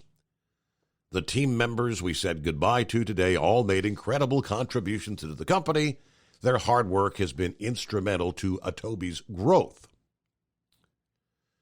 Now, a former employee at the Stripe for Transportation who posted on Blind, this anonymous job forum that requires employees register under a company email to prove authenticity, expressing frustration on the company over how they did this. No feedback, no severance, no nothing, he says. My manager just scheduled a meeting and said they wanted to part ways. All right. There's a couple of LinkedIn posts that say now the layoffs affected customer service employees. They did confirm that all departments in the company were actually impacted, though, stating that all employees did receive cash and equity based on tenure as a part of their severance package. So kind of disputing with the guy that said we didn't get nothing. Disputing the Anonymous workers' claim. Workers also were allowed to keep their work computer, they said, and they will receive job placement services. But all this came as a bit of a surprise, considering all the glowing coverage this company had received in the tech press in recent months. In August, as the weakening economy and the pandemic cool down afflicted the tech industry, the company announced they had raised $155 million in a round of funding with a valuation of $800 million. Forbes at the time reported the funding would be used for company expansion, actually. So nobody expected they'd be laying off a third of the workforce. But, yeah, I'm not real familiar with Toby. I believe that is Hillbilly Tex on board this morning. Hey there. Morning, Steve. Hey, Steve, if we run into the break, just hold me over because I really need to find out some information. Okay. Maybe you can look it up. But, yeah, it's a great day to be alive. Cold. You better be ready to stack up for the winter time because it's getting cold, you know. But, yeah, everything going good over here. Leonore City, exit 81 off the big 75. But, Steve, now, I was listening to a story the other day. I don't know what I was listening to, but they says, you know, these big transformers they have set on these substations and stuff, you know, for the electricity. Mm-hmm. You know, they's about 40 foot long and 20 foot high. Now, these folks are saying the other day on that thing I was listening to that if a stray bullet or an intentional bullet was to hit one of them things and put it out of commission, it'd take 6 months to get one in here from China. And now with all this barge traffic and everything, and all these container ships can't unload, it may be longer than that. Now, and I mean, it wouldn't take but 2 or 3 of them to go down, and folks would be without electricity for a year. Maybe you can look something like that up. I ain't quite smart enough to figure that out. Well, I can tell you this much. You know, Pappy's one that he's pretty knowledgeable on that because he's talked about. I do remember sharing a story that if we had like, what do they call it, an EMP, an electromagnetic pulse, or a big solar flare that from the sun that could potentially take out some of those big substations, as you call them. That it could be in some cases, a year or more before some would get their power back. But we'll pick up there after the news break. PureFlow AirDog, your leader in fuel air separation system technology. Our systems filter out water, particulates down to 2 micron, and remove all of the air out of your diesel fuel. This allows for nothing but pure, clean diesel fuel to reach the expensive injection system equipped in your vehicle. Not only do our fuel systems protect, they also come in a variety of flow rates to meet your performance needs. Our systems are compact and use OEM-style fittings for an easy installation. Learn more about our product at www.pureflowairdog.com and be sure to follow us on Facebook and Instagram. Protect your investment with PureFlow AirDog. At Hot Shot Secret, we listen to our customers. Everyday Diesel Treatment delivers a 6-in-1 premium fuel treatment for every fill-up, every time. Our fans call it EDT. I'm Nathan from Ellisville, Mississippi, and I drive a 2017 Ford F-350 Power Stroke. I've been using Hot Shot Secret EDT every tank for almost 3 years, and I've seen about 1.5 to 2 miles per gallon increase in fuel mileage. Everyday Diesel Treatment is available at truck stops, Tractor Supply, O'Reilly's Auto Parts, and online at hotshotsecret.com. Drivers, you demand that your equipment's reliable and dependable, and that also applies to your headset for communication. Well, our friends at Stellar Electronic have you covered. The Pluto Duo headset bundle is the best communication headset you can find in the industry. No matter the challenging environment you're driving in, the Pluto headset will make you sound crystal clear all the time thanks to their 99% noise cancellation. And the Duo's not only a stereo converter for the headset, but also a power bank so you can charge as you go. Learn more at StellarElectronic.com or visit them on Facebook. Hey there, listening friends. I want to remind you, don't forget you can get 10% off your entire order at HotShotSecret.com by simply using the coupon code Overnight Drive. Keep the bugs off your glass and the smokies off your ass. This is the Overnight Drive with Steve Summers.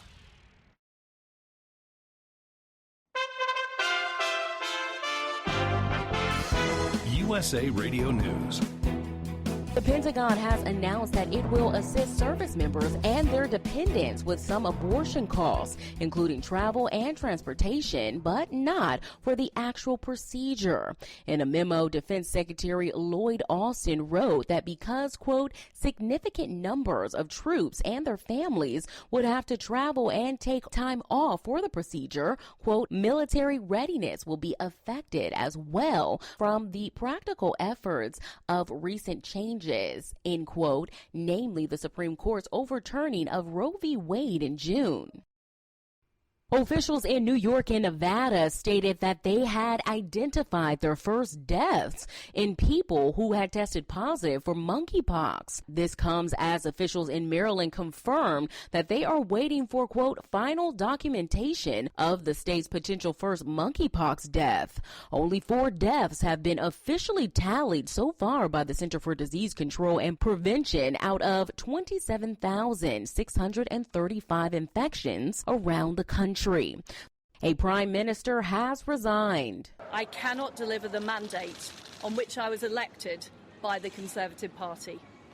I have therefore spoken to His Majesty the King to notify him that I am resigning as leader of the Conservative Party.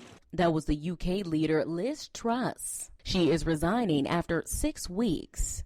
A former gynecologist at the University of California, Los Angeles, was found guilty on 5 counts of sexually abusing female patients in a criminal case that came after the university system made nearly $700 million in lawsuit payouts. This is USA Radio News. You know, a lot of times you have to choose between something high quality or something that saves you money. But if you can get both, why not? Especially when it comes to health care. And that's MediShare. You get both. The typical family saves $500 a month switching to MediShare. And that's huge. But it's also true that people are way more satisfied after making the switch, too. The customer satisfaction rate for MediShare is double that of the typical health insurance plan. Double. It's because MediShare works. It's been around for more than a quarter century, and members have shared more than $3 billion of each other's bills. People love having telehealth and a huge PPO network. So, yeah, really, you could save a ton and like it better. Imagine being happy with how you're taking care of your health care. If you're self-employed or part of the gig economy, or you just want a plan you're happy with, you can call right now and get a price within 2 minutes. Here is the number you need. Call 833-34-BIBLE. That's 833-34-BIBLE. 833-34-BIBLE.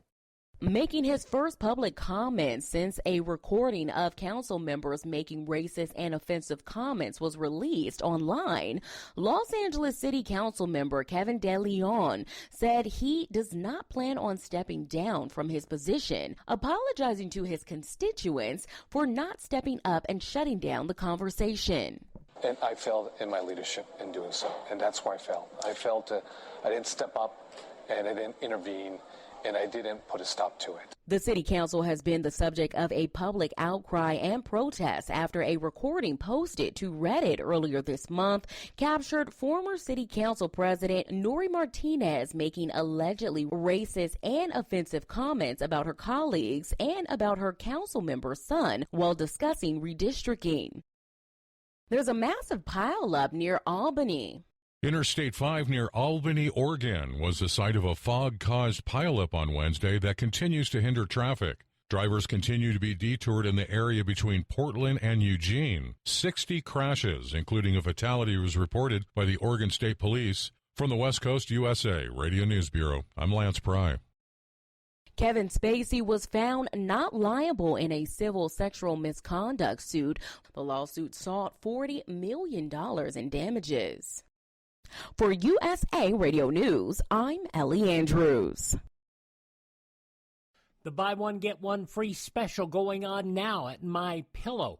MyPillow bed sheets, Giza Elegance MyPillows, the roll and go anywhere MyPillows, and 6-piece towel sets on special. Go to mypillow.com/USA, use promo code USA, or call 1-800-951-8175 and find out all the great deals you can get right now at MyPillow. mypillow.com/USA. It's coming. Crisp fall mornings turn bitter cold. You climb into your diesel and it feels like you're sitting on an ice cube. Imagine how your engine feels after a frosty night. Freezing temperatures impact your diesel's fluids, especially fuel. As the temperatures drop, water that is emulsified within your fuel is released, adding more water into your system. Frozen water in your fuel lines, filter, or bowl will simply slow the flow, or worse, stop the flow of fuel in your system. No fuel flow, no start. Get prepared now for the cold that is coming. Hot Shot Secret Diesel Winter Anti-Gel is a premium fuel additive that lowers your fuel's pour point to minus 65 degrees. If it's that cold out, you shouldn't be on the road. You ought to be at home in front of the fireplace. Hot Shot Secret Diesel Winter Anti-Gel Premium Fuel Additive. Available now online at hotshotsecret.com. Hot Shot Secret. Powered by science.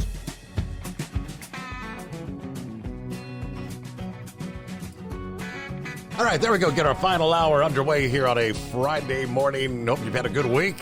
Any big plans for your weekend? A lot of folks going to be tuned in if your team's still in the mix. And there's only 4 Major League Baseball playoffs.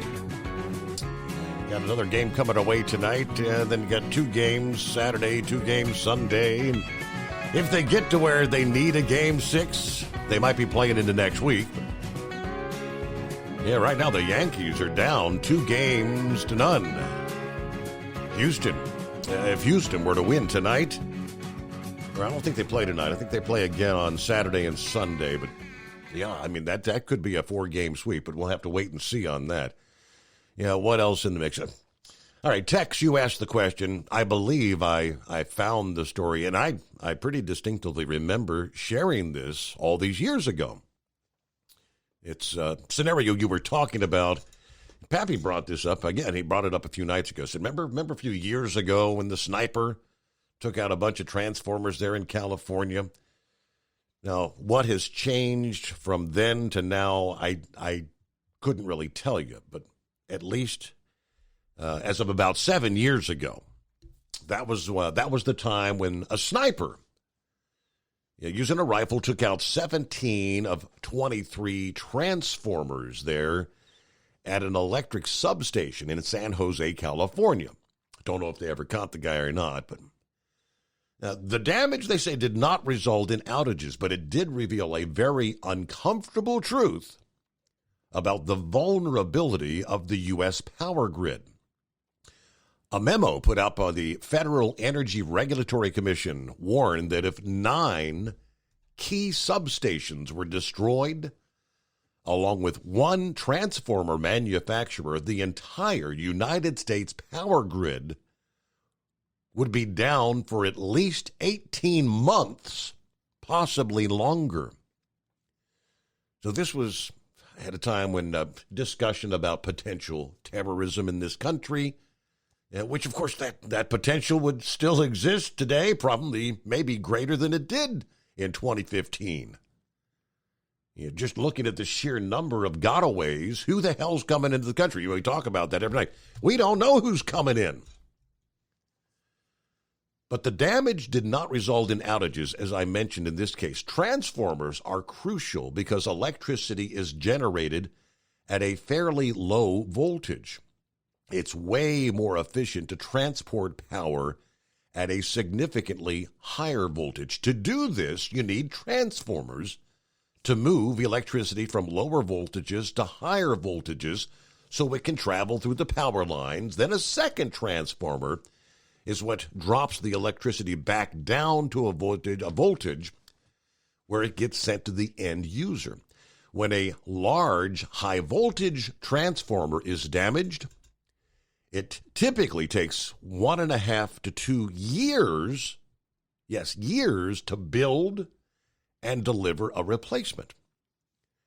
Now, until recently, we had stopped making most high voltage transformers in this country. For the most part, they're made abroad. Now, again, I say this is like 7 years ago. Has anything changed since then? I'd like an update on that. But these transformers can weigh hundreds of thousands of pounds. Shipping them overseas can take months, and they are super expensive, up to $8 million a piece. That's why we don't have a bunch of them laying around as spares. Although a nationwide outage from a terror attack is unlikely, major blackouts are increasing dramatically around the country. It happens during storms, during various other emergencies, and with the increase of extreme weather, we anticipate more of this. From the 1950s to the 1980s, major power outages averaged about, say, 5 a year.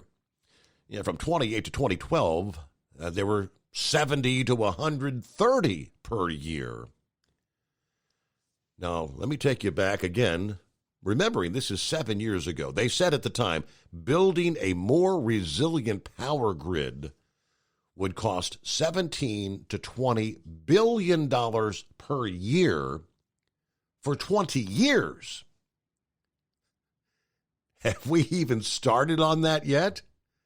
And that is a very conservative estimate.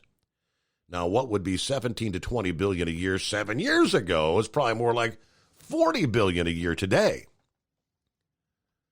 The good news, he says, is it would create more than 200,000 new jobs, and the savings from a more efficient grid would far outweigh the cost.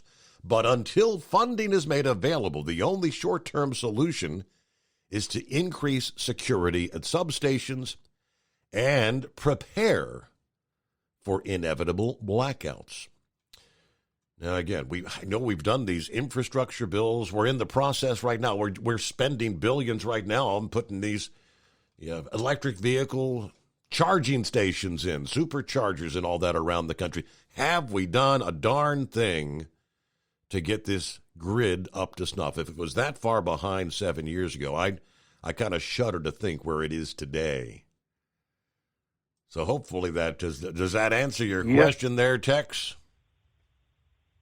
Yes, sir, pretty much, but I don't understand why we don't build them things right here where we need them at. Well, probably because if they cost $8 million and they're made overseas, they'd probably cost what, $12 million. That's anything we make over there somewhere else is typically because it costs less to make it there. Well, yeah, but I understand that, too, because they're using them 8-year-old kids to build them. But, I mean, what the United States right now is in turmoil with the whole rest of the world.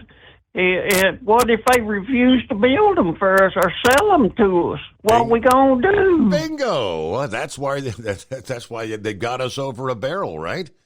Yeah. Look at what's going on with... That's why you better be...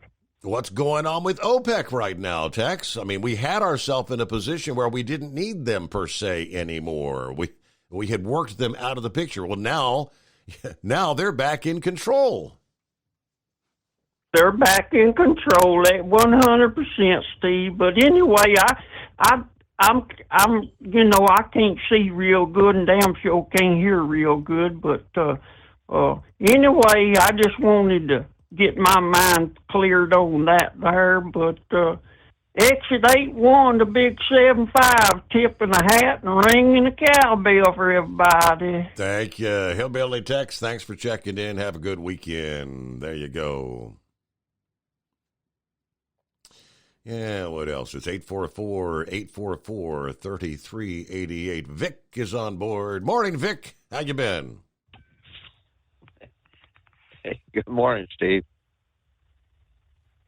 What's happening? Yeah, go ahead, Vic. We got you. What's happening? It's almost like going back to the 70s there on all this power stuff, talking about building all those transformers. But, when Jimmy Carter gave his the energy crisis, his real speech, and he's talking about OPEC and everything, he also shut down the nuclear power plant, the original plan that they had, because nuclear power plants create plutonium, and plutonium is the fuel that they make atomic bombs out of. Mm-hmm. And he was worried about the terrorists getting a hold of the commercial grade plutonium. And when they talk about Iran today enriching uranium to make a bomb, it could be uranium, but it's most likely plutonium that they're getting enriching of. But at the same time that Jimmy Carter was worried about the terrorists getting a hold of some of the fissile materials of making an atom bomb, he put Ayatollah Khomeini back in power in Iran and kind of turned his back on the Shah of Iran. So the Carter years were quite frustrating and confusing. And, of course, we had the massive inflation and all that. But anyway, a guy called, I think it was last night, talking about thorium. Thorium has to have uranium, actually, to work. And thorium is not a fissile material, and you have to get rare earth minerals. You have to get it from rare earth minerals, and it's kind of expensive to mine, and there's a whole lot of other problems that goes with it. But anyway, the point is that as we look around the world today, and everybody's worried about Russia being able to cut off the energy supplies to the rest of the world, and especially Europe, and that was part of that British Prime Minister's problem. Mm-hmm. But the simple fact is, had we continued on the path with the nuclear power and the breeder reactors, which that they essentially take the spent fuel rods and create more uranium to reprocess them, and you can use them again. It takes several cycles, and I think there's only 2 plants in the world that are doing that now. And oddly enough, one of them is in China, in which dear old Uncle Sam is kicking in some bucks to provide research to. So, but that whole process is, let's see, this is 2022, where we're looking at almost 50 years, 45 years that we let go by, and we didn't do any research on reprocessing and closing the cycle on nuclear fuels. So they have all this stuff stored up every place, and they're not really sure what to do with it, other than over time, the uranium, the spent fuel rods, will decay and create more plutonium, and after that, they can use the plutonium to again create more nuclear fuel. They can also use plutonium to make the thorium fuel fuel reactors or nuclear power plants. They can use that to make them work from the radioactive. But what it boils down to is that years ago, the Ford Motor Foundation, and there was another one in there, they advised both the Ford and the Carter administrations that we should not develop nuclear fuel, and especially the breeder reactors, because it wasn't economical. So, now here we are in this situation today, trying to figure out, well, we're going to try to go back and get power from the wind and the sun. We're not going to use fossil fuels. We're not going to use nuclear. We're just going to depend on the wind and the sun. Well, good luck with that, because your lifestyle is going to change. And there's going to be a lot of people that might be living in tents like the homeless or whatever. And there again, that's a whole nother story that started back in the 70s, because in New York, they used to have something called single room occupancy hotels. And there's a lot of people got rich buying ramshackle hotels and sticking people in those single room occupancy hotels.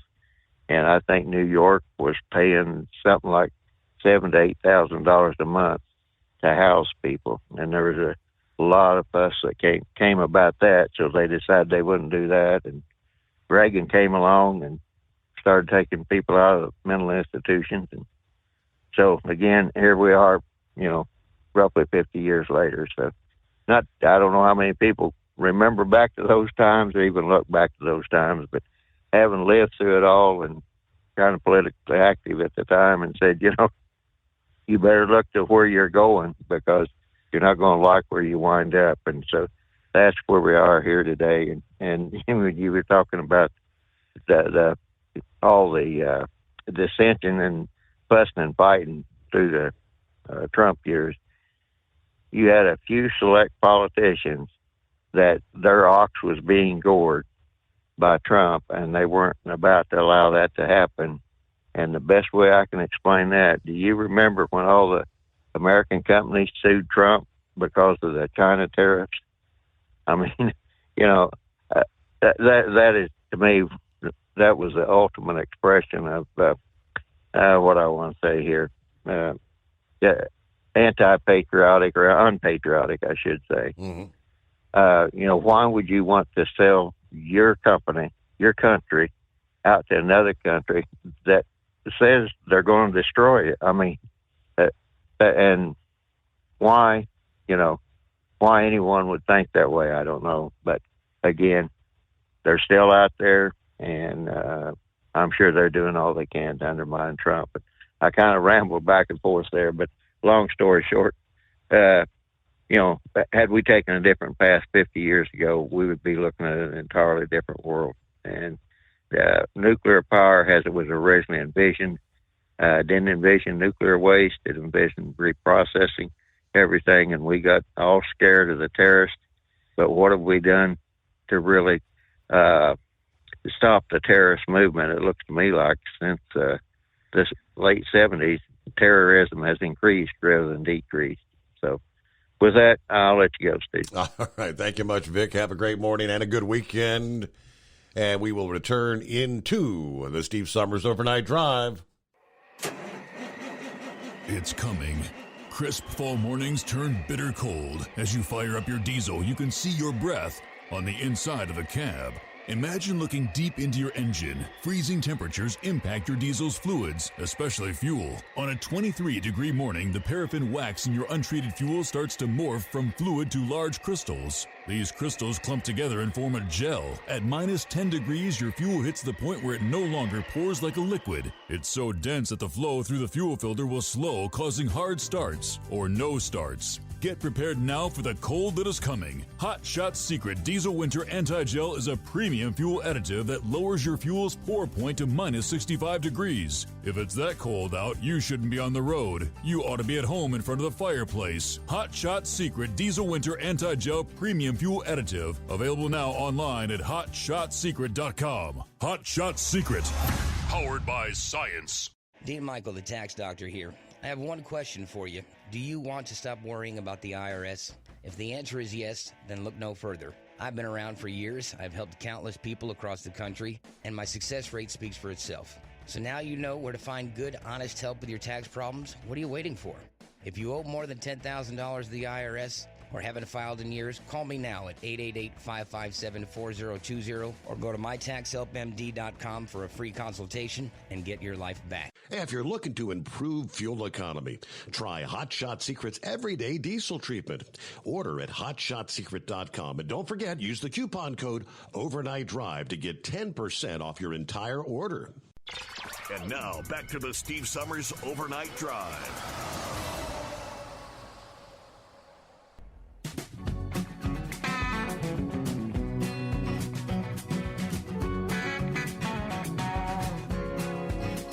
That's interesting. From spaceweather.com, It's the asteroid that wasn't an asteroid.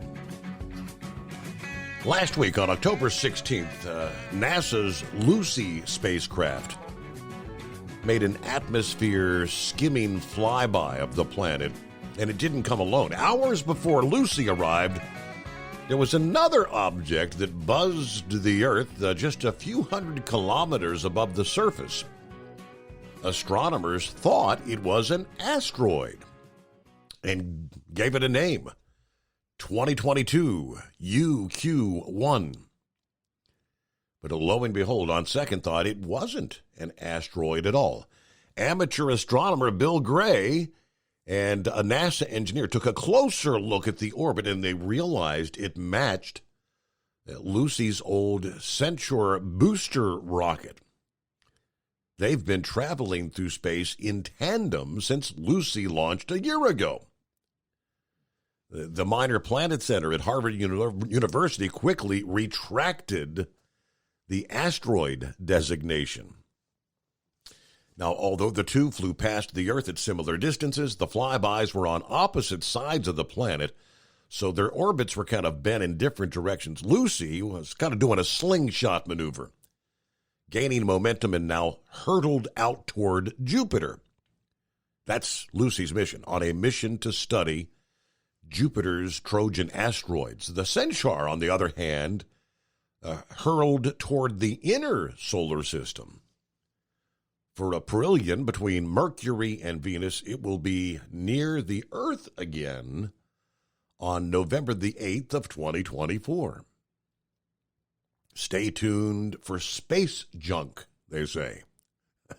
I guess, in other words, on its return, rather than just skimming past the Earth, it could actually come back into the atmosphere. That's fascinating. All right, Pup is on board this Friday. What's happening, Pup? Oh, not much. How you doing, Steve? Happy Friday. Yeah, I got one more night. Then be the weekend. Hey, I don't know if it was just me that's having trouble or what, but I can't hardly hear you on the Android app, and I switched over to TNC, and you're coming in loud and clear. So I didn't know that. But, they're worried about what Europe's going to do over there.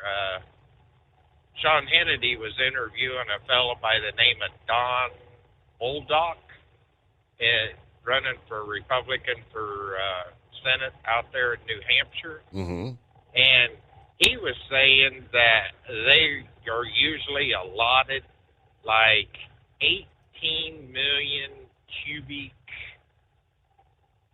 something. I can't remember what the word was after the cubic for natural gas to run them through the winter and stuff. Yeah. And they've already been warned that they're only going to get 2 million this year, and that residents could see power outages and stuff if they don't have enough natural gas to run their electric plants. Exactly. So I didn't know if you were aware of that or not. That's the whole Russia cutting them. They've cut them back dramatically, but I think here in is it the first of the year? There's a date coming up in short order where Russia said they're going to completely cut them off entirely. Yeah, but I mean, I'm not worried about them people over in Europe. What about us here at home? I mean, we're talking about New Hampshire and the East Coast up there.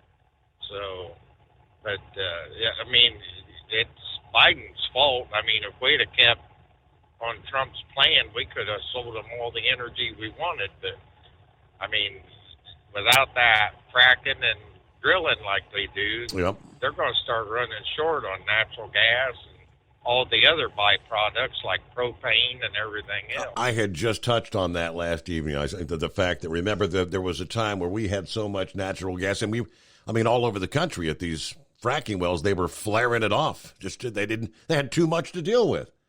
Well, we got to pause there. Let me get our news break. Bottom of the hour, the Steve Summers Overnight Drive. USA Radio News. Officials in New York and Nevada stated that they had identified their first deaths in people who had tested positive for monkeypox. Only 4 deaths have been officially tallied so far by the Center for Disease Control and Prevention out of 27,635 infections around the country.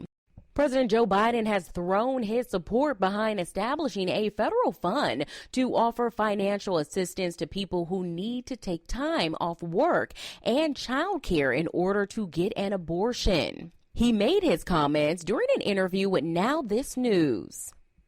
A small plane that drifted into airspace near President Joe Biden's speech in Irvine was escorted away by a U.S. Air Force F-16 fighter aircraft. This is USA Radio News. Finding great candidates to hire can be like, well, trying to find a needle in a haystack. Sure, you can post your job to some job board, but then all you can do is hope the right person comes along, which is why you should try ZipRecruiter for free at ZipRecruiter.com/free. ZipRecruiter doesn't depend on candidates finding you. Its powerful technology identifies people with the right experience and actively invites them to apply to your job. You get qualified candidates fast. So while other companies might deliver a lot of hay, ZipRecruiter finds you what you're looking for. The needle in the haystack. 4 out of 5 employers who post a job on ZipRecruiter get a quality candidate through the site within the first day. ZipRecruiter, the smartest way to hire. And right now, you can try ZipRecruiter for free. That's right, free. Just go to this exclusive web address, ZipRecruiter.com/free. That's ZipRecruiter.com/free. ZipRecruiter.com/free. At Hot Shot Secret, we share the science behind common diesel problems. For example, product claims without proof. Every trucker on the road has heard product claims about an additive that simply didn't match their experience. Proof is found from third-party testing by a recognized, credible source. That's proof. Hot Shot Secret's Stiction Eliminator will improve your performance and fuel economy. For proof, we engaged the Ohio State University Center of Automotive Research to conduct an EPA-certified fuel economy test with Stiction Eliminator on a FedEx truck, a 2006 P500 Freightliner with 247,000 miles. The test showed a 3.6% increase in highway driving fuel economy from Stiction Eliminator, an oil additive. The complete report from OSU is available for download at HotShotSecret.com. That's proof. Hot Shot Secret Stiction Eliminator, available at truck stops, Tractor Supply, O'Reilly's Auto Parts, and online at HotShotSecret.com. Hot Shot Secret, powered by science. For anything diesel, take it to Scheid Diesel. They provide a wide variety of services and diagnostics to determine what the problem is with the latest technology. From simple oil changes and preventative maintenance to fuel system diagnostics and repairs, engine rebuilds and cylinder head repairs, and rebuilds with our in-house machine shop.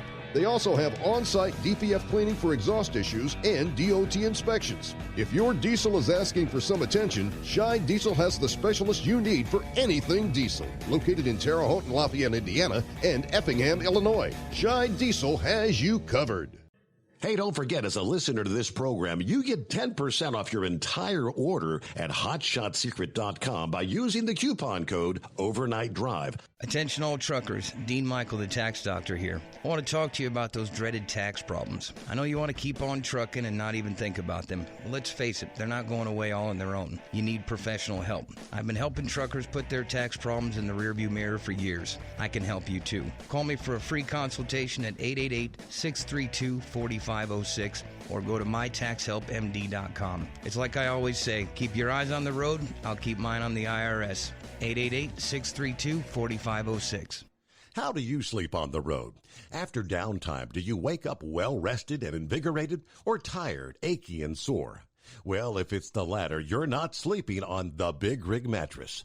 The Big Rig Mattress is a hybrid with an individually pocketed spring core that's engineered to deliver the best restorative sleep for your time on the road.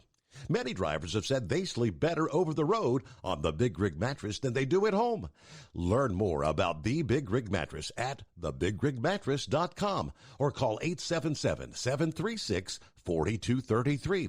Most standard sizes ship within 72 business hours. The Big Rig Mattress, 100% made in the USA since 2009. Because Channel 19's a little suggested.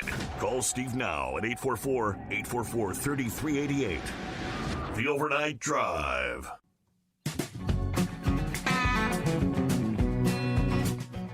All right, and there got an email from, let me see here, who was that? James said a few minutes ago, said, hey, Steve, Pup is correct. A lot of times the Android app, the volume fluctuates so much that I'm constantly having to adjust the volume. But TNC is always loud and clear. Very interesting. I think they're both getting the same feed. Yeah. According to Tom Kelly, yeah, TNC gets the direct line from us, so that is interesting. Hey, lest I forget, let me take care of this real quick. I almost forgot. It's the $1,000 Daily Driver bonus giveaway with TNCRadio.live and Hot Shot Secret. Here's our keyword. Yeah, actually, this will be my final keyword for week number 5. You'll get 2 additional keywords throughout the day, 10 o'clock a.m., 7 o'clock p.m. Eastern Time. There at TNCRadio.live. But your keyword is change. CHANGE, change. How much change you got in your pocket? Go to TNCRadio.live, enter that keyword, click on contest, enter the keyword. That's your chance to win $1,000 in cash from TNCRadio.live and Hot Shot Secret. Oh, and for over 60 years, by the way, Sta-Bil has been your go-to additive when storing your lawn equipment, collector cars, generators, boats, you name it, anything that's going to be sitting around with gas in it for an extended period of time.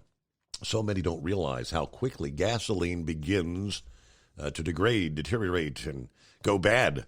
Sta-Bil storage keeps gas fresh for up to 2 years and combats corrosion issues in your fuel system. At the same time, store your engine the right way with Sta-Bil.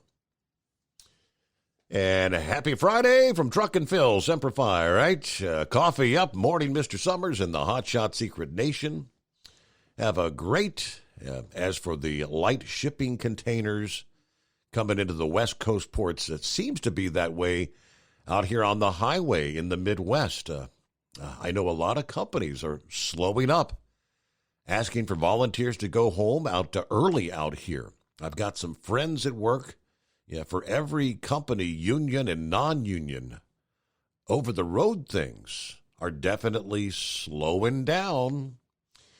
Anyway, ready for the departure from Fort Wayne to Sterling Heights, Michigan, and that flip back once again. Only 65 days till Christmas. That's been kind of the resounding message I've been hearing. Trucking freight seems to be slowing down a bit. Are you seeing things slowing down, Pup? Yeah, that was the last thing I was going to bring up to you. I've got some buddies that work at all the LTL companies pretty much, and they've been either asked to take CC days or take extra days off. That way the lower seniority guys can get out and run a little bit. It's more. It seems like it's more at the bigger terminals where they got bigger or more employees and stuff. But the smaller ones like ours, we're staying fairly steady. The freight's just been really light. So there was one night I only hauled 1,800 pounds down to Lexington, but had a good load coming back. But that was the last thing that I was going to tell you. What you got planned for the weekend? No big plans going into this one, really. I don't think the last weekend with all the birthday celebration and all that, it was busy. I'm sure the princess will find something for us to do, though. Yeah. Did they throw those like noodles or whatever on that grill, and then they puffed up real big? That time, me and my wife, we went there. This was one in Fort Wayne, but I don't know what they were. They kind of reminded you of some sort of noodle, and they threw them on that grill, and it just puffed up like somebody's wild hairdo or something. Yeah, egg noodles. You could add the noodles to your menu for like $3. But for as much food as we had, we didn't add that on. There was some people across from us that did do the noodles, and that did. We had too much food to begin with. Well, that's a good thing. So, oh, buddy, that's about all I had for you for tonight. You have a great weekend, and don't hit the skull busters too hard. Got to be careful there, right? All right, let's see here. Double R, hey there. Welcome back. Hey, thank you, Steve. Hey, I just want to ask you a quick question. Is Hot Shot Secret going to SEMA this year? Have you heard anything? Yes, absolutely. They will be there, and that's coming up here, in about 2 weeks? Yes, sir. That's what I was wanting to know. So, and then I have another question, and maybe I'm wrong, and that's why I'm calling to asking you. Sometime back a couple years ago, 3-4 years, something like that, Hunter Biden, I can't even, Clinton's old lady. Hillary. Didn't they all at one time? Yeah. Didn't they at one time had something to do with Ukraine? Wasn't this a whole confrontation over Ukrainian government or something that started all this crap? You remember that? You know what I'm talking about? Yeah, I mean, to this date, they still have time to time play the audio, the video when it was Joe Biden was there, and they were looking to give them X number of however many millions or whatever it was, right, in humanitarian aid or whatever. And he said at the time that you're going to get rid of this guy, whoever it was, and if you don't, you're not going to get the money. And holy crap! Sure enough, they got rid of him. He was touting that. Yes. Okay. Now, maybe I'm going about this wrong or thinking wrong. I don't know. But I heard on your news they were asking Biden, is he worried about the Republicans taking over midterm? And he said, yes, he is, because he's worried about the aid that they are providing for Ukraine. That the Republicans would probably cut that off. He's afraid they'll cut that off. Now, right. Do you think that has something to do with Hillary and Hunter and all them paying back Ukraine for what they did? It just seems really skimmish to me. You know what I mean? Yeah, I don't know if that's playing a role in it. I mean, Zelensky was not in charge back at that point in time. Okay. Yeah. All right. That's why I wanted to ask you, because I knew if anybody would know, you would. So, okay. All righty. Well, that's what I wanted to ask, and don't hurt to ask. So, absolutely. By the way, I just came through past Ronald Reagan Road here, and I'm waving at you, my friend. I'm headed north, so anyhow, I'll let you go and let somebody else get in, Steve. Yes, sir. All right, to answer your question, the SEMA show, November 1st through the 4th at the convention center there. They'll be there, and they're going to have, I think, at the Hot Shot Secret booth, Anthony Smith and the Hercules race car. I'm not real familiar with who that is, but the Hercules car will be on display at the booth there.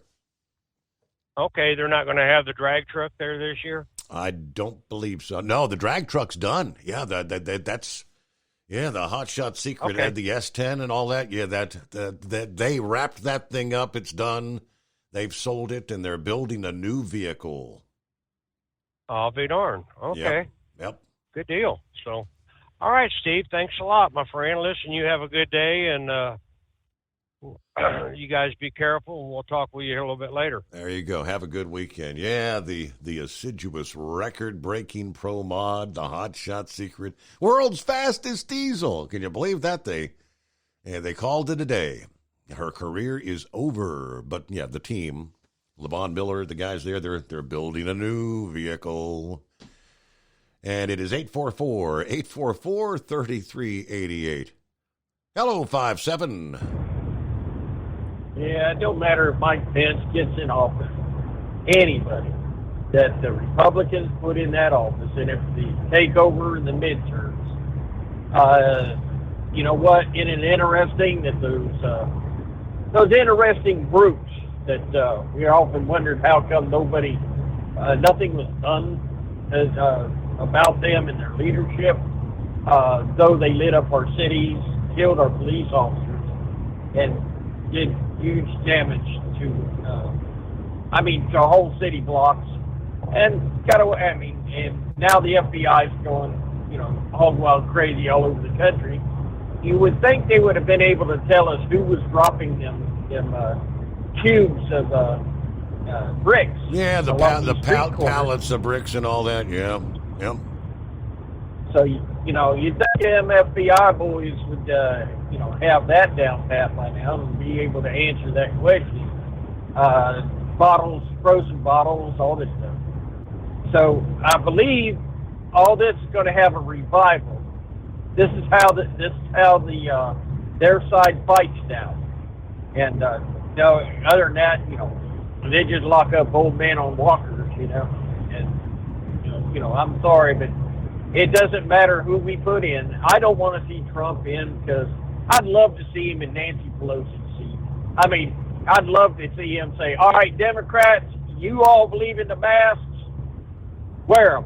And don't come in here, you'll be fined $1,000 a day if you don't wear your mask. Republicans, you don't believe in the mask, don't wear them.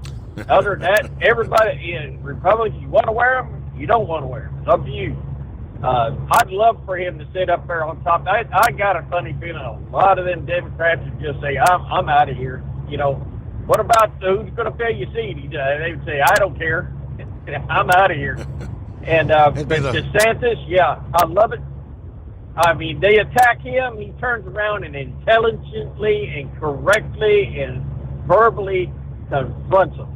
Now, the reason why we didn't have that with George Bush is I don't think he believed in what he was doing in the conservative way anyway, but he would just keep his mouth shut, wouldn't say nothing, but the news media, the conservatives, Fox mainly was in at the time, Rush Limbaugh's different, us, you, would confront him.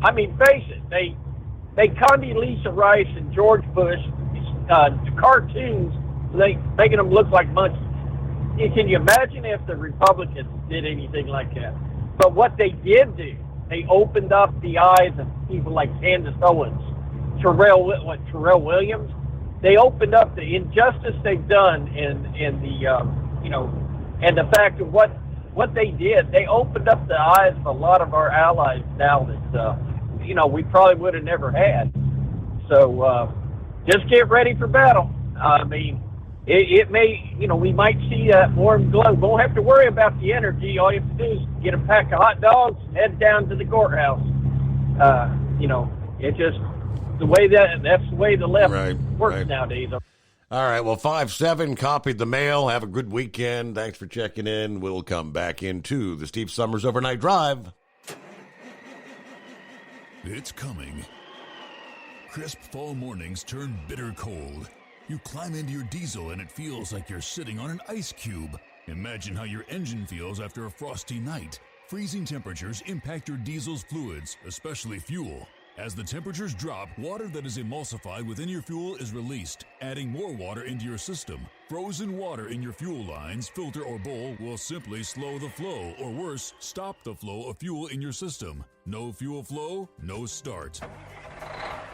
Get prepared now for the cold that is coming. Hot Shot Secret Diesel Winter Anti-Gel is a premium fuel additive that lowers your fuel's pour point to minus 65 degrees. If it's that cold out, you shouldn't be on the road. You ought to be at home in front of the fireplace. Hot Shot Secret Diesel Winter Anti-Gel Premium Fuel Additive. Available now online at HotShotSecret.com. Hot Shot Secret.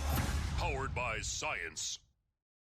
Whether you're a diesel pickup performance enthusiast or just looking for a small upgrade, when selecting common rail fuel system components, look no further than Exergy Performance. At Exergy, you'll find injectors, pumps, and more, engineered like no others on the market using state-of-the-art equipment run by people that have been in the business for decades. So if you're in the market for common rail components at any power level, contact Exergy Performance or one of the many dealers listed on our website at exergyperformance.com. Hey, don't forget, as a listener to this program, you get 10% off your entire order at HotShotSecret.com by using the coupon code Overnight Drive. Plus, CDL drivers, military, and first responders get an additional 10% off. The Overnight Drive with Steve Summers. Live from the Hot Shot Secret Studios. Call Steve now. 844-844-3388. That's 844-844-3388.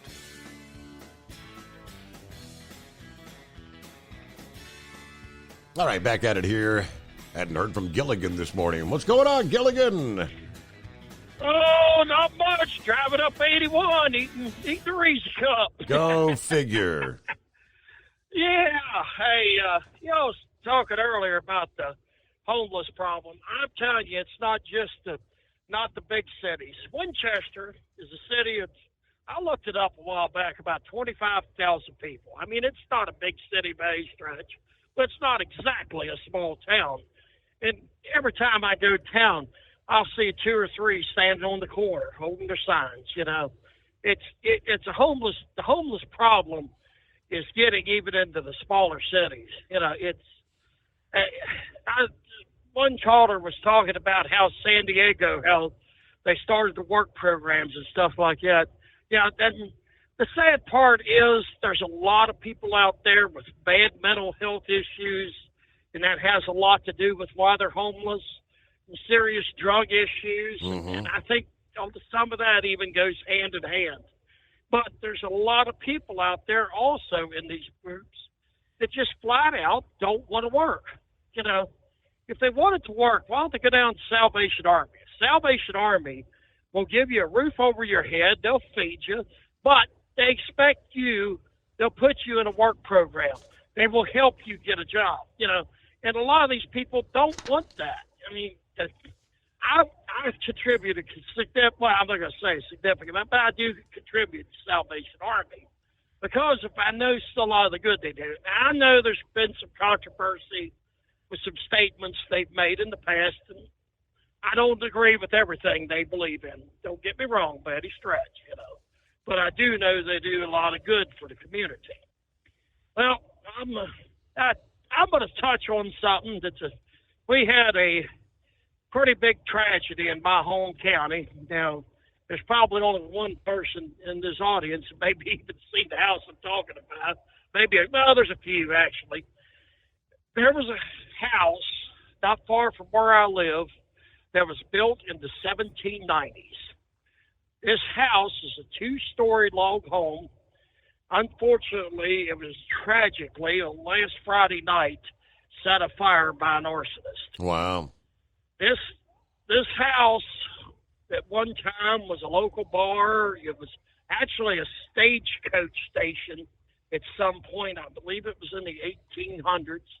It sat along US 50, which is a national highway.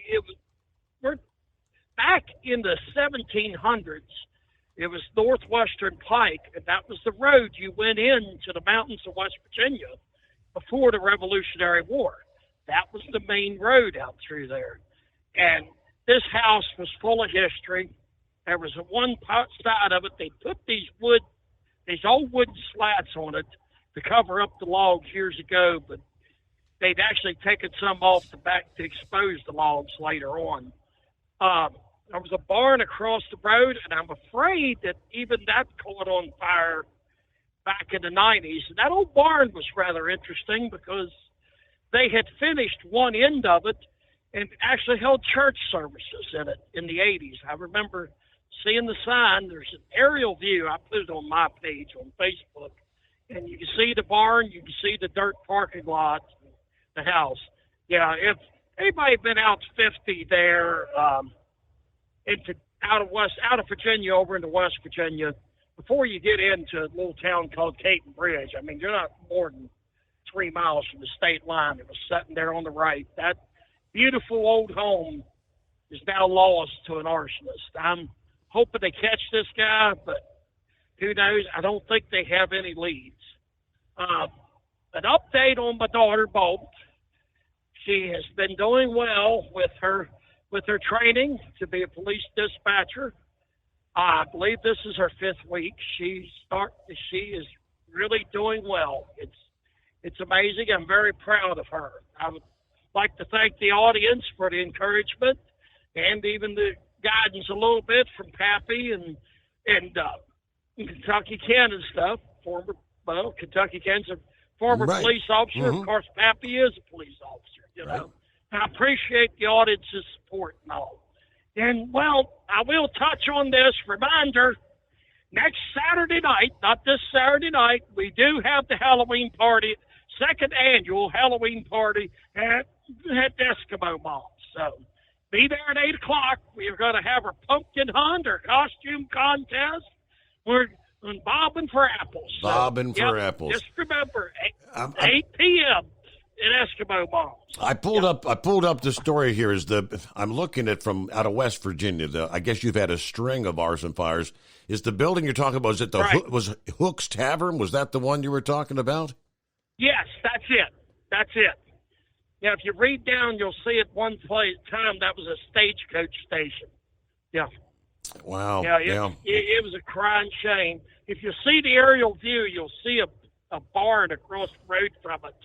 And there's a parking lot there beside it. That was for the church that they was services they was holding in that barn. Yeah. Wow. That place had been there since the 1790s, and there's inside the house you could still see the logs for the outside walls. Yeah, it was a tragedy that happened.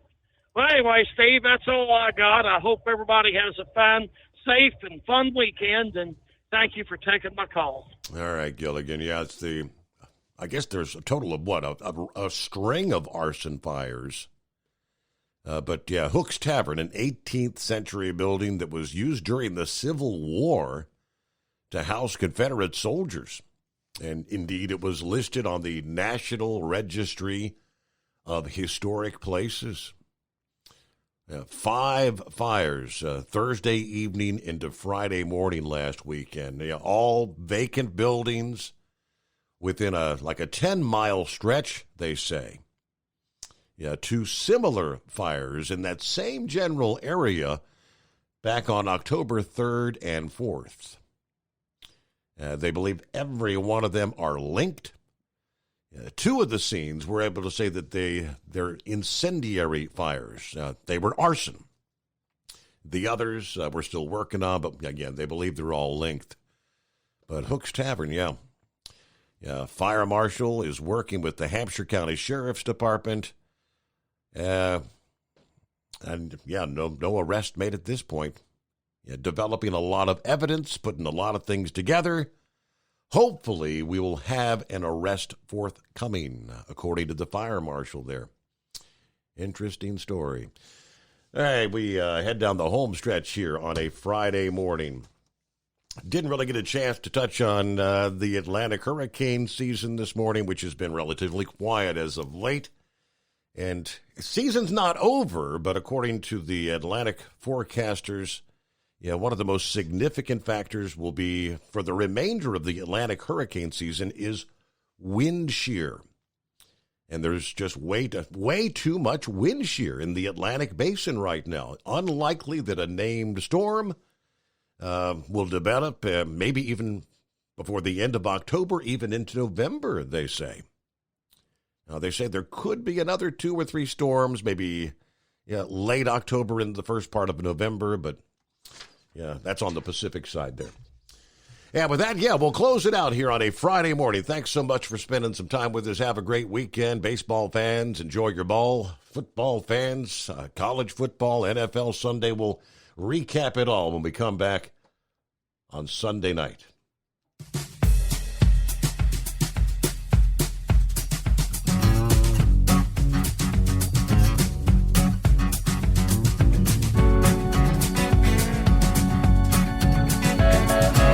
You'll never guess the places that I've been. You never guess the places that I've been. 'Cause everything is like a dream, but only in that dream that I live in. I'm never gonna let the day begin. Never gonna let the day begin everything is like a dream, yeah, but only in that dream that I live in. Oh, don't wake me up before you go, and I'll just make this bed my home. Oh, darling, please just let me sleep. Give me my dreams.